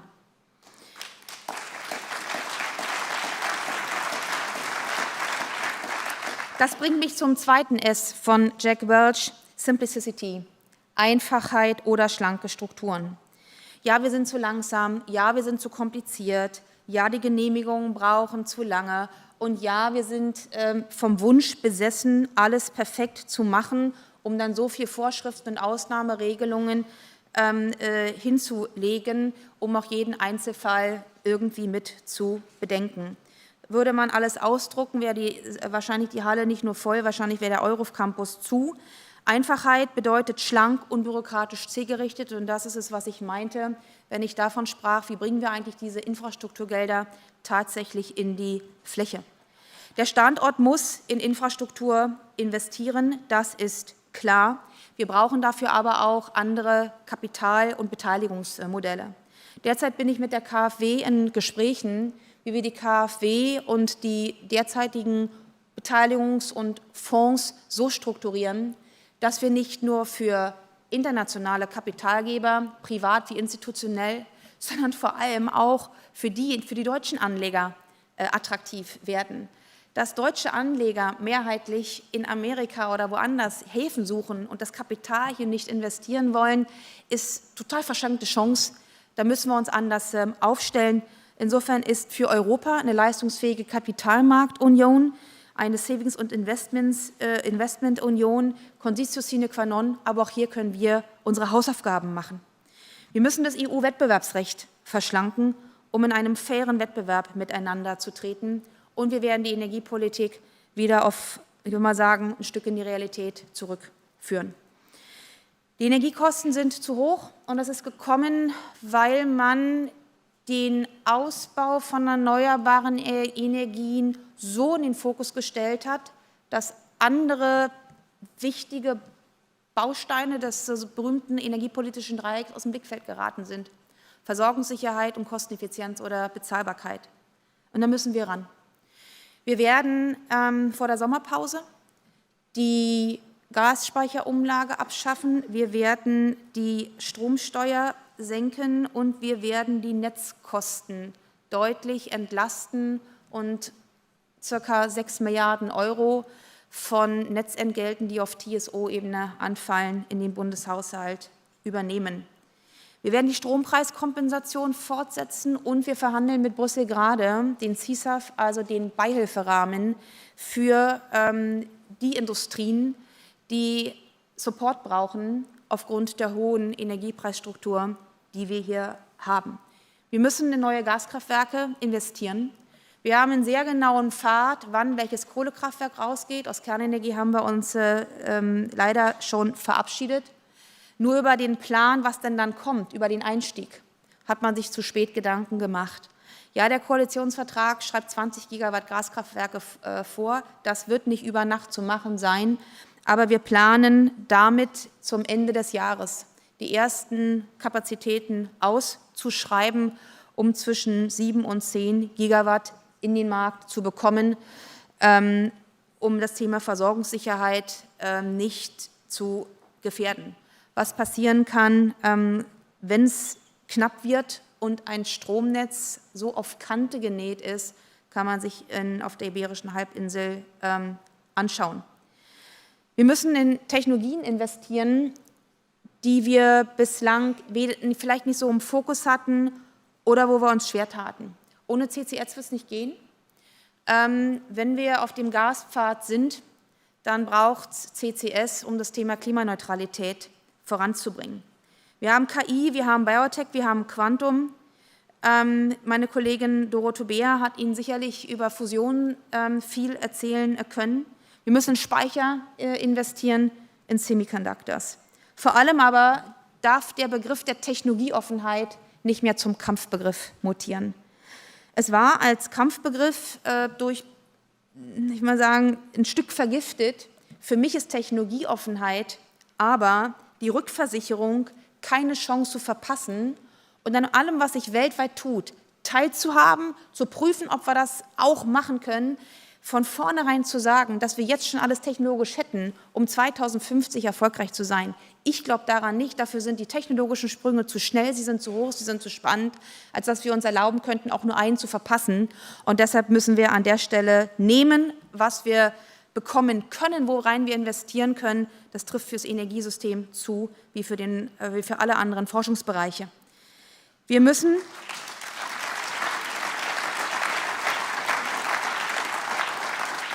Zum Thema Bürokratieaufbau habe ich schon einiges gesagt. Das kann ich nur anreißen. Das Once-Only-Prinzip, was unsere baltischen Nachbarn schon längst implementiert haben, soll in einem deutschen neuen Unternehmensbasisdatenregister endlich auch wahr werden. Also wenn man einmal seine Daten hinterlegt hat, dann nicht noch ein zweites Mal, drittes, viertes, fünftes Mal befragt zu werden. Und aus dem Prinzip One in, One out muss One in and Two out werden. Ein Wort zu Europa. Wenn die Europäische Kommission nicht mitzieht, dann wird es schwierig. Ich nehme erst mal positiv wahr, dass die Kommission die Wettbewerbsschwäche in Europa als Problem identifiziert hat und bereit ist, Dinge zu ändern. Immerhin hat sie schon mal das Wording verändert, vom Clean Deal zum Clean Industrial Deal. Derzeit sucht die Kommission, wie viel Delegated Acts es eigentlich gibt. Man ist bei mittlerweile über 1000. 1000 Delegated Acts hat die Kommission entdeckt und es werden täglich mehr. Die Abschaffung derselben heißen praktischerweise Omnibus. Ich fürchte nur, ein Omnibus wird nicht reichen. Am Ende brauchen wir das Ausmaß eines australischen Eisenerzzuges. Holger, du weißt, wovon ich spreche. Der längste ist übrigens von BHP, 7,3 Kilometer, 682 Waggons. Das reicht für 2/3 der Delegated Acts. Wir müssen auf Geschwindigkeit achten. Und Geschwindigkeit, da wäre für mich dann, wenn man schon im Omnibus und im Mobilbereich bleibt, dann der Shinkansen.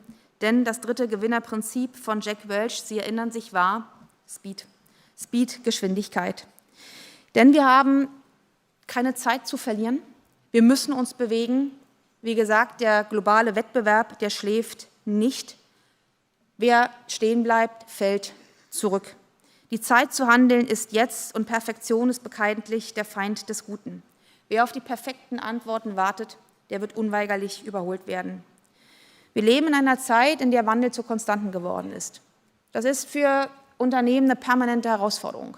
Das ist für Führungskräfte in Unternehmen eine permanente Herausforderung, weil der Wunsch danach, dass es irgendwie langsamer werden möge, ein menschlich verständlicher ist, aber der kommt nicht zurück. Und dass das für Unternehmen an Geschwindigkeit geht, muss auch für die Politik gelten.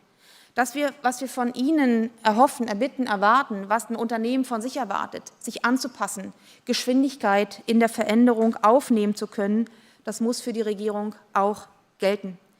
Die ersten Maßnahmen konnten wir bereits in Kraft setzen, die nächsten werden kommen, aber wir haben eine lange, lange Wegstrecke noch vor uns. Und gleichwohl bin ich optimistisch. Ich bin optimistisch, dass Schlusslicht, Scheuklappe und Stillstand gestern war und dass Speed, Simplicity und Self-Confidence heute und morgen ist. Eine neue Geschwindigkeit, auf die wir uns einstellen müssen, in einer Welt, die sich immer schneller dreht, technologisch, innovativ, auch mit globalen Playern, dass wir neue Ideen ausprobieren und wir neue Antworten in neuen Zeiten finden. Führung hat viel mit Stärke zu tun und Stärke kommt von Anstrengung, von Training. Ich bin selbst passionierte Bergsteigerin. Da kommen sie nur hoch, wenn sie Ausdauer haben, wenn sie im Training bleiben und wenn sie immer wieder Muskeln trainieren. Und dieses sozusagen Muskeltraining innerhalb des Staatsapparates ist notwendig, um uns fit zu machen. Anstrengung, Fokus und Siegeswillen, das kann man nicht nur ihnen überlassen, das dürfen sie auch von uns einfordern. Und es braucht die Bereitschaft, global Verantwortung zu übernehmen. Ich sehe überall in Europa und der Welt ein großes Aufatmen, dass sich Deutschland zurückmeldet, dass sich die Regierung zurückmeldet. Das hat Friedrich Merz nicht nur gestern bei Ihnen deutlich gemacht, das macht er in Europa, das macht er bei seinen Besuchen auf den Gipfeln, das hat er in Amerika deutlich gemacht. Es braucht Bereitschaft, global Verantwortung zu übernehmen. Und wer Verantwortung übernimmt, muss dann auch führen und er muss liefern. Unsere Partner wünschen sich das, unsere Verbündeten erwarten das und die Bürgerinnen und Bürger verlangen das. Wir sind dafür bereit. Wenn Sie es auch sind, dann beginnt die Zeit gleich jetzt.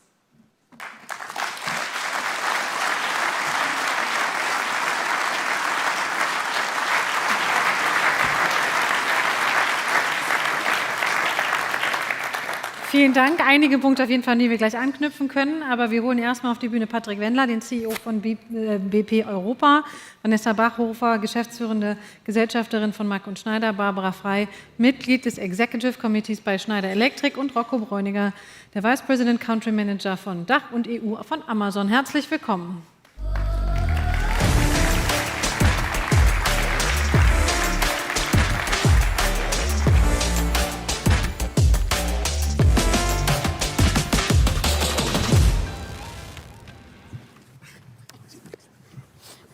Das war viel auch Spannendes auf jeden Fall dabei. Ich sage das nur, weil wir ein kleines bisschen überzogen haben.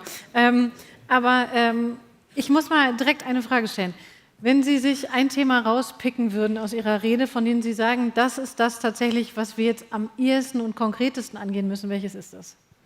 Ich glaube zunächst, das Thema Handel und Handelsstreitigkeiten und Zölle zu regeln. Das schafft so viel Unsicherheit.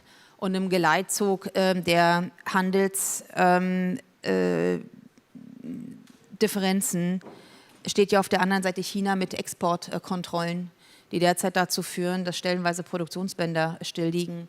Das wiederum ist aber ein Thema, was auch die amerikanische Wirtschaft schwer trifft.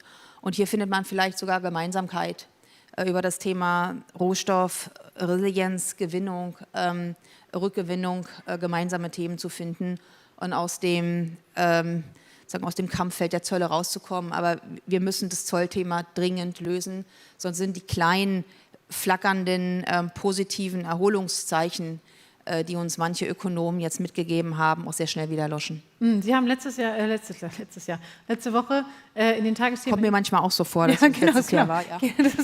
Genau. In den Tagesthemen war es, glaube ich, ein Interview gegeben und gesagt, dass es, weil Sie in den USA waren und gesagt, das sieht eigentlich ganz gut aus mit einem Zollabkommen, was die nicht-tarifären Handelshemmnisse angeht. Das Wall Street Journal hat am Tag darauf berichtet, es gibt tatsächlich schon ein Papier. Wie weit ist man? Jetzt kann ich den ganz internen Stand hier unmöglich berichten, weil wir A, niemanden bruskieren und B, das ein Stück auch Moving Target ist. Was ich aber deutlich gemacht habe und was ich von allen Gesprächspartnern auf dem Hill, in der Administration, von amerikanischen Unternehmen oder auch politischem Umfeld mitgenommen habe, die negativen Implikationen auf die amerikanische Wirtschaft sind ja ebenso spürbar. Und die Frage ist jetzt, geht man durch jedes einzelne Dossier bis zum letzten Zoll oder etwas bildlich bis zur letzten Schraube oder schafft man schnell Sicherheit durch ein Rahmenabkommen, was große Punkte adressiert, den Druck wegnimmt. Das muss dann allerdings auch erfolgen, weil die Briten gerade lernen, das ein Papier zu haben und Maßnahmen umgesetzt zu bekommen, auch nochmal zwei verschiedene Sachverhalte sind. Aber an einem, wenn wir sagen, Two-Pager zu arbeiten, ist derzeit unser Ziel. Branchen sind ja hinlänglich nicht nur bekannt sondern sind unter ganz besonderem Druck. Die Stahlindustrie mit den Zöllen, die Automobilindustrie, die dringend Klarheit braucht, die vielen Automobilzulieferern, bei den Automobilzulieferern in diesem Geleitzug auch noch USMCA, wo wir ebenfalls einen Blick drauf haben müssen. Wie gesagt, ich bin noch optimistisch, weil es auch nichts bringt, die Amerikaner öffentlich zu beschimpfen. Wir wollen zusammenarbeiten. Wir haben zusammen dieselben Herausforderungen. Wir haben auch dieselben Wettbewerber, die mit unfairen Zöllen, mit Dumping versuchen, Weltmärkte zu beeinflussen. Und darauf sollten wir uns konzentrieren, auf diese Gegner. Wir kommen gleich noch zu ein paar anderen Themen natürlich, die Sie auch angesprochen haben, die natürlich auch im Haushalt angesprochen worden sind, teilweise angelöst worden sind, sage ich jetzt schon mal so. Frau Bachhofer, würden Sie sagen, dass Sie auch das Gefühl haben, die wichtigsten Themen sind zurzeit adressiert?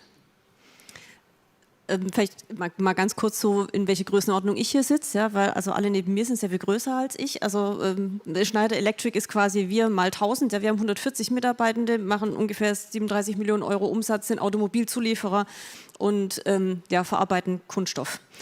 Und deswegen ein Repräsentant der deutschen Wirtschaft, muss man sagen. Ja. Genau. Also das nur mal zur Einordnung.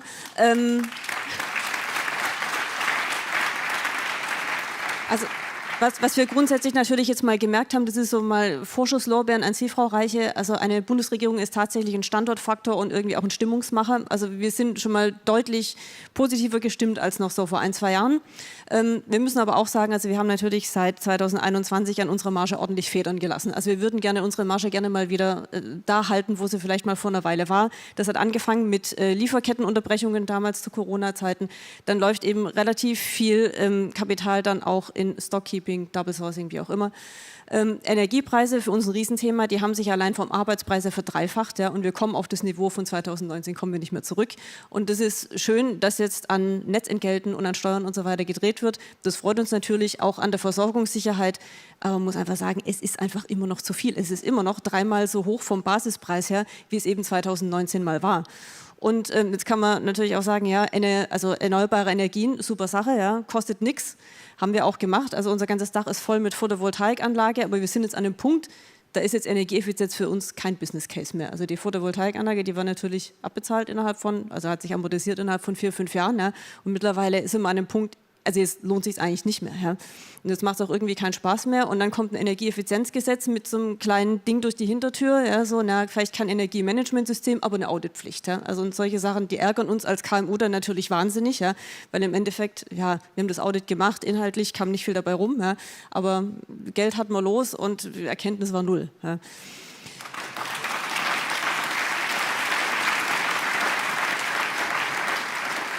Also insofern, genau, Energiepreise ist ein großes Thema für uns. Was wir auch merken, wir haben Druck auf die Entgeltstruktur bei uns und das hängt maßgeblich an den Lebenshaltungskosten. Also Wohnbau, Miete, sonst was, da muss ich auf jeden Fall was tun. Das merken wir. Das ist nicht so, dass unsere Leute irgendwie undankbar sind, sondern die merken einfach, es bleibt weniger netto vom Brutto hängen, allein weil sie so viel Geld in das ganze Thema Wohnen stecken müssen, sich vielleicht auch ein Eigenheim gar nicht mehr leisten können. Also das merken wir verstärkt und wir können einfach nicht mehr dann irgendwie mitgehen. Ja. Also wir haben die Kapitaldecke nicht, dass wir dann sagen können, ja, wir können jeder Entgeltforderung hinterher springen. Ja. Von daher, das ist nochmal eine Bitte an Sie. Also das Thema habe ich jetzt nicht gehört in Ihrem Vortrag, aber wäre wichtig für uns. Ist auch das tatsächlich, was Christian Sewing gestern gesagt hat, ne, dass wir unabhängig davon natürlich, dass die Industrie jetzt langsam einen Hochlauf, sage ich mal, plant, dass natürlich die privaten Konsumausgaben relativ niedrig sind, zurzeit die Sparquote relativ hoch. Frau Reiche, möchten Sie direkt darauf antworten? Ja, also zur Energie könnte ich natürlich einen abendfüllenden oder tagesfüllenden Vortrag halten. Also von mir werden Sie den Satz nicht hören, der ist ja so bekloppt wie simpel, dass die Sonne keine Rechnung schickt. Sowas kann man sich wirklich nur ausdenken, wenn man von Energie nichts versteht. Der Zubau von erneuerbaren Energien hat zu massiven Netzausbau geführt. Die Netzbetreiber haben das gebaut, was die Regierung bestellt hat. Und das fröhlich. So, und das äußert sich in Netzentgelten, die auf ein völlig unrealistisches, auch auf völlig überzogenes erneuerbaren Ziel ausgesteuert ist. Setzt man nur auf erneuerbare Energien und nicht auf Backup, baue ich 2 parallele, super teure Systeme. Ich habe dem Markt Liquidität entzogen, weil ich Energie sozusagen Supply, weil der Short ist. Was wir momentan schwer kompensieren können, ist, dass perspektivisch Gas teurer bleiben wird, weil wir auf LNG setzen in der Mangelung von viel Pipeline-Gas. Zumindest jetzt meine Erwartung, nicht da übermorgen da zurückzukommen. Norwegen wird perspektivisch weniger importieren und part of the deal mit Amerika wird sicherlich auch LNG sein. Wir müssen überhaupt LNG diversifizieren. Sind die Kosten höher?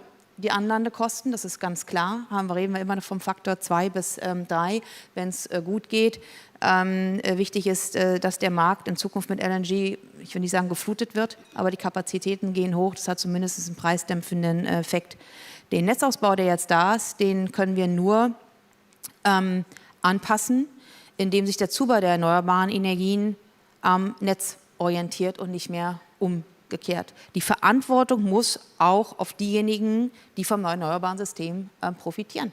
Wo wir über Baukostenzuschüsse sprechen, das wird den Business Case nochmal nach unten bringen.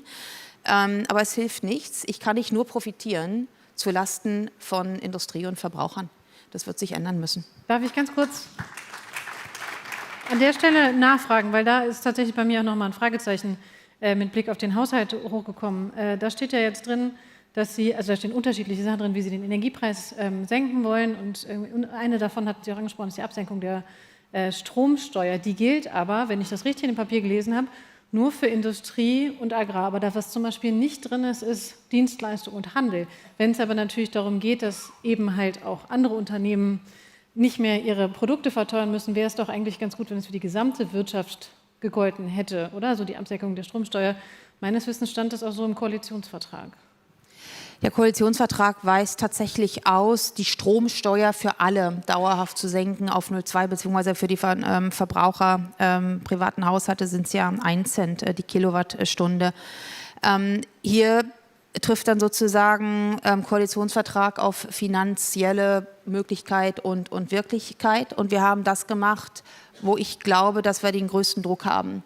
Wenn der Standort Deutschland und die Produktionskosten in den Griff zu kriegen sein müssen und wir uns darauf konzentrieren sollen und zu Recht, dass wir das tun, die Wettbewerbsfähigkeit des Standorts zu sichern, wieder zu verbessern, müssen die Maßnahmen auch ein Stück sich fokussieren. Und deshalb haben wir die Industrie plus Agrar im Fokus.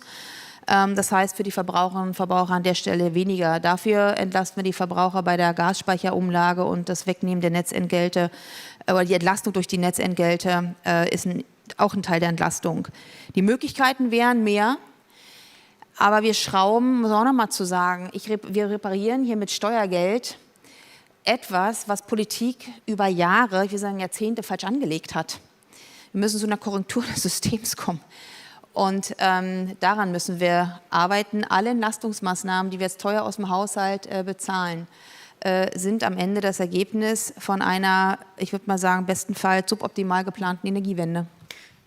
Da haben wir, glaube ich, in den vergangenen Jahren auch schon viel drüber gesprochen, haben in Ihrer alten Rolle auch schon ein paar Mal viel drüber gesprochen. Herr Wendeler, Sie wollten noch was dazu sagen. Nein, also erstmal kann ich das alles nur großartig begrüßen und richtig finden, dass wir die Stromkosten uns angucken und end-to-end denken und nicht nur die Steuern senken, auch ganzheitlich angucken und die Effizienz anfangen, end-to-end zu gucken. Was mir als Energievertreter hier in der Runde, glaube ich, wichtig ist, dass wir nicht nur über Strom, sondern auch über Moleküle sprechen. Sie haben angefangen, das zu tun. 80% aller Endverbraucherenergien sind heute Moleküle und selbst nach einer Stromwende werden wir Moleküle brauchen. Und insofern müssen wir auch da an die Rahmenbedingungen denken, die es braucht, um investieren zu können. Ich nehme das Beispiel nicht nur Wasserstoff, auch Bioenergie. Wir glauben, dass wir noch sehr viel mehr Potenziale haben, diese Technologie auszunutzen, mit mehr Flexibilität beispielsweise, was die Feedstocks, also die Inputs angeht. Wir brauchen diese Technologien nicht zuletzt auch für die Grundstoffindustrie, chemische Industrie haben Sie angesprochen. Raffinerien waren vorhin hier ein großes Thema. Die müssen transformiert werden, das braucht viel Investitionen und dafür brauchen wir Business Cases, die das erkennen lassen. Und da wäre es mir wichtig, dass wir nicht nur Strom, sondern auch Moleküle denken und dann den dritten Teil, was die Infrastruktur angeht, CO2, Sie haben es angesprochen, CCS und das sektorenübergreifend, das hat viel Potenzial, ist aber auch komplex und schwierig. Aber ist es nicht da, dass Sie da auch zuletzt bei diesem ArcelorMittal-Fall, der ja auch durch die Medien ging, so ein kleines bisschen einen Schmerz fühlen tatsächlich, weil es ist halt, also das ist ja das Beispiel, die haben stark auf Wasserstoff gesetzt und machen es jetzt nicht mehr. Ja, ich glaube, dass Wasserstoff in allen Farben, vor allem blau auch und dann grün, eine Rolle spielen wird, auch bei dieser Integration der Sektoren. Ich nehme ein Beispiel.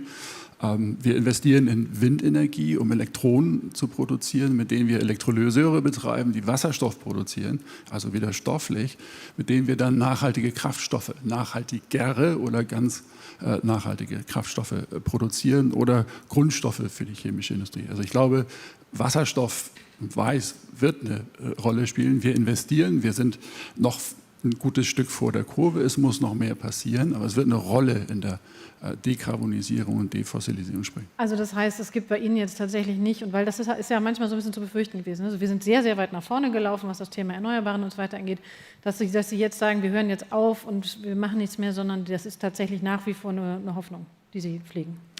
Auf jeden Fall. Also, aber Sie haben recht, wir sind sehr weit gelaufen und wir haben festzustellen, dass wir teilweise zu weit gelaufen sind und Rahmenbedingungen sich verändert haben, Regulatorik nicht so gekommen ist, wie wir das erwartet haben. Und insofern gibt es die Notwendigkeit, im Übergang von einem auf das andere Energiesystem auch immer wieder Kurs zu korrigieren. Und das soll nicht bedeuten, schwarz-weiß, rein oder raus, sondern das ist normal. Dazu sind wir aufgefordert als wirtschaftlich agierendes Unternehmen, was eine Verantwortung auch für Investoren hat und Renditeerwirtschaftung.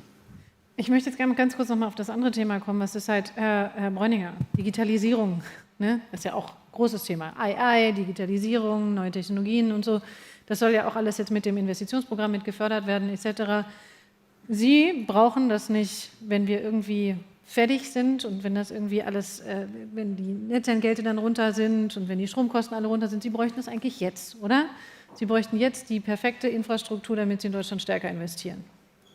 Ja, also, Sie brauchen Ihr Mikrofon. sorry. Ja, also erstmal, man muss sagen, wir sind jetzt seit 25, 26 Jahren in Deutschland und wir sind sehr happy und wir investieren sehr stark. Seit 2010 haben wir 77 Milliarden investiert. Wir werden in den nächsten 2 Jahren weitere 10 Milliarden investiert in Rechenzentren, in Infrastruktur, in Logistik. Unter anderem heute erst wieder bekannt gegeben, eine Bestellung über 5000 Mercedes-Benz E-Vans, die in Deutschland gefertigt werden. Gut fürs Klima, gut für die Kunden, schnelle, nachhaltige Lieferung. Gut für Mercedes. Und gut für Mercedes. Aber wir investieren natürlich auch in unsere kleine und mittelständische Unternehmen. Wir haben 47.500 kleine und mittelständische Unternehmen, die über Amazon verkaufen. Und genau da ist es wichtig, die Infrastruktur und die entsprechenden Erleichterungen hinzusetzen. Weil was wir von denen immer hören, von denen ihren Tech-Teams sind 40% damit beschäftigt, Compliance voranzutreiben und dass sie compliant sind. Bei denen wachsen die Compliant-Teams schneller als die Innovationsteams. Da wirklich Innovation voranzutreiben, da muss eine Änderung herkommen. Und wir haben ja schon gestern und heute auch viel über Bürokratieabbau und Vereinfachung und Frau Reiche, Sie haben es ja auch gesagt, die Reformierung des EU-Wettbewerbsrechts und der Wettbewerbsgestaltung, die muss sein. Wichtig dabei ist natürlich auf EU-Ebene, aber für uns natürlich auch auf Deutschland-Ebene, dass wir dann auch aufhören mit diesem Goldplating. Immer wieder von Deutschland noch was raussetzen. Wir haben ein ganz aktuelles Beispiel mit der Batterieregelung. Also warum muss Deutschland da noch einen raufsetzen? Warum können wir nicht einfach, es gibt eine EU-Regelung, die anzunehmen und dann praktisch... also Sie sagen, one in, two out ist noch lange nicht da, sondern es ist one in... Hier reden wir noch nicht mehr von Abbau von Bürokratie, hier reden wir von zusätzlichem Aufbau von Bürokratie. Und da muss wirklich noch viel passieren. Die ersten tatsächlich positiven Signale mit dem deutschen Lieferkettengesetz sind ja da, aber es gibt eben auch noch die andere Seite. Frau Reiche, da muss ich Sie mal fragen. Das war ja ein großes Thema, dass Sie aus der Industrie kommen. Sie sind natürlich ursprünglich Politikerin gewesen, waren dann in der Industrie, jetzt sind Sie wieder zurück. Ich war erst mal ursprünglich Wissenschaftlerin, aber... Das, glaube ich, verliert man nie. Genau. Also, jetzt wird aber viel darüber gesprochen, dass wenn man... das heißt, okay, man kommt mit der Erfahrung aus der Industrie und man hat ein Verständnis dafür, wo die Probleme sind, hat selber mit diesen Regularien zu kämpfen gehabt. Jetzt haben Sie aber mit denen zu tun, die die Regularien aufgesetzt haben. Haben Sie denn das Gefühl, man dringt da relativ schnell durch, auch in so einem Ministerium? Schnell sicherlich nicht und es braucht doch nicht ein Ministerium, es braucht erst mal den Willen. Und es wird das Haus fordern. Das ist so. Das ist, glaube ich, mit jeder großen Organisation so, die man übernimmt. Ist man irgendwo neu in einem Unternehmen und hat eigene Ideen. Wie heißt es so schön, bis du den Laden gedreht hast? Das dauert. Ich hoffe, wir arbeiten dran, dass jedem klar ist, dass wir innerhalb von diesen 4 Jahren einen substanziellen Fortschritt machen. Ich glaube, niemand erwartet, dass über Nacht alle Bürokratie verschwindet. Eine kluge Regulierung oder kluge Regeln setzen ja auch kluge Leitplanken. Man darf es nur nicht überziehen. Oder eine Regulierung erfinden, aufsetzen, die ein sich entwickelndes Feld von Data Science bis hin zu Wasserstoff mit so viel Komplexität erstickt, dass ein Business Case vollkommen unmöglich ist. Also hätten wir erneuerbare Energien von Anfang an so reguliert, nicht ein Windrad wäre gebaut worden. Das würde manche freuen, aber man hat einen Rahmen und hat dann verschmälert. Ich glaube, das muss sich tatsächlich ändern. Wir müssen auch lernen, dass es eine Güterabwägung gibt. Die Güterabwägung war in den letzten Jahren, ich fand sie einseitig. Jedem hier ist klar, dass Klimaschutz wichtig ist. Kein Unternehmen kann es sich leisten, hinsichtlich Kapitalgebern, Mitarbeitern, Produkt und Absatz, Ziele zu ignorieren, respektive zu sagen, das ist für mich kein Thema, ich kümmere mich nicht. Aber wenn Klimaschutz so organisiert ist, dass damit kein Geld zu verdienen ist und dann von den Unternehmen, die transformiert werden müssen, zu erwarten, dass sie mit sinkendem Kapital und Feedstock die Transformation stemmen können, dann geht das in die falsche Richtung. Und das muss man verstehen. Politik hat, glaube ich, auch einen Fehler gemacht, dass Transformation als linearer Prozess verstanden wird. Also wir haben Ziel 1990, dann haben wir 2050, dann geht es so gerade hoch und da kommen wir irgendwie an. Jeder weiß, dass das in einem Unternehmen niemals der Fall ist. Du kommst da vorne, du hast Rückschritte. Jeder, auch in dem Ministerium, weil die haben die Regeln ja gemacht. Die Regeln wurden nicht nur von einem Ministerium gemacht, aber kaskadierend von Klimaschutzzielen, die dann die Europäische Union jeweils übersetzt hat in nationale Ziele und Sektorziele. Da müssen wir zurück, wir müssen flexibler werden. Wir haben sehr starre Ziele in Bezug auf 30, 35. Wir haben uns selbst das Ziel gesetzt 2045. Paris sagt 2050. Ja, die Bundesregierung, frühere, haben Ziele, ich weiß nicht, ob man das sich vorher tatsächlich immer durchgerechnet hat, nach vorn verschoben und das Ambitionsniveau noch einmal nach oben geschraubt. Und ich glaube, eine Harmonisierung mit internationalen Zielen täte gut, ist aber im Koalitionsvertrag für alle, die jetzt hier dabei sind und mitschreiben, nicht festgelegt. Und trotzdem, glaube ich, müssen wir schauen, was ist in welchen Zeiträumen machbar, zu welchem Preis. Frau Frey, Sie haben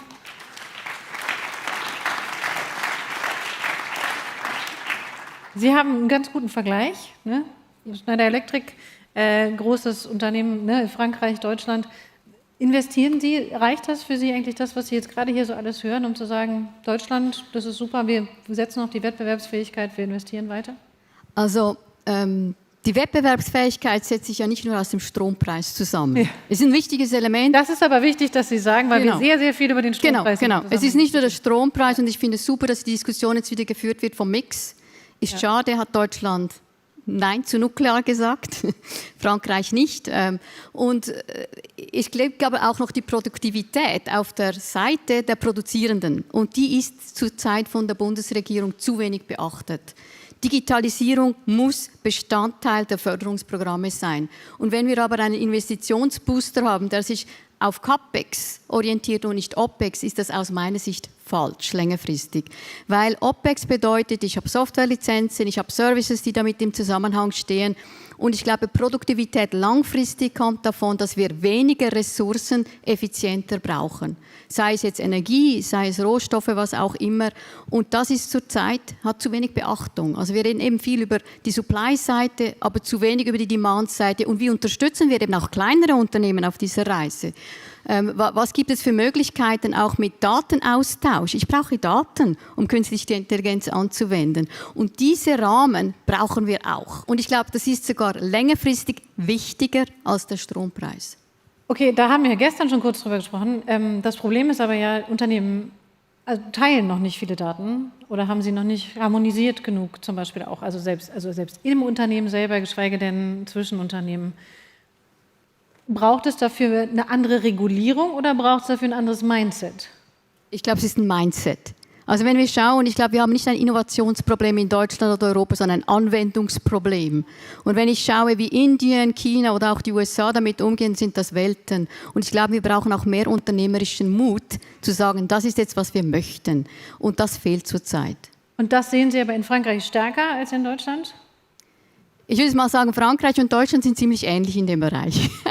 Es gibt ein paar mutige Unternehmen, die finden wir auf beiden Seiten, aber es ist die Ausnahme und nicht die Regel. Während ich in China oder auch in den USA das eher die Regel ist. Ich wollte gerade sagen, das ist halt, wenn das die beiden, zwei der größten Länder Europas ähnlich haben, ist das kein gutes Zeichen für Europa. Das stimmt absolut. Wollten Sie gerade was dazu sagen? Ich hatte das Gefühl, Sie wollten was dazu sagen. Also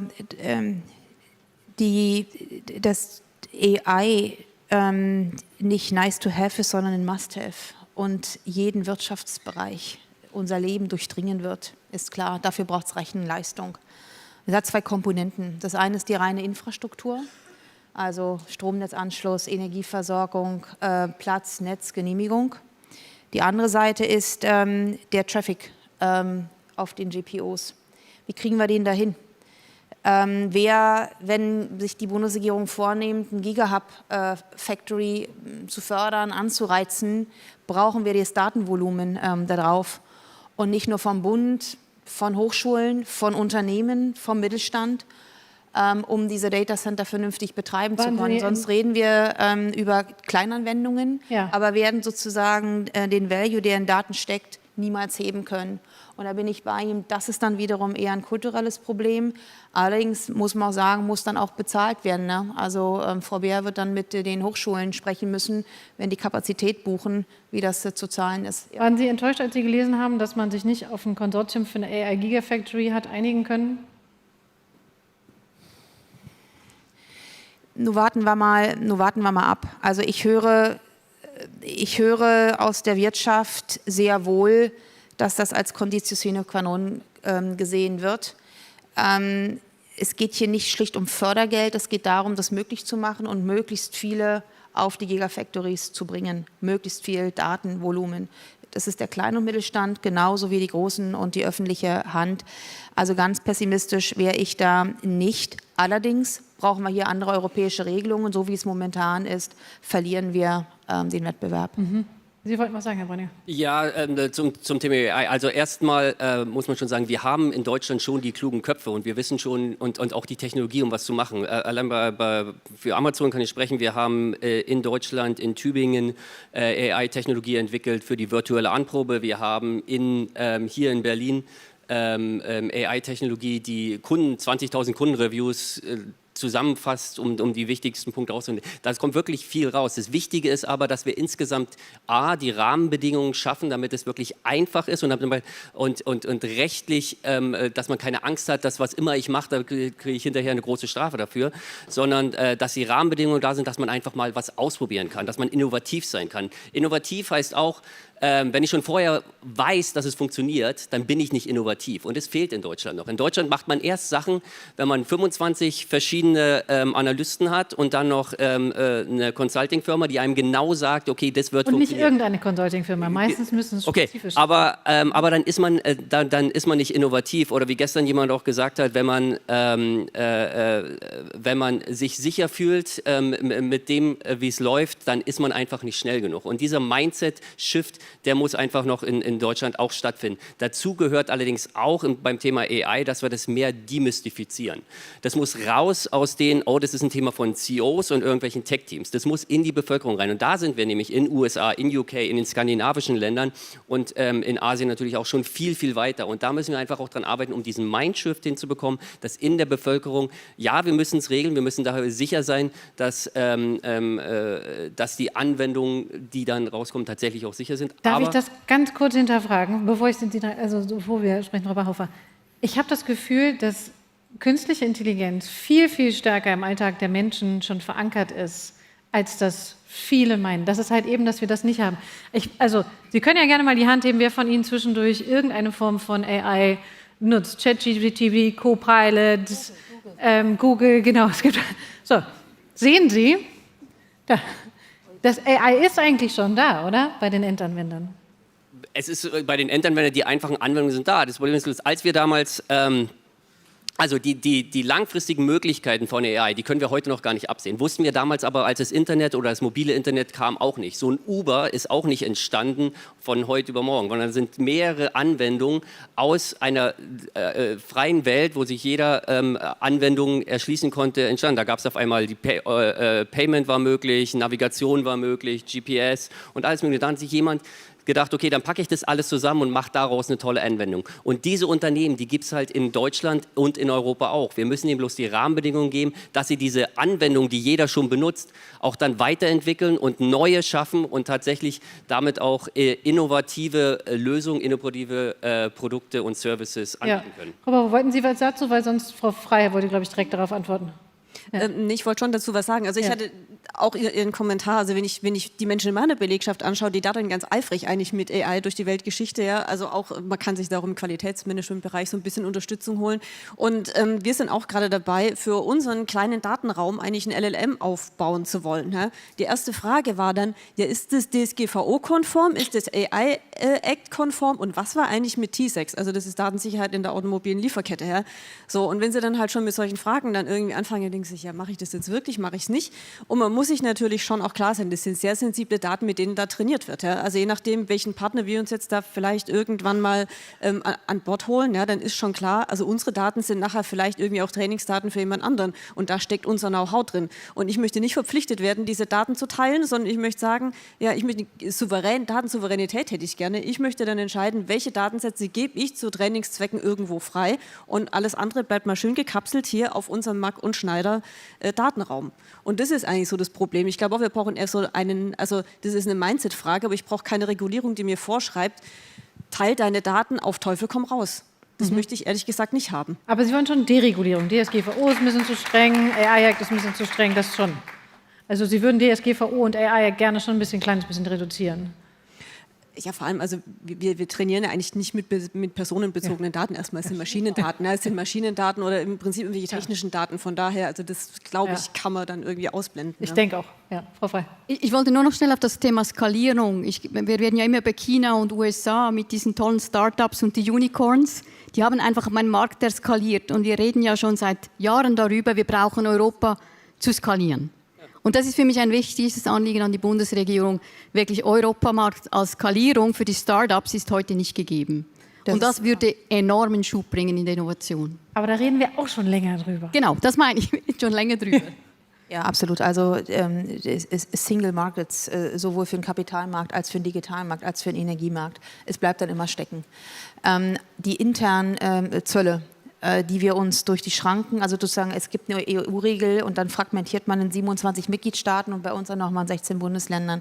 Die internen Zölle für Güter liegen bei 44% innerhalb der Europäischen Union und bei fast 100% für Digital and Services.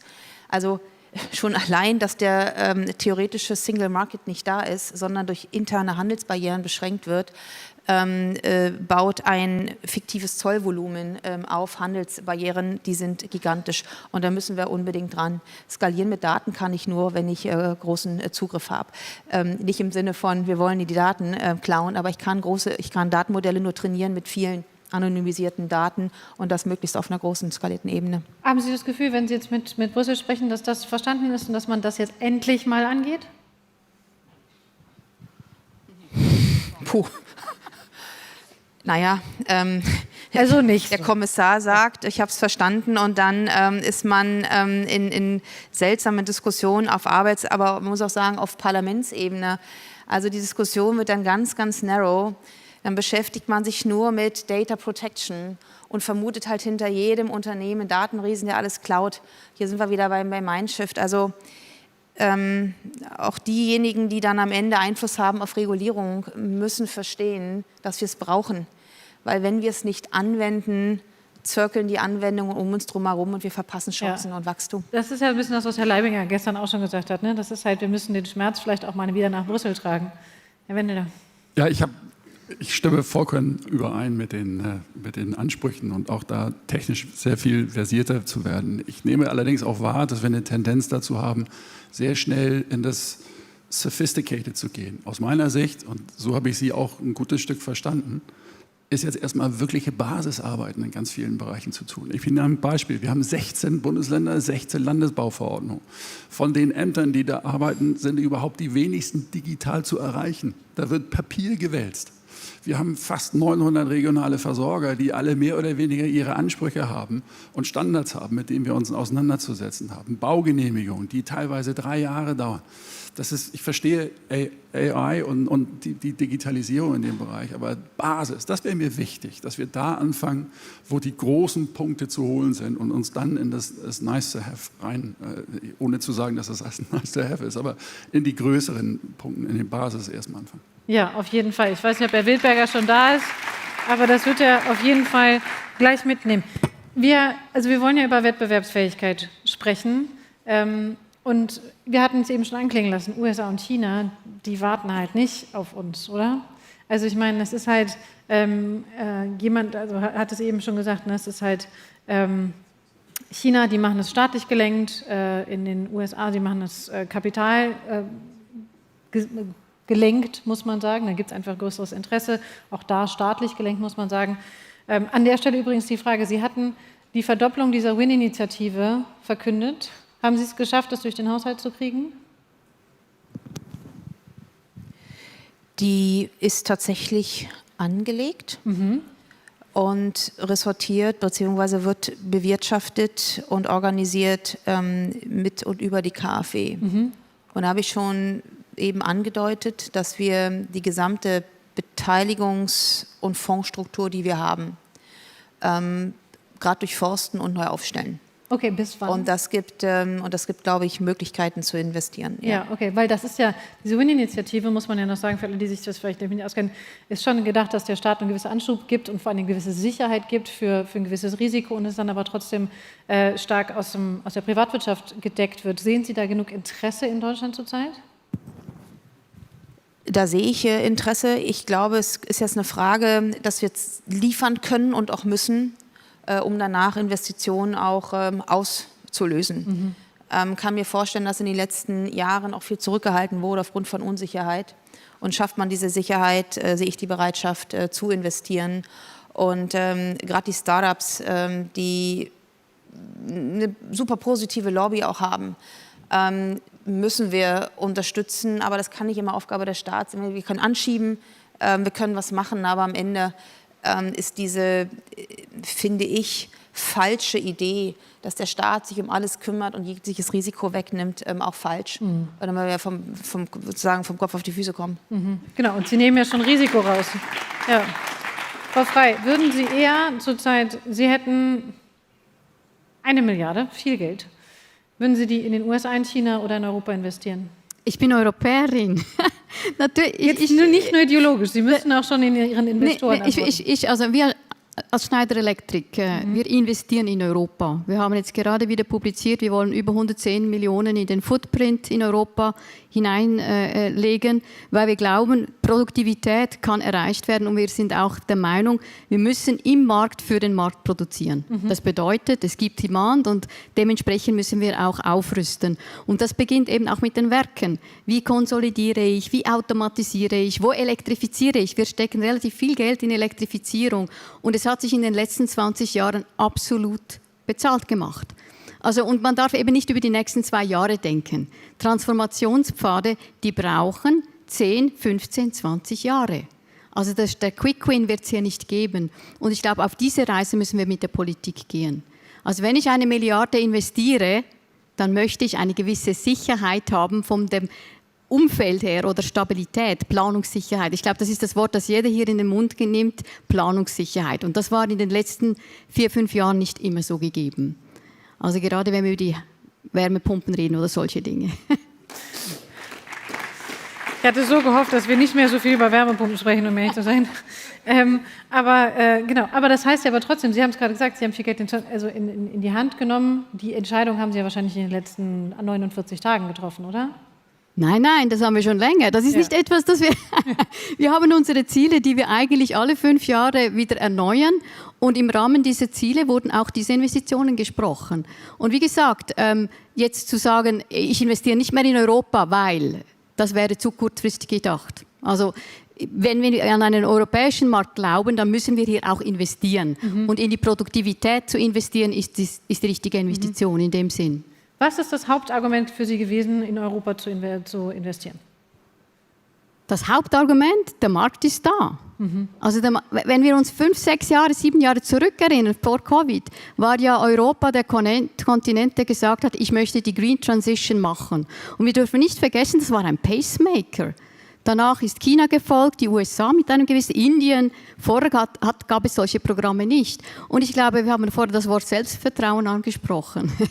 Wenn wir anschauen, im Softwarebereich, europäische Unternehmen sind weltführend im Bereich industrielle Software. Da sind wir auch noch entscheidend in China in gewissen Produktionen. Wir sind dort nicht verdrängt worden von lokalen Mitbewerbern. Also ich glaube, wir haben was zu sagen weltweit, aber manchmal habe ich das Gefühl, wir haben in Europa fast weniger zu sagen als außerhalb von Europa. Und ich glaube, das ist etwas, das wir ändern müssen. Und wie gesagt, die Förderung kann sich nicht nur immer auf die Supply-Seite oder auf die Symptome beziehen, sondern ganz klar auch auf die Digitalisierung, Produktivität, wie nutze ich Ressourcen besser. Und das ist zurzeit noch nicht gegeben in Europa. Genau, aber das heißt also, eigentlich sind die Standortfaktoren, hatten wir schon darüber gesprochen, in Deutschland gar nicht so schlecht. Frau Bachhofer, würden Sie jetzt noch weiter investieren? Für Sie ist Investition noch eine größere Sache als für ein großes Unternehmen wie Schneider Electric. Also Investition muss ja irgendwie auch, man braucht natürlich Geld zum Investieren. Ja? Von daher deswegen auch der Appell an die Marge vorhin, also es würde gut tun an der Stelle, ja? das mal vorneweg. Und dann ist es natürlich auch so, das Thema Finanzierung, wir sind jetzt natürlich als KMU so im Bereich, ich sag mal Sparkasse, Landesbank, Genossenschaftsbanken unterwegs, ja? Und auch die kommen plötzlich mit irgendwelchen Nachhaltigkeitsfragebögen, sonst irgendwas, erzählen mir was von Risikoaktiva und so weiter. Ja? Also das ist dann mein Appell vielleicht auch nochmal an der Stelle, regulieren Sie diese Banken nicht tot, ja? Also gerade diese Sparkassen, Genossenschaftsbanken, Landesbanken und so weiter. Das würde an der Stelle gut tun. Und was wir natürlich auch immer brauchen, investieren ist das eine, aber irgendeiner muss ja diese Investition dann auch nachhalten. Also ich brauche Leute, ich brauche Zeit. Das heißt, weniger Bürokratie, habe ich mehr Zeit vielleicht, um mich mit meinen Investitionen zu beschäftigen.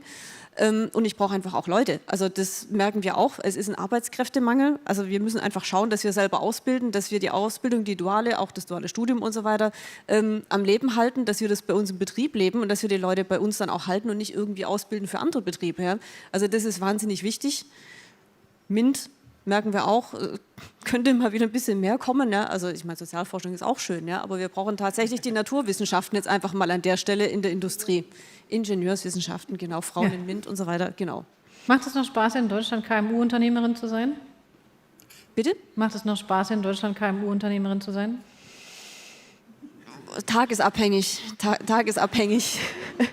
sagen wir es mal so. Also ich beschäftige mich ja so hobbymäßig viel mit Industriepolitik und Wirtschaftspolitik und da gibt es schon manchmal Phasen, wo du dir denkst, oh mein Gott, ja, also muss das jetzt sein. Ja? Also gerade wenn man Richtung Europa schaut, da wäre es mir auch sehr recht, wir würden einfach mal Europa mehr wieder strategisch behandeln in der Bundespolitik.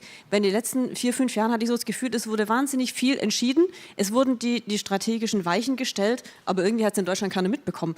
Also ich habe mich auch teilweise mit Fachreferaten unterhalten, da war ich wirklich, also ich war entsetzt, wie wenig Wissen da vorhanden war, was eigentlich gerade so in der Pipeline steckt, an welchen Stellen man vielleicht irgendwie noch eingreifen könnte.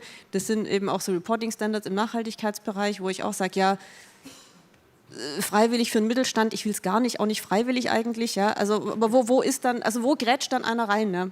Ja. So, also an den Tagen ist dann die Stimmung manchmal gedrückt. Kann man, glaube ich, nachvollziehen.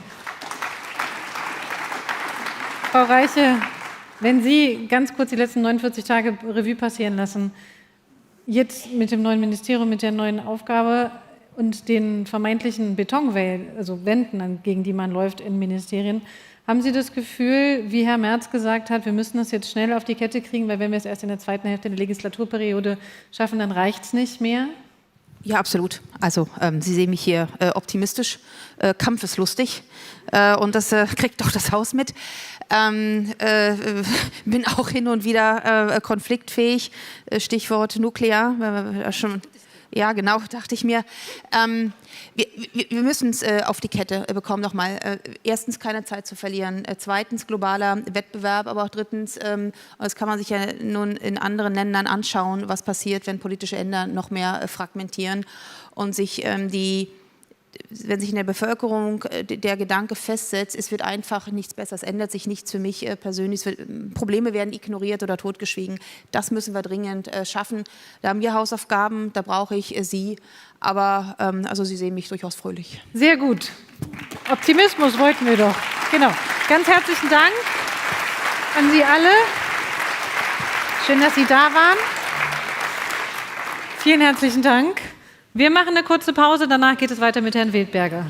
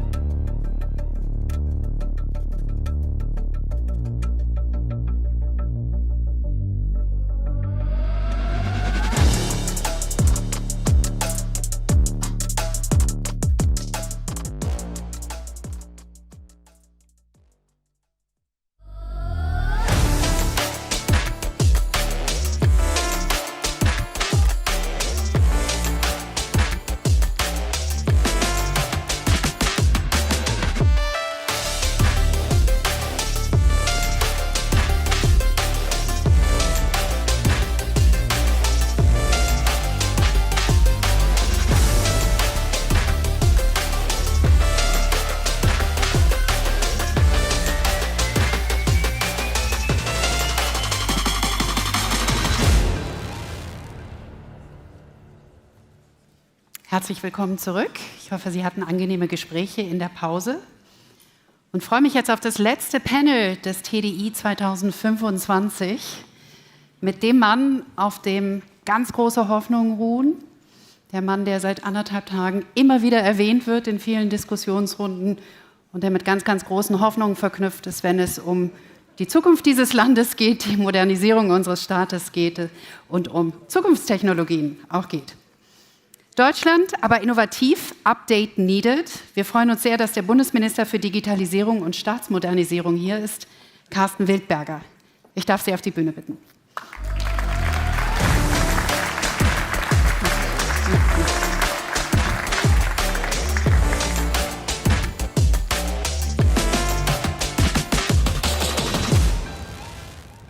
Ja, sehr geehrter Herr Präsident Leibinger, sehr geehrte Damen und Herren, vielen Dank für die Einladung. Ich freue mich sehr, heute bei Ihnen zu sein. Und vor ein paar Monaten hatte ich eher noch geplant, als Vertreter der Wirtschaft bei Ihnen im Publikum zu sitzen. Und ja, jetzt stehe ich in ganz anderer Funktion hier an diesem Pult. So schnell kann es gehen. Und als ich noch Vertreter und im Unternehmen gearbeitet habe, da habe ich immer gesagt, liebe Politik, bitte kümmert euch um die Rahmenbedingungen. Alles andere, das können wir schon selber. Und vertraut doch mal wieder mehr den Menschen und den Unternehmen. Und jetzt bin ich Vertreter in der Politik der Bundesregierung und ich sage Ihnen, diese Überzeugung, die hat sich nicht geändert. Und auch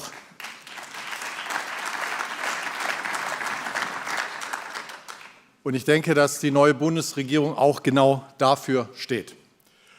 Und vielen Dank für Ihr Interesse an dem, was das neue Bundesministerium für Digitales und Staatsmodernisierung so auf der Agenda hat. Und ich sage auch, nicht nur tun will, sondern auch umsetzen wird. Und ich habe eben jetzt schon gehört, dass auch mein Name schon häufiger genannt wurde. Und ich weiß, dass das eine sehr ambitionierte Agenda ist. Und darüber möchte ich Ihnen heute gerne mehr berichten. Lassen Sie mich zum Anfang aber sagen, in den ersten jetzt 7 Wochen habe ich wirklich sehr starke Teams kennengelernt. Im Ministerium, in den Behörden, in den staatlichen Einrichtungen, in den Ländern und den Kommunen. Und ich spüre absolut die Bereitschaft zur Veränderung und es passiert etwas. Und für die Veränderung braucht es allerdings alle. Und deswegen ist mir der Dialog so wichtig mit den Ländern, mit den Kommunen, den Unternehmen und natürlich auch den Bürgerinnen und Bürgern. Und erst dann entsteht ein modernes und digitales Next Germany. Und lassen Sie mich ganz kurz skizzieren, was das neue Ministerium erreichen soll. Der Name hat ja 2 Teile, Digitales und Staatsmodernisierung. Beides sind Kofferbegriffe, da kann man eigentlich alles reinpacken. Und wenn das so ein breites Feld ist, dann muss man irgendwie priorisieren und versuchen, die Dinge auch ein bisschen zu strukturieren. Lassen Sie mich kurz auf die Staatsmodernisierung eingehen, wie ich da drauf schaue, wie wir die Prioritäten setzen und dann, was wir unter diesem breiten Feld Digitales, was da die Schwerpunkte sind. Erstmal Staatsmodernisierung. Das sind für mich und uns 3 Felder. Der erste ist der Bürokratieabbau. Da wird es darum gehen, die vielen Dinge, die im Koalitionsvertrag vereinbart sind, jetzt Stück für Stück umzusetzen. Und beim Bürokratieabbau ganz konkret die Berichtspflichten drastisch zu reduzieren, Genehmigungsverfahren zu beschleunigen und Vorschriften und Regelwerke zu reduzieren. Ganz konkret zum Beispiel das Lieferkettenpflichten-Sorgfaltsgesetz. Ein Begriff, ein Name, der nur so lange im Deutschen existiert. Bonpflicht. Wie schnell kriegen wir es, dass junge Unternehmen auch eine Genehmigung bekommen? Wie kriegen wir das hin? All diese Dinge gehören dazu. Beim zweiten Themenblock geht es um den effizienteren Staat. Wie können wir Kosten rausnehmen, Komplexität reduzieren, Doppelstrukturen senken? Und das neue Ministerium hat hier eine Querschnittsaufgabe. Ministerien arbeiten in der Regel sehr stark in Silos und es ist jetzt der Versuch mit diesem Ministerium, und das wird und muss auch gelingen, dass wir als Antreiber fungieren quer über alle Häuser. Und das bedeutet auch, dass wir das, was wir uns im Koalitionsvertrag vorgenommen haben, Einsparungen ressortübergreifend durchzusetzen und auch so Bürokratiekosten um 25% zu senken. Und wir arbeiten gerade sehr konkret an dem Prozess, wie das geht. Aus der Wirtschaft ist das nichts Unbekanntes, eine klassische Matrixorganisation. Und das müssen wir auch, wenn es gelingt, und sobald es gelingt in der Politik, haben wir, glaube ich, auch da viel gelernt. Der dritte Schwerpunkt ist die Verwaltungsmodernisierung. Da geht es um die Durchlässigkeit, Flexibilität im System. Da geht es auch um messbare Ziele und Anreize, dass sich Leistung dann auch lohnen soll und dass man eben auch Ziele nachhält.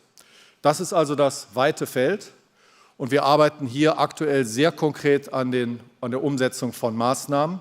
Ich habe mir aber vorgenommen, wirklich erst dann darüber konkret zu sprechen, wenn der Zeitplan für die Umsetzung klar ist und nicht, dass ich jetzt erstmal über ungelegte Eier noch rede. Die müssen ja dann am Ende auch gelegt werden. Aber da bin ich ganz zuversichtlich, dass da einiges auf dem Weg ist.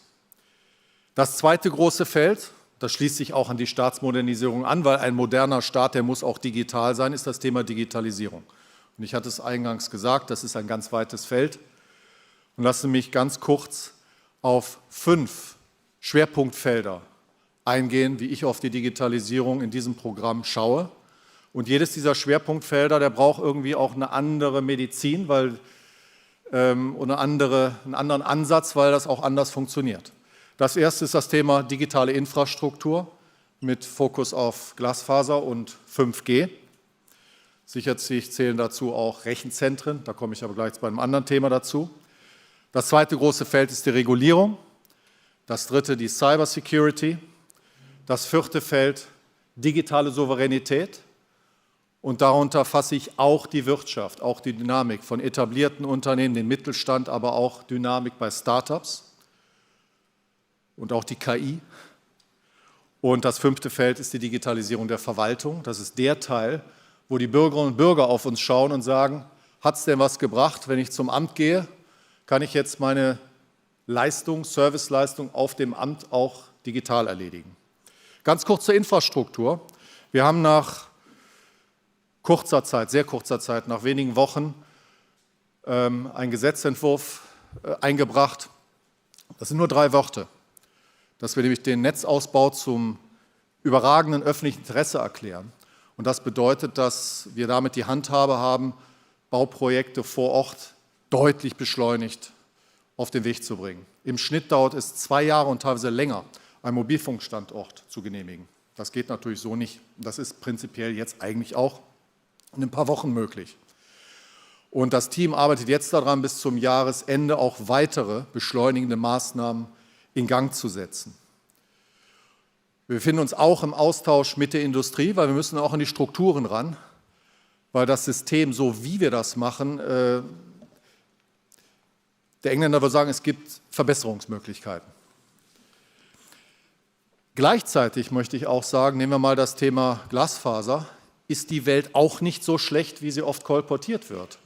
Wir haben in Deutschland 46 Millionen Haushalte und wir haben ungefähr Homes Passed, das heißt, wir haben de facto Fiber in den Gebieten gelegt und erreichen ca. 45% aller Haushalte. Und mit der aktuellen Ausrollgeschwindigkeit für die nächsten 3 Jahre, nehmen wir mal an, 3,5 Millionen würden gelingen. Das ist jetzt nicht utopisch. Dann sind wir bei 70% Glasfaser. Das ist nicht da, wo wir sein müssen und sein wollen. Aber wenn wir uns dann mal anschauen, wie viele Kundinnen und Kunden sich dann für Glasfaser am Ende entscheiden, dann stellen wir heute schon fest, dass die Take-up-Rate nur bei 25% liegt. Das heißt, nicht so schlecht, aber wir müssen hier verdammt gut aufklären und auch Anreize schaffen, das schneller zu tun. Und damit will ich mitnichten sagen, dass wir nicht viel mehr tun müssen, aber es sind auch ein paar Dinge auf dem Weg. Regulierung, zweite Thema ganz klar. Es ist erstens wichtig, dass natürlich Privacy, Datensicherheit, das ist unverrückbar. Aber gleichzeitig muss man auch konstatieren, dass die Regulierung, die wir heute haben und auch der Mindset, die Risiken vor allen Dingen betrachtet, aber zu wenig die Chancen ergreift. Und das zweite Thema bei der Regulierung ist, entscheidend ist nicht, was man als Regulierungsvorschrift macht, wie kriegt man die eigentlich umgesetzt? Und es ist auch nicht alles EU. Wir haben verdammt viel Goldplating in Deutschland. Und wenn ich heute eine Zertifizierung brauche, um einen Cloud-Dienst Zertifizierung zu bekommen in einem bestimmten Sektoren und das dauert 1,5 Jahre und das kostet 300.000, 400.000 € für junge Startups, dann kann ich auch direkt sagen, dann machen es halt nur die Hyperscaler. Das heißt, wir müssen hier deutlich beschleunigen, damit wir auch die Chancen, sowohl, sage ich mal, das, was wir klassisch als Digitalisierung betrachtet haben, aber auch die künstliche Intelligenz, die ja heute schon unser Leben nachhaltig beeinflusst und auch viel revolutionärer sein wird und auch mit einer Geschwindigkeit daherkommt, wo wir teilweise noch keine Vorstellung machen, dass wir hier deutlich den Mindset verändern. Und ich spüre da auch in Europa, mit Frankreich, Polen, auch in der Kommission ein Umdenken, nur wir müssen gucken, dass wir es auch erstmal national entsprechend umgesetzt bekommen. Das Thema Cybersicherheit ist natürlich ein ganz, ganz wichtiges Feld. Sie kennen das alle in Ihren Unternehmen. Der Staat kennt das als Privatperson.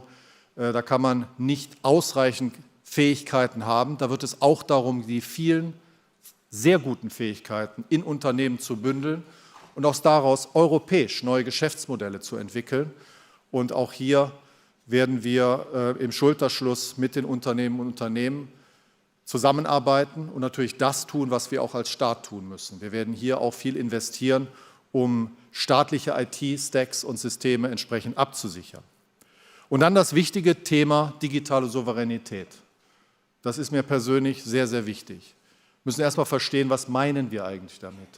Für mich heißt das, dass wir die Talente und die Fähigkeiten, die wir in Deutschland und Europa besitzen, im Cloud, in Infrastrukturthemen, in Gigafactories, in KI selber einsetzen, nicht nur Kunden sind von extremst erfolgreichen Global Player, auch, aber eben auch selber viel aktiver partizipieren. Wir wollen am Wettbewerb teilnehmen und dadurch auch mehr wachsen. Das heißt für mich digitale Souveränität. Das ist nicht entweder oder, das ist ein und. Und da gibt es ganz, ganz wichtige Themen, dass wir zum einen Cloud-Infrastruktur auf europäischer Ebene national stärken, dass der Staat auch Ankerkunde wird. Wir haben heute allein in der öffentlichen Verwaltung 75% der Cloud-Dienste ins Ausland vergeben. Das ist per se nichts Schlechtes. Aber es kann nicht, darf nicht dazu führen, dass wir unsere Talente nicht auf die Straße kriegen. Und wenn wir mal an die Gigafactories denken, dann ist das eine riesige Chance, ein Muss für die Zukunftsfähigkeit von Europa und von Deutschland, dass wir hier vorankommen. Weil für mich sind Gigafactories eine neue Art, Software zu entwickeln. Die ist eben nicht vergleichbar rein mit der klassischen Methodik. Und wir müssen natürlich auch Basismodelle auch selber entwickeln in Europa. Das gehört alles dazu. Und deshalb werden wir uns dafür einsetzen als Regierung, dass wir in Europa uns stark aufstellen, aber auch in Deutschland. Und deshalb ist hier auch die Freude groß, dass wir viele Unternehmen haben, die sich hier auch aktiv engagieren und wo immer wir den Rahmen schaffen können, unterstützen können, so wollen wir das sehr gerne tun. Und der letzte Punkt bei digitaler Souveränität für mich ist natürlich die Frage, wie schaffen wir es auch ein Momentum zu kreieren bei den Startups, auch bei etablierten Unternehmen, auch im Mittelstand. Aber vieles im KI-Bereich wird auch von jungen Unternehmen erfolgen. Und wenn wir hier die vielen Talente, Hochschuleinrichtungen, universitäre Einrichtungen, wenn es uns da gelingt, noch mehr Momentum aufzubauen, dann kann hier Gewaltiges entstehen.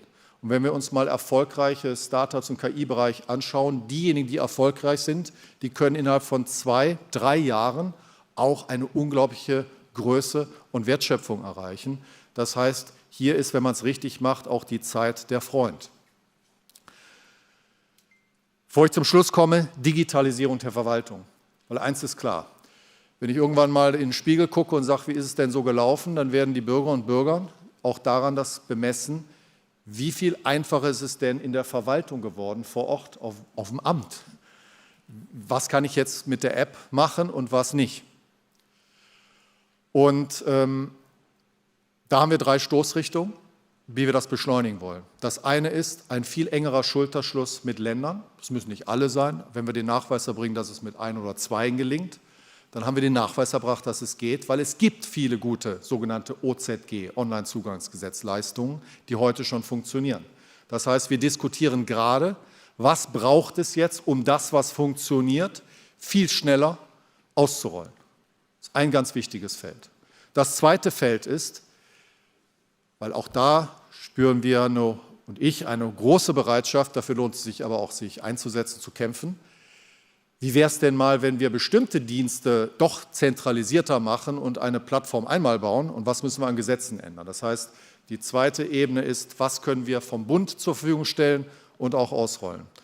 Und die dritte, das ist dann eher ein Zukunftsthema, was auch wichtig ist. Und das ist die Frage, wie können wir KI nutzen, um durchzudigitalisieren. Das heißt, wie kriegen wir den Prozess, die Regelwerke sozusagen softwaretechnisch abgebildet? Das werden wir in einem Reallaboransatz machen. Und der letzte Punkt an der Aspekt ist, weil er auch wichtig ist für die Industrie, ist die digitale Identität. Das ist ein ganz wichtiger Baustein für die Zukunftsfähigkeit, dass wir Menschen uns digital überall bewegen können. Das ist das Projekt der sogenannten Wallet, soll Ende 26 live gehen. Und wir sind auf einem guten Weg in Deutschland. Und es definiert Standards und die Architektur und man kann diese Wallet auch als Unternehmen bauen. Und ich weiß, dass einige hier im Raum sitzen, die da auch aktiv sind. Und was ich fantastisch fände, wenn es um die Wallet herum gelänge, Geschäftsmodelle aufzubauen, wie zum Beispiel ein europäisches Bezahlwesen mit den ganz wichtigen Bezahldaten. Oder wie aktiviere ich eine Prepaid-Karte, wie mache ich ein Bankkonto auf. Also da suchen wir auch den Austausch sehr intensiv jetzt mit der Industrie, wie wir diese Geschäftsmodelle an den Start bekommen. Und bei so einem Projekt, das launcht man nicht und dann ist man fertig. Nein, die Digitalisierung funktioniert mit Releases.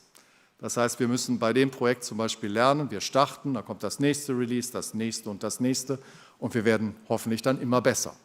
Also das sind die Projekte, die wir ganz konkret angehen für die Digitalisierung der Verwaltung.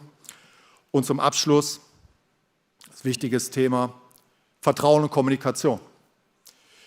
Die Menschen im Land, die müssen natürlich auch an die Zukunft glauben, an ihre persönliche und an die digitale.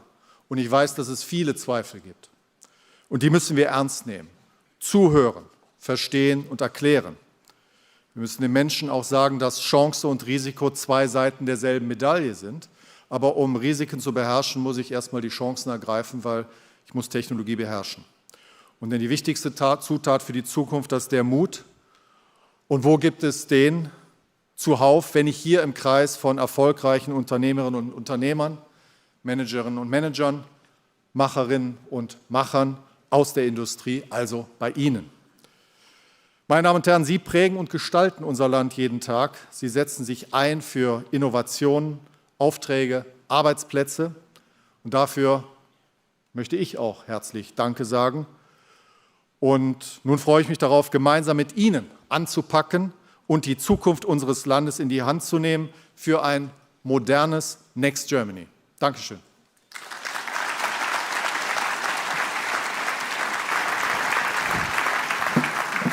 Ich darf Sie zu uns bitten und würde Sie bitten, hier genau, neben mir zu stehen. Und ich darf an dieser Stelle direkt alle Panelisten zu uns nach oben bitten. Das ist Christian Elek, Philipp Justus, Christine Rupp und Dirk Schmitz.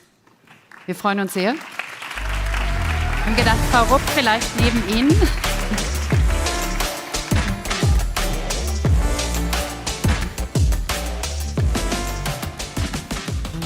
Wir haben neben dem Bundesminister Christian Elek, Finanzvorstand der Deutschen Telekom, Christine Rupp, Geschäftsführerin IBM Deutschland, Philipp Justus, Vice President Central Europe von Google und Dirk Schmitz, Managing Director von BlackRock. Herzlich willkommen. Alles Gesprächspartner, die sich schon lange auch mit dem Thema Digitalisierung und Wachstum in Deutschland beschäftigen und auch der Finanzierung dieser großen Wünsche und Träume, denn das ist ja auch ein ganz großer Punkt. Wir freuen uns sehr, dass Sie heute da sind. Als Sie gerade Ihre Hoffnungen beschrieben haben, Ihre Vorstellungen, dieses Land moderner, digitaler zu machen, habe ich gedacht, das klingt alles wunderbar, wir brauchen es dringend. Wie passt das mit unseren föderalen Strukturen zusammen?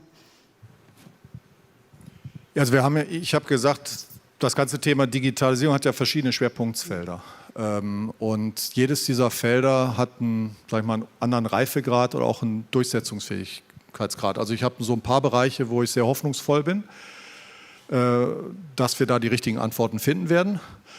Und bei dem einen oder anderen Thema, insbesondere bei dem Thema Digitalisierung der Verwaltung, da muss ich mir sagen, da kratze ich mir auch noch ein bisschen am Kopf, weil ich denke, da sage ich, das ist wirklich ein dickes Brett.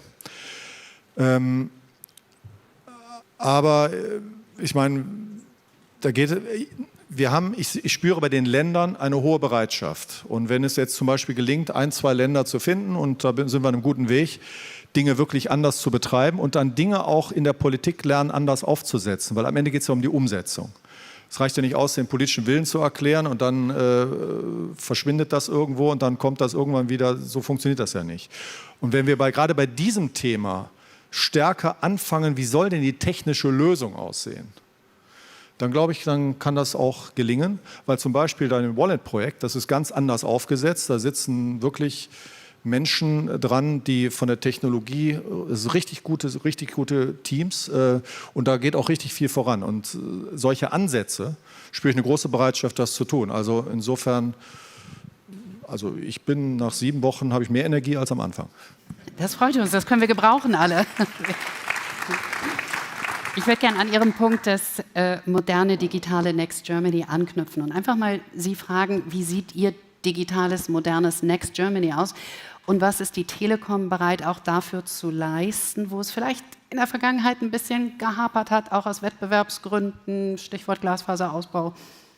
Ja, wir haben ja 2 große Bereiche. Das eine ist Glasfaser, wo wir ungefähr 200 Millionen Anschlüsse pro Jahr ausbauen, von den 3,5, die Sie gerade angesprochen haben. Und das zweite Thema ist Mobilfunk. Und ich glaube, im Mobilfunk müssen wir uns in Europa nicht verstecken, gerade was die Flächenabdeckung etc. pp. Angeht. Und da gibt es ja auch einen ordentlichen Wettbewerb.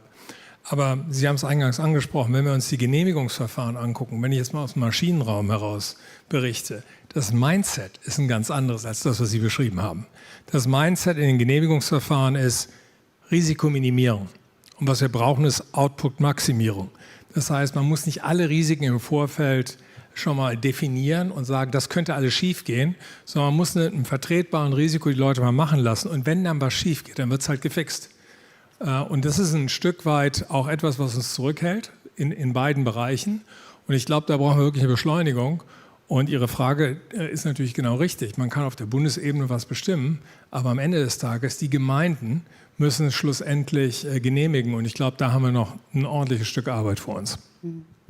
Christine Rupp, auf dem Weg zu einem modernen, innovativen, digitalen Land, in dem Schlüsseltechnologien fest verankert sind, kommt es jetzt worauf an und auf welche Schlüsseltechnologien? Genau, Digitalisierung, AI, das sind ganz große, dehnbare Begriffe.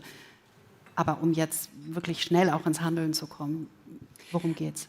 Ja, danke schön. Vielleicht bevor ich darauf eingehe, würde ich ganz gerne noch mal kurz ein Eingangsstatement machen. Ich muss gestehen, ich freue mich wirklich riesig über die Art des Panels, über die Art der Diskussion, weil viele, viele Jahre haben wir über Technologie gesprochen, über künstliche Intelligenz, über Cloud und andere Dinge. Aber ich muss gestehen, der Dialog im Geist eines neuen Spirits, im Geiste eines wir packen es gemeinsam an, scheint ein neuer zu werden.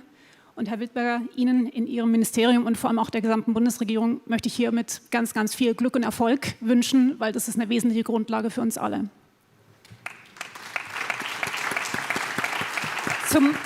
Zum Thema, worauf kommt es jetzt an? Es sind aus meiner Sicht Themen, die wir lange diskutieren, aber die jetzt tatsächlich in die Skalierung gehen müssen. Das sind das Thema künstliche Intelligenz, allen voran Agentic AI.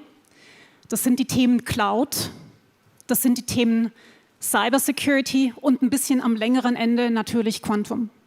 Wir alle wissen, aktuell diskutieren wir künstliche Intelligenz Und diese Themen, allen voran im Kontext Agentic AI, werden uns viele, viele Zukunftsthemen zu adressieren helfen. Aber je größer die Themen sind, die wir gerne lösen wollen, sei es im Bereich Energie, sei es im Bereich Pharma, sei es im Bereich Biotech, desto größer werden auch die Modelle. Und dazu werden wir relativ rasch auch Technologien, wirkliche Zukunftstechnologien nutzen wollen, wie Quantum. Hierzu vielleicht ganz kurz noch ein Statement. Wir haben letztes Jahr im Übrigen in Eningen, im Schwabenland, bin ich persönlich auch ein bisschen stolz drauf als Schwäbin, bei IBM unser Quantum Data Center eröffnet. Wir haben jetzt kürzlich erst die Pressemitteilung rausgegeben, dass wir mit Quantum Sterling auf einer Roadmap bis 2029 mit den größten Quantum Computer lancieren wollen mit 20.000-facher stärkerer Rechenleistung wie das, was wir heute kennen. Das sind die Grundlagen und das wird einen Unterschied machen. Ich bin ganz froh, dass Sie das gerade erwähnen, weil 2025 ist ja das internationale Jahr der Quantenwissenschaften und der Quantentechnologien. Und wir haben noch nicht so tiefgreifend darüber diskutiert in diesen Tagen, aber es ist eben auch ganz, ganz wichtig für die Zukunft. Ihr Next Germany sieht wie aus? Sie haben ja ein bisschen einen anderen Blick auch auf die Dinge aufgrund der Tatsache, dass Sie aus einem großen internationalen, US-amerikanisch geprägten Konzern kommen. Ja, ich glaube, Next Level Germany aus Sicht von Google ist erstmal, es ist ein Markt mit wahnsinnig viel Potenzial, was wir im Moment noch nicht als Volkswirtschaft voll ausschöpfen. 0% ist die aktuelle Wachstumsprognose der Bundesregierung für dieses Jahr, nachdem wir 2 Jahre an negativem Wirtschaftswachstum hatten. Das heißt, wir haben schon eine Herausforderung auf der Seite Wachstum und die können wir nur lösen durch Innovation. Dafür haben wir im Grunde die richtigen Voraussetzungen in Deutschland, weil wir nach wie vor eines der Länder sind mit der höchsten Patentrate, mit der besten Forschung, mit allen akademischen Voraussetzungen, die man braucht. Übrigens auch im Bereich KI. Also auch im Bereich KI sehen wir bahnbrechende Forschung, die in Deutschland gemacht wird. Wenn wir jetzt aber schauen, wie viel davon bringen wir auf die Straße, wie viel setzen wir in tatsächliches Wachstum um, dann haben wir da noch einiges an Potenzial, um es mal positiv zu formulieren. Wir haben eine große Investitionslücke in Sachen KI zwischen den USA und Europa und das gilt auch für Deutschland. Also pro Kopf der Bevölkerung gibt es einen signifikanten Unterschied an privaten und an öffentlichen Investitionen und den müssen wir über die nächsten Jahre schließen. Das müssen wir deswegen tun, weil KI am Ende unsere beste Chance ist, um durch Innovation wieder Wirtschaftswachstum zu generieren. Das Institut der deutschen Wirtschaft schätzt das Potenzial von KI in Deutschland über die nächsten Jahre auf 330 Milliarden Euro zusätzliche Wertschöpfung. Es gibt viele Studien, die fand ich besonders beeindruckend, weil sie eben sagt, wenn mindestens die Hälfte der Unternehmen KI auch wirklich einsetzen, nicht nur testen, sondern einsetzen und ausrollen, dann kann dieses Potenzial auch wirklich gehoben werden. Das heißt, wir brauchen einen Innovations- und Investitionspush in KI. Der erfordert dann sowohl die Infrastruktur, Rechenzentren, Herr Wildberger hat es gerade angesprochen, werden dafür wichtig sein. Es werden aber auch die Fähigkeiten der Mitarbeiterinnen und Mitarbeiter unglaublich wichtig sein. Heute haben wir schon am Tag einiges darüber gehört, dass in Deutschland eigentlich viele von uns mit KI unterwegs sind als Privatpersonen. Ja, ich glaube, wir sehen das auch in unseren Produkten. KI wird schon verwendet. Also wenn wir da unsere Zahlen bei Gemini gucken, dann ist Deutschland eines der Länder, in denen schnell mit KI experimentiert wird. Aber in den Unternehmen dann die Skalierung durchzusetzen, das erfordert noch weitere Fähigkeiten. Das muss eben die betrieblichen Daten und Informationen zusammenbringen mit der KI und dann auch mit der Fähigkeit, Dinge zu skalieren. Ich glaube, wenn wir das hinbekommen, dann haben wir eine gute Chance für dieses Next Level Germany, was Sie gerade angesprochen haben. Ich höre ja immer wieder, ab 50 Millionen wird es dann schwierig, wenn Sie mit einem Start-up versuchen, sich weiterzuentwickeln. Also da, glaube ich, ist noch ganz, ganz großer Nachholbedarf. Vielleicht können wir darüber auch gleich noch sprechen, welche Brücken da Staat und Wirtschaft, Kapitalgeber da zueinander bauen können. Aber erstmal würde ich Sie noch gerne fragen, wie groß ist der Glaube auch von internationalen Investoren an Deutschland derzeit und dass Deutschland es schaffen wird, mit der neuen Regierung sich zu modernisieren und wieder richtig in Schwung zu kommen wirtschaftlich? Ja, der Glaube, der wächst gerade wieder, genau wie wir ja auch erlebt haben, dass in diesem Raum, dass auch in Deutschland seit einigen Tagen, seit einigen Wochen eine bessere Stimmung vorhanden ist. So ist es auch bei den internationalen Investoren. Und das ist eine gute Nachricht, weil wir haben natürlich jetzt viel gehört über Sondervermögen, den neuen Haushalt, eine Rekordverschuldung. Wir hören viele mahnende Stimmen, ob wir unseren nächsten Generationen diese Schulden aufbürden können. Aber die brutale Wahrheit ist ja die, dass all dieses Geld nicht reichen wird. All das Geld der öffentlichen Haushalte ist nicht in der Lage, unsere Infrastruktur zu modernisieren, weder die bestehende noch die neue digitale Infrastruktur zu bauen, die wir brauchen werden. Das ist die brutale und schlechte Nachricht. Die gute Nachricht ist, privates Kapital ist da und privates Kapital kann auch eingesetzt werden. Wir, BlackRock in Deutschland, haben von deutschen Kundinnen und Kunden ungefähr 250 Milliarden eingesammelt. Das ist ein halber Bundeshaushalt. Global sind wir ja der Asset Manager, dem am meisten Geld anvertraut wird, mit rund 12 Billionen US-Dollar. Und dieses Kapital, das dient zu 2/3 der Altersvorsorge. Und von daher ist dieses Kapital interessiert an langfristigen und relativ sicheren Anlagen. Und da sind natürlich Erneuerungen in die Infrastruktur genau die richtigen Anlagen, die wir, aber auch andere internationale Kapitalgeber suchen. Das heißt, wenn wir hier einen Rahmen schaffen können, eine Struktur schaffen können, wie wir Angebot und Nachfrage dieser Kapitalströme zusammenbringen, ich glaube, dann haben wir die Winning Combination gefunden und dann ist die Finanzierung dieser Vorhaben kein Thema mehr. Und was meine ich mit dieser Struktur, was meine ich mit diesem Marktplatz? Das ist natürlich der Kapitalmarkt und vor allen Dingen auch die Europäische Kapitalmarktunion. Hier müssen wir viel, viel mehr Tempo machen. Wir reden seit 15 Jahren über die Europäische Kapitalmarktunion. Nicht viel ist passiert. Aber by the way, auch in Deutschland können wir sehr viel mehr mit unserem Kapitalmarkt machen, weil hier können wir wirklich die Kapitalströme aus privater Hand organisieren, die wir für die Finanzierung auch der Verteidigungsausgaben und auch viele andere Infrastrukturvorhaben brauchen.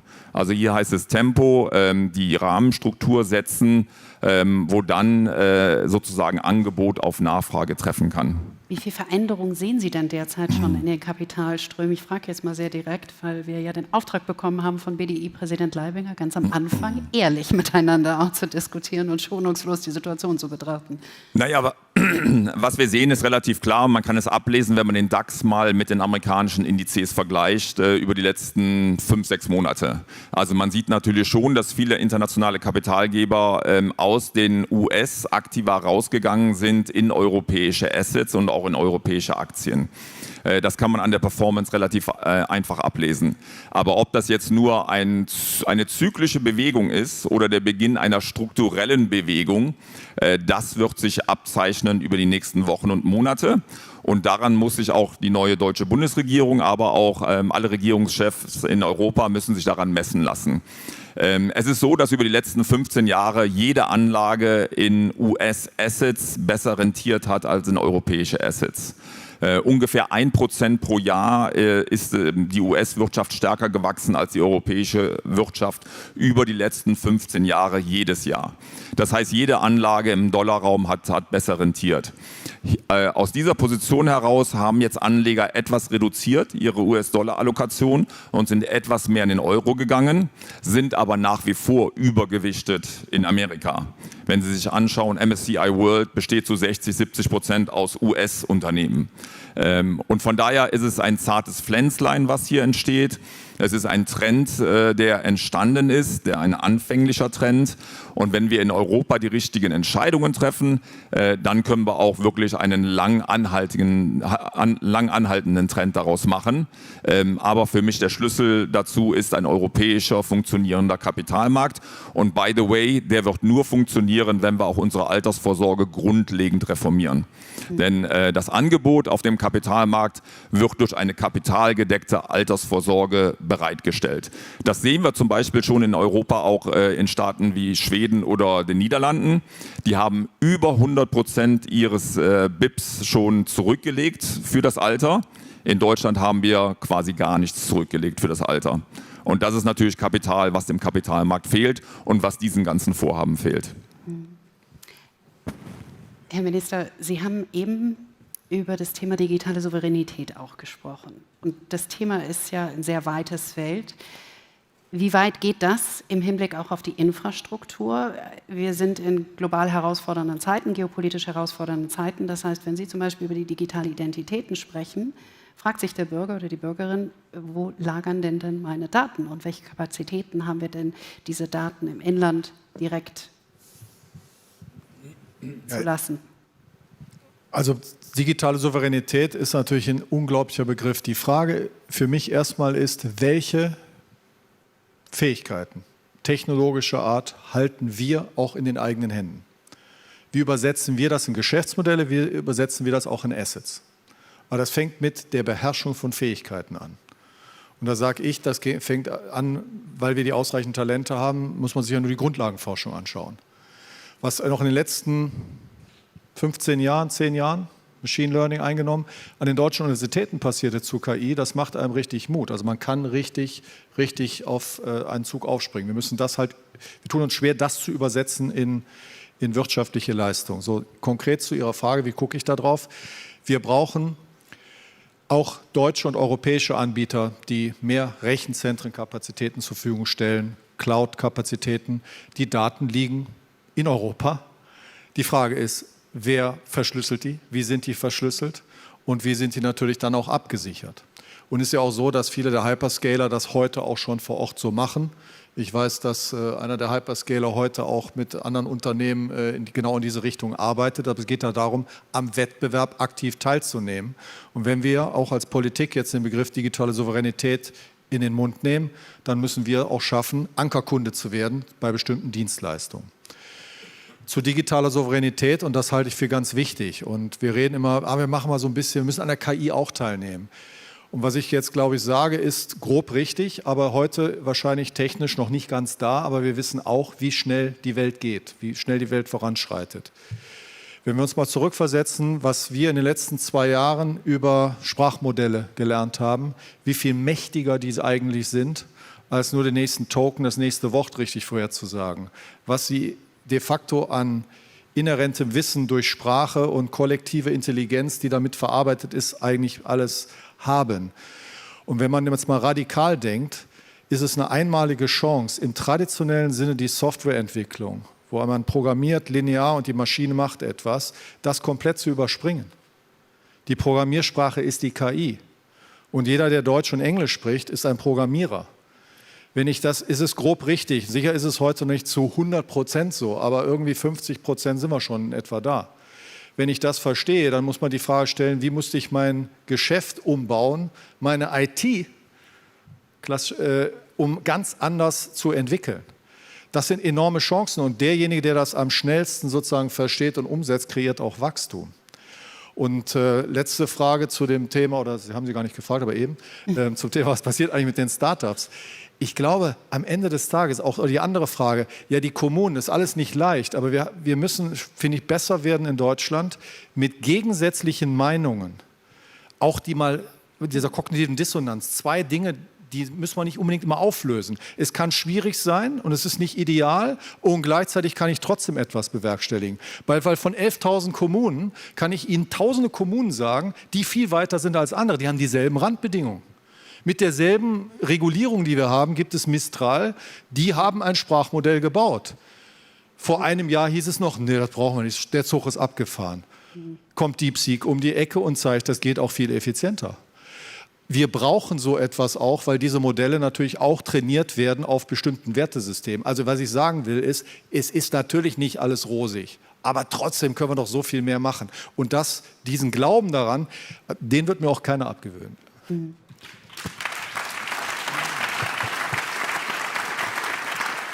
Bei uns ist das Vorzeige, Sie haben jetzt gerade Mistral aus Frankreich erwähnt, dort das Vorzeige. Ich wollte auch Celonis sagen. Oder Aleph Alpha.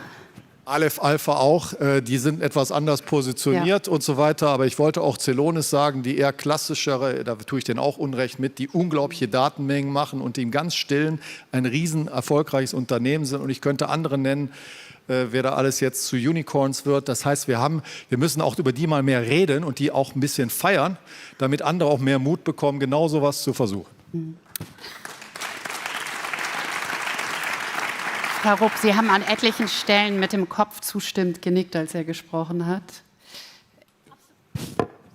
Absolut. Also ich kann dem nur beipflichten und ich würde ganz gerne noch mal auf eine Dimension etwas eingehen. Insbesondere in der Dimension KI diskutieren wir ja Stand heute immer noch häufig die Dimension, ich nenne es jetzt mal ganz einfach Consumer AI oder AI for Consumer. Die Dimension AI for Business ist eine Dimension, die für uns alle hier im Raum enorm wichtig ist. Aber ich glaube, wenn wir ganz ehrlich sind, sie ist noch nicht wirklich at scale überall zu sehen. Diese ganzen Large Language Models, über die wir alle sprechen, sind logischerweise alle nur so gut, wie sie trainiert sind. Auch mit den Daten, mit denen sie trainiert sind.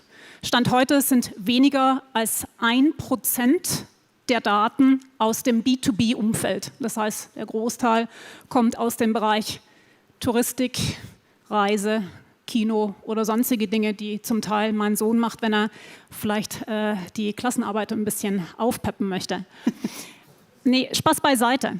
Um wirklich in die Dimension AI for Business weiter vorzudringen, da gibt es eine Reihe von Dingen, die wir einfach gut hinbekommen müssen. Und wir hatten vorher das Thema Souveränität diskutiert, digitale Souveränität. Ich würde hier ganz gerne nochmal die Lupe legen auf das Thema Daten. Wir alle sitzen wahrscheinlich mit auf dem größten Datenschatz hier in einem Land wie Deutschland. Mit einem Backbone in der produzierenden Industrie. Die Frau Ministerin hat vorhin gesagt, die Old Economy. Ja, genau da kriegen wir die vielen, vielen Daten her. Und um dem Rechnung zu tragen, muss es uns gelingen, auch einen entsprechenden Souveränitätsgedanken hinzubekommen. Das bedeutet, wie funktioniert die Datensouveränität? Ja, die Daten müssen bei den Unternehmen bleiben. Wie funktioniert die Souveränität im Hinblick auf Security? Wie funktioniert die Souveränität im Bezug auf Governance? Wir alle sind verpflichtet, am Jahresende auch entsprechend Prüfungsrichtlinien standzuhalten. Da kann ich nicht reinschreiben, das hat sich die KI mal irgendwie ausgedacht oder es kam daraus. Also es sind sehr, sehr viel mehr Facetten. Deswegen dieser Dreiklang AI for Business, die Dimension Daten und Daten allen voran im Kontext Souveränität mit diesen Facetten Daten, Cyber, Governance. Das wird zentral sein und wenn uns das gelingt, ich glaube, dann machen wir einen ganz, ganz großen Schritt nach vorne und dann sind wir auch in der Lage zu skalieren. Weil ansonsten wird das meines Erachtens nach eher eine vielleicht theoretische Diskussion bleiben. Die Unternehmen wollen, es gibt eine Aufbruchstimmung, aber es wird tatsächlich nicht passieren. Elek, wir haben jetzt einerseits über Datensouveränität im Hinblick auf Bürger gesprochen, aber jetzt geht es auch um Industrieprozesse, die ja ganz wichtig sind für Deutschland. Welche Daten halten Sie unter Souveränitätsaspekten für schützenswert oder für essentiell, diese im Land zu behalten, unter den aktuellen Gegebenheiten geopolitisch? Grundsätzlich sollte man eigentlich einen ähnlichen Ansatz wählen, wie wir es in den USA oder in China haben. Nicht? Und insofern, China sagt China for China, US sagt US for US und ich glaube, wir sollten es in Europa genauso machen. Das sollen die Kunden entscheiden. Die Kunden sollen entscheiden, ob sie eine eigene Instanz haben wollen, ob sie die Daten rausgeben. Und gerade beim Thema Souveränität, weil Sie es gerade angesprochen haben, wir können ja heute schon 2 Ebenen von Souveränität. Wir können nämlich Betriebssouveränität, das kann hier gelagert werden. Wir können Datensouveränität.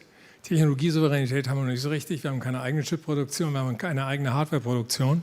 Aber das Wichtige ist, wie Sie gesagt haben, die Talente hier zu halten und nicht nur die deutschen Talente hier zu halten, sondern attraktiv zu werden für ausländische Talente, dass die auch hier entsprechend die Innovation mittreiben.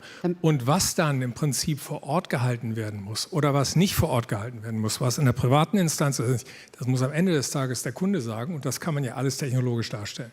Ich finde, Sie haben gerade ein wichtiges Thema angesprochen, das ist das Thema Know-how-Import in Zukunft in dieses Land und die Frage, wie werden wir attraktiv für die Top-Talente, gerade in dem Bereich. Aber da werden ja in anderen Teilen der Welt auch Gehälter gezahlt. Da gibt es ja die Frage, wie werden wir da auch mithalten, oder? Okay, so geht es ja schon mal los. Kurze Ich-Mag-Forschung. Es geht nicht nur um Geld. Wir haben eine ganze Reihe von ausländischen Kollegen, die aus Indien gekommen sind, die einfach sagen, dieses Land bietet eine Infrastruktur, das bietet ein Klima, das bietet ein Ausbildungssystem, was ich so in meinem eigenen Land nicht finde. Und da muss ich nicht eine $500.000 oder $750.000 verdienen, wie das bei Google ist. Wir müssen unsere Stärken spielen. Wir haben super attraktiv. Wie schön, dass beide auf dem Panel sind. Ich freue mich gleich auf die Antwort von Herrn Justus. Und ich glaube, wir sollten diese Stärken tatsächlich auch ausspielen, aber da muss man diesen ausländischen Talenten es auch ermöglichen, einfach hier in dieses Land reinzukommen. Ja? So dass es für die entsprechend auch attraktiv ist. Ja. Darf ich? Ich wollte gerne noch einmal zum Thema Souveränität zurück. Ich kann natürlich Souveränität als Unternehmen versuchen, so darzustellen, dass ich Dinge selbst entwickle. Aber in einer arbeitsteiligen Welt kann nicht jedes Unternehmen alles selbst entwickeln. Also muss ich mich doch fragen, wie kann ich denn in Partnerschaften mit anderen Unternehmen zusammen, seien es lokale oder auch Unternehmen aus anderen Ländern, wie kann ich dort souverän bleiben? Und ich glaube, dafür sind 3 Dinge wichtig. Dafür ist erstmal Sicherheit wichtig, dafür ist Kontrolle wichtig und Flexibilität. Sicherheit, wenn wir jetzt über KI oder über digitale Dienste sprechen, hat natürlich was mit Cybersecurity im weitesten Sinne, mit Verschlüsselung, mit Encryption Keys und wer hat Zugriff auf Encryption Keys etc. zu tun. Die muss sehr hoch sein, damit ich souverän bleiben kann, denn ohne Datensicherheit funktioniert das alles nicht. Kontrolle, ich muss wissen, was passiert. Ich muss über meine Daten Bescheid wissen, ich muss über Algorithmen Bescheid wissen. Und Flexibilität, ich muss die Wahlmöglichkeiten haben, auch meine Entscheidungen wieder zu ändern. Ich muss morgen früh sagen können, nee, so mache ich es nicht mehr, ich möchte einen anderen Dienstleister. Und ich glaube, diese 3 Dimensionen muss man sozusagen gewährleistet haben, wenn man souveräne Dienste anbieten will. Wir tun das in unseren Produkten, wir verankern das in den Produkten sozusagen schon bei Design, Sicherheit, Flexibilität und Kontrolle. Ich will Ihnen ein Beispiel für Kontrolle nehmen, weil Sie über die Frage sprachen, wo sind denn die Daten, wo werden die Daten gespeichert? Also bei uns kann ein Kunde in den Cloud-Diensten wählen, wo die Daten gespeichert sein möchten.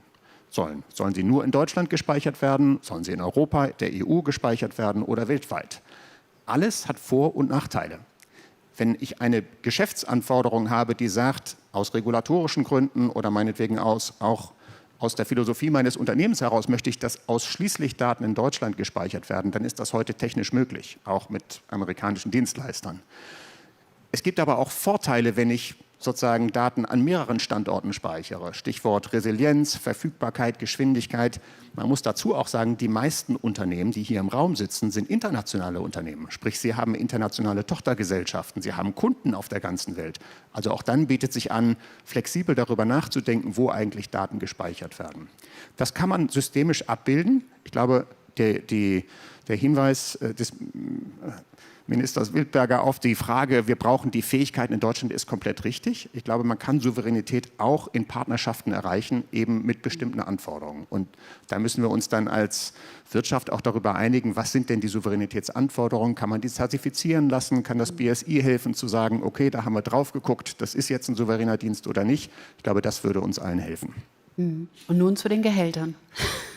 Fand ich sehr spannend, was Sie gesagt haben. Ich glaube, in der Tat ist es so, dass, wir sehen das bei unseren Mitarbeiterinnen und Mitarbeitern, dass vor allem das Thema, woran arbeite ich eigentlich und hat das einen Sinn, was ich hier mache, im Vordergrund steht und nicht so sehr das Gehalt. Attraktive Gehälter wollen Mitarbeiter auch, aber das ist jetzt wahrscheinlich nicht der Grund, der darüber entscheidet, ob jemand zum Unternehmen A oder B geht. Ich finde das interessant, weil ich habe eine KI-Expertin gesprochen, noch vor 1 oder 1,5 Jahren, die genau das Gegenteil gesagt hat. Die hat gesagt, man geht 10 Jahre woanders hin, verdient halt wahnsinnig viel Geld und hat dann nicht mehr so viel Sorgen, wenn man hierhin zurückkommen möchte, finanziell. Aber das ist natürlich eine andere Unsere Entwickler kommen vor allem zu Google, weil sie sagen, da habe ich spannende Aufgaben und eine wahnsinnig große Menge an Rechenkapazität, mit der ich diese Aufgaben auch bearbeiten kann. Es hat jetzt so ein bisschen die Anmutung, als wenn wir hier ein Datenpanel haben, aber es geht natürlich nicht über die Modernität dieses Landes zu sprechen, ohne über Daten zu sprechen, weil die ja essentiell sein werden für eine moderne Industrie auch. An Sie nochmal die Frage in Bezug auf Investoren und Geldgeber, wie viel Geduld haben die? Also wie viel Zeit hat jetzt Herr Minister Wildberger mit seinem Team, übergreifend auch mit den anderen Häusern, diese Hoffnungsstory, sage ich mal. Ich wollte schon Wachstumsstory sagen, wir hoffen ja auf Wachstum, aber im ersten Schritt ist es ja eine Hoffnungsstory, aufrechtzuerhalten. Wie viel Zeit gibt man ihm? Naja, also wir sollten hier nicht ein falsches Bild zeichnen, dass jetzt irgendwie die Pistole an die Schläfe gehalten wird und nach dem Motto, man hat noch so und so viel Zeit, ansonsten wird sämtliches Kapital abgezogen. Es ist ja auch eine ganze Menge in Deutschland schon passiert und auch investiert worden. Ein Beispiel von BlackRock kann ich geben. An meinem Bürostandort Frankfurt sind wir eine Kooperation mit Mainova eingegangen und zusammen investieren wir einen hohen dreistelligen Millionenbetrag in ein Datencenter in Frankfurt. In Frankfurt ist der Internetknotenpunkt, die Energie wird von Mainova bereitgestellt und mit dem Abfallprodukt Wärme werden übrigens noch 100.000 Wohnungen beheizt. Also es passieren ja Dinge und die sind auch gut und die gehen auch alle in die richtige Richtung. Also von daher ist es jetzt nicht so, dass es da 11:55 ist und die Pistole an der Schläfe ist.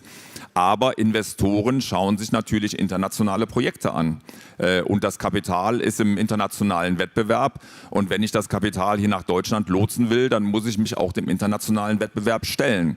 Bei AI ist es so, man braucht Energie, man braucht Daten, die wir nicht nutzen, man braucht Chips. Also der einzige Baustein, wo wir Weltklasse sind bei AI, ist in der Regulierung. Aber das ist nicht unbedingt das, worauf es ankommt.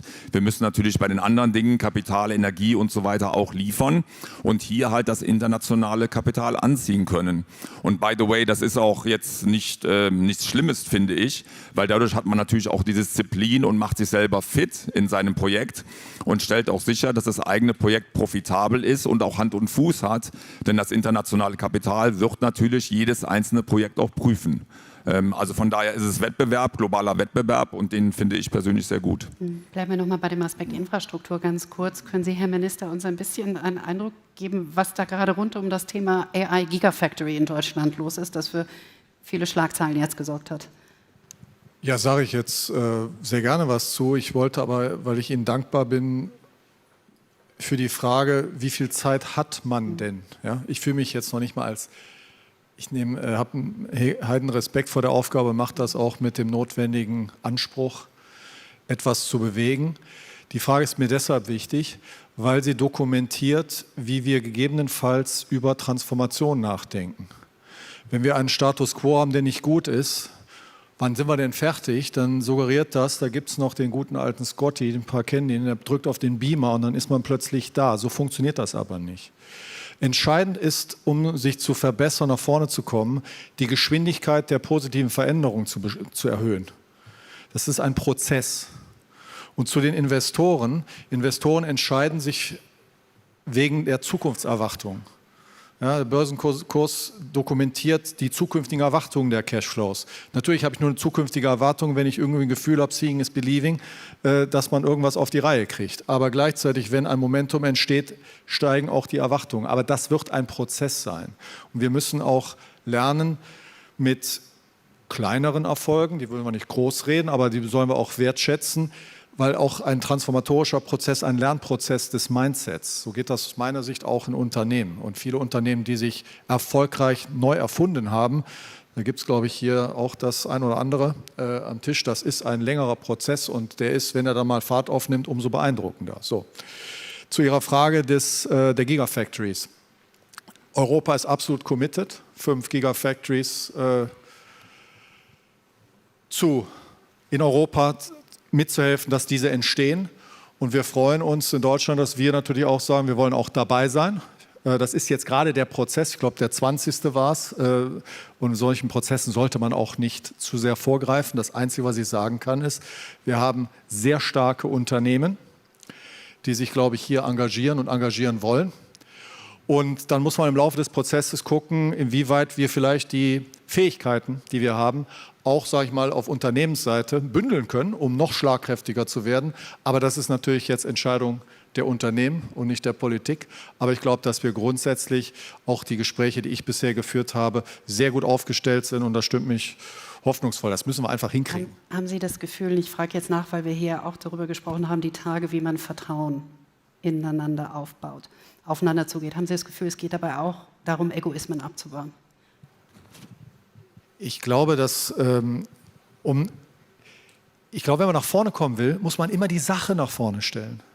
Man kann auch nur transformieren, wenn man auf ein Ziel hinarbeitet und dem müssen sich die Dinge unterordnen. So, ich glaube, das ist entscheidend, wie sich dann andere Dinge da einbiegen und da hinten anstellen, aber es geht um die Sache. Und ich glaube, das haben wir alle verstanden.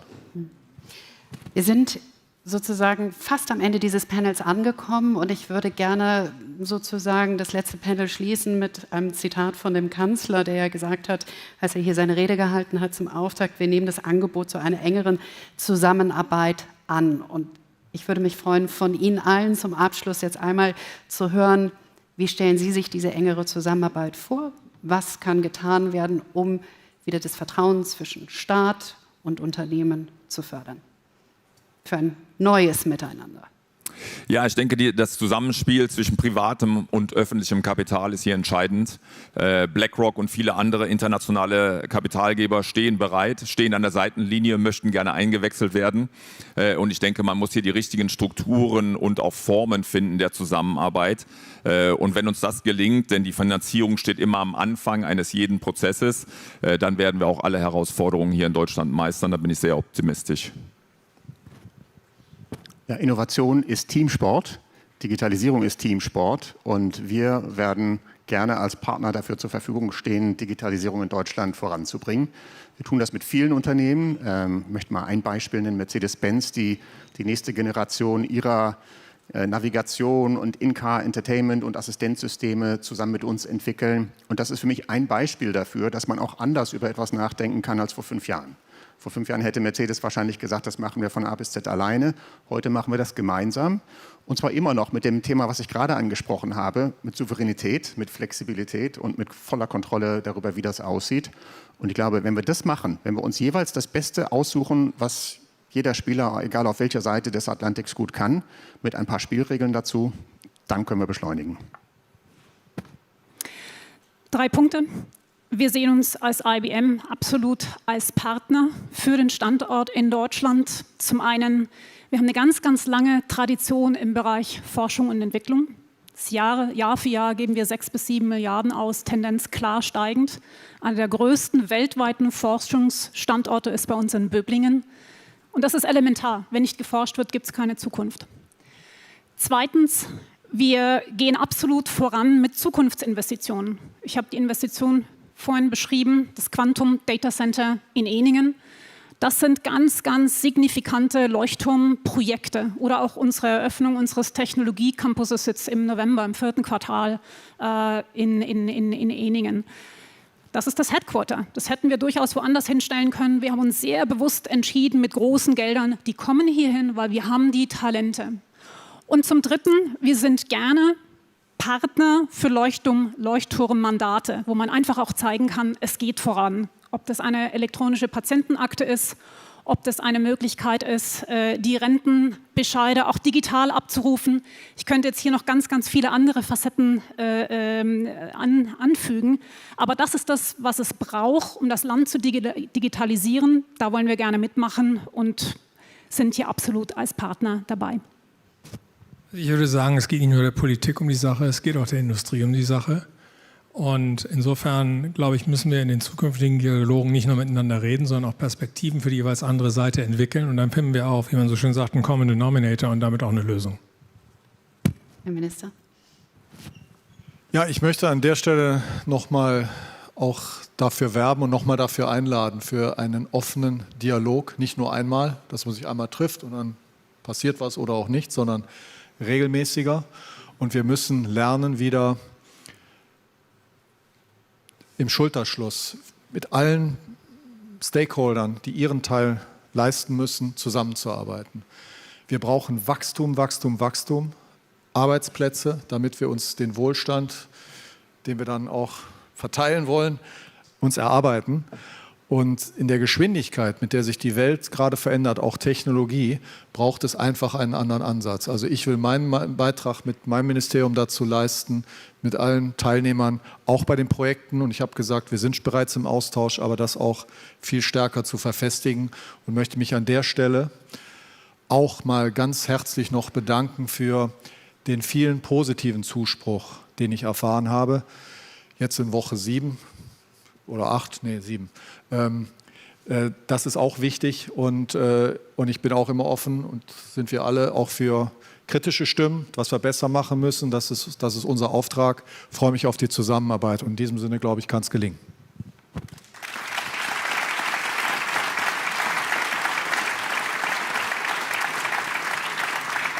Wir danken Ihnen sehr, dass Sie da waren. Alles Gute für die kommenden Woche und für die kommenden Monate. Ich sage das jetzt mal in unser aller Sinne. Und Ihnen ganz, ganz herzlichen Dank auch für Ihre Expertise und Ihre Perspektiven. Dankeschön. Danke. Alles Gute. Ups. Das wäre es noch gewesen zum Schluss, genau. Gut. Das war es natürlich noch nicht ganz. Auch wenn das schon sehr spannend waren und natürlich tolle, genau, danke. tolle letzte Worte waren, war es das natürlich noch nicht ganz. Denn was wäre eine Veranstaltung ohne einen gelungenen... Ich möchte Sie noch für ein Foto haben. Und einen gelungenen Abschluss. Und dazu kommt Herr Leibinger jetzt schon mal. Kommen Sie schon mal zu mir? Wir warten noch ganz kurz. Wir müssen kurz die Fotosession abwarten, Herr Leibinger. Ja.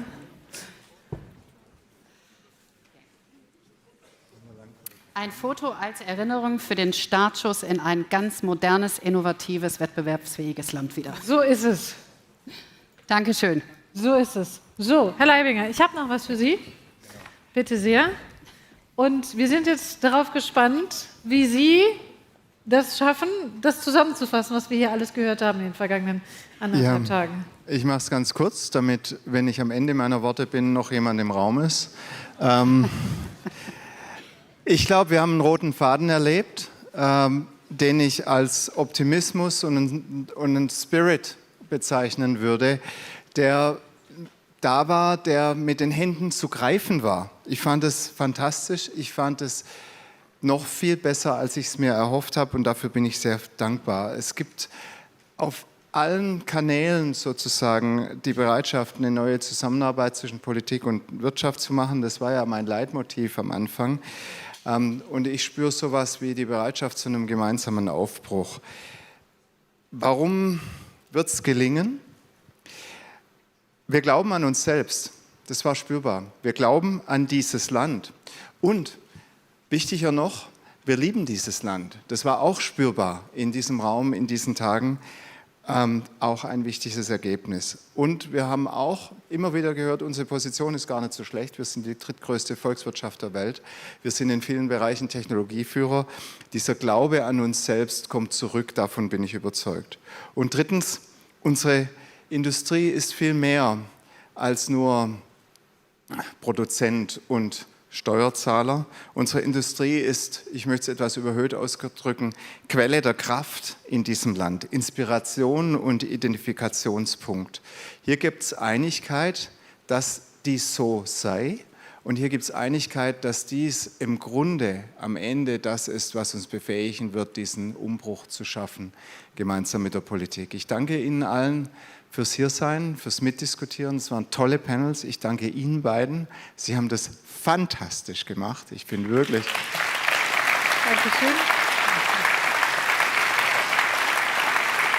Dankeschön. Ich bin geflasht, wie meine Kinder das sagen würden. Das war toll. Aber ich danke natürlich vor allem meinen Kolleginnen und Kollegen beim BDI, die das alles organisiert und durchgetragen haben und Sturm und alle anderen Fairnisse, die uns begegnet sind in den letzten Tagen, von denen Sie die meisten nicht bemerkt haben, uns da gut durchgesteuert haben. Und ich wünsche Ihnen jetzt dürfen Sie gehen. Ich wünsche Ihnen einen schönen Heimweg. Herr Leibinger. Tschüss. Dankeschön. 30 Sekunden müssen Sie uns noch geben, denn es gibt natürlich die Ankündigung, dass wir uns im Juni 2026 wahrscheinlich wiedersehen. Und ganz wichtig, der Tag ist für die, die wollen, natürlich noch nicht vorbei. Oben auf der Sky Lounge, ich habe gehört, da sind gestern Abend auch wirklich viele gute Gespräche noch gewesen. Das ist jetzt wieder offen für ein Get-Together, also nutzen Sie das auf jeden Fall. Noch sind wir alle da. Nutzen Sie es auf jeden Fall. Herr Leibinger, danke für die Einladung, das ganze Team hinter der Bühne, da oben in der Regie, alle, die daran mitgewirkt haben. Schönen Abend. Vielen Dank. Danke.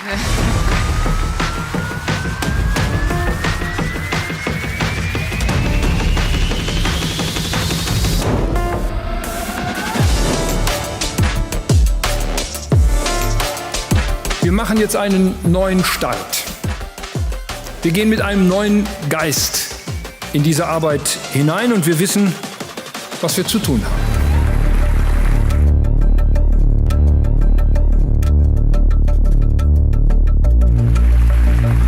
Business is global in nature. The way that you make electricity and steel and cement, those are global things.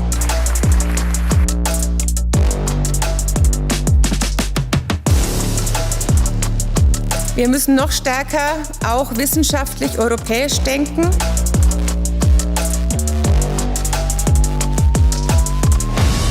Neue Zeiten, neue Antworten, da schwingt Aufbruch mit, ja, und der ist auch notwendig.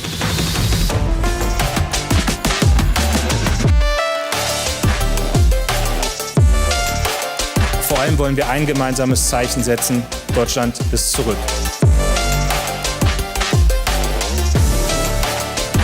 Wir gewinnen gemeinsam oder wir verlieren alle. Gestalten in komplexen Zeiten, das geht nur gemeinsam.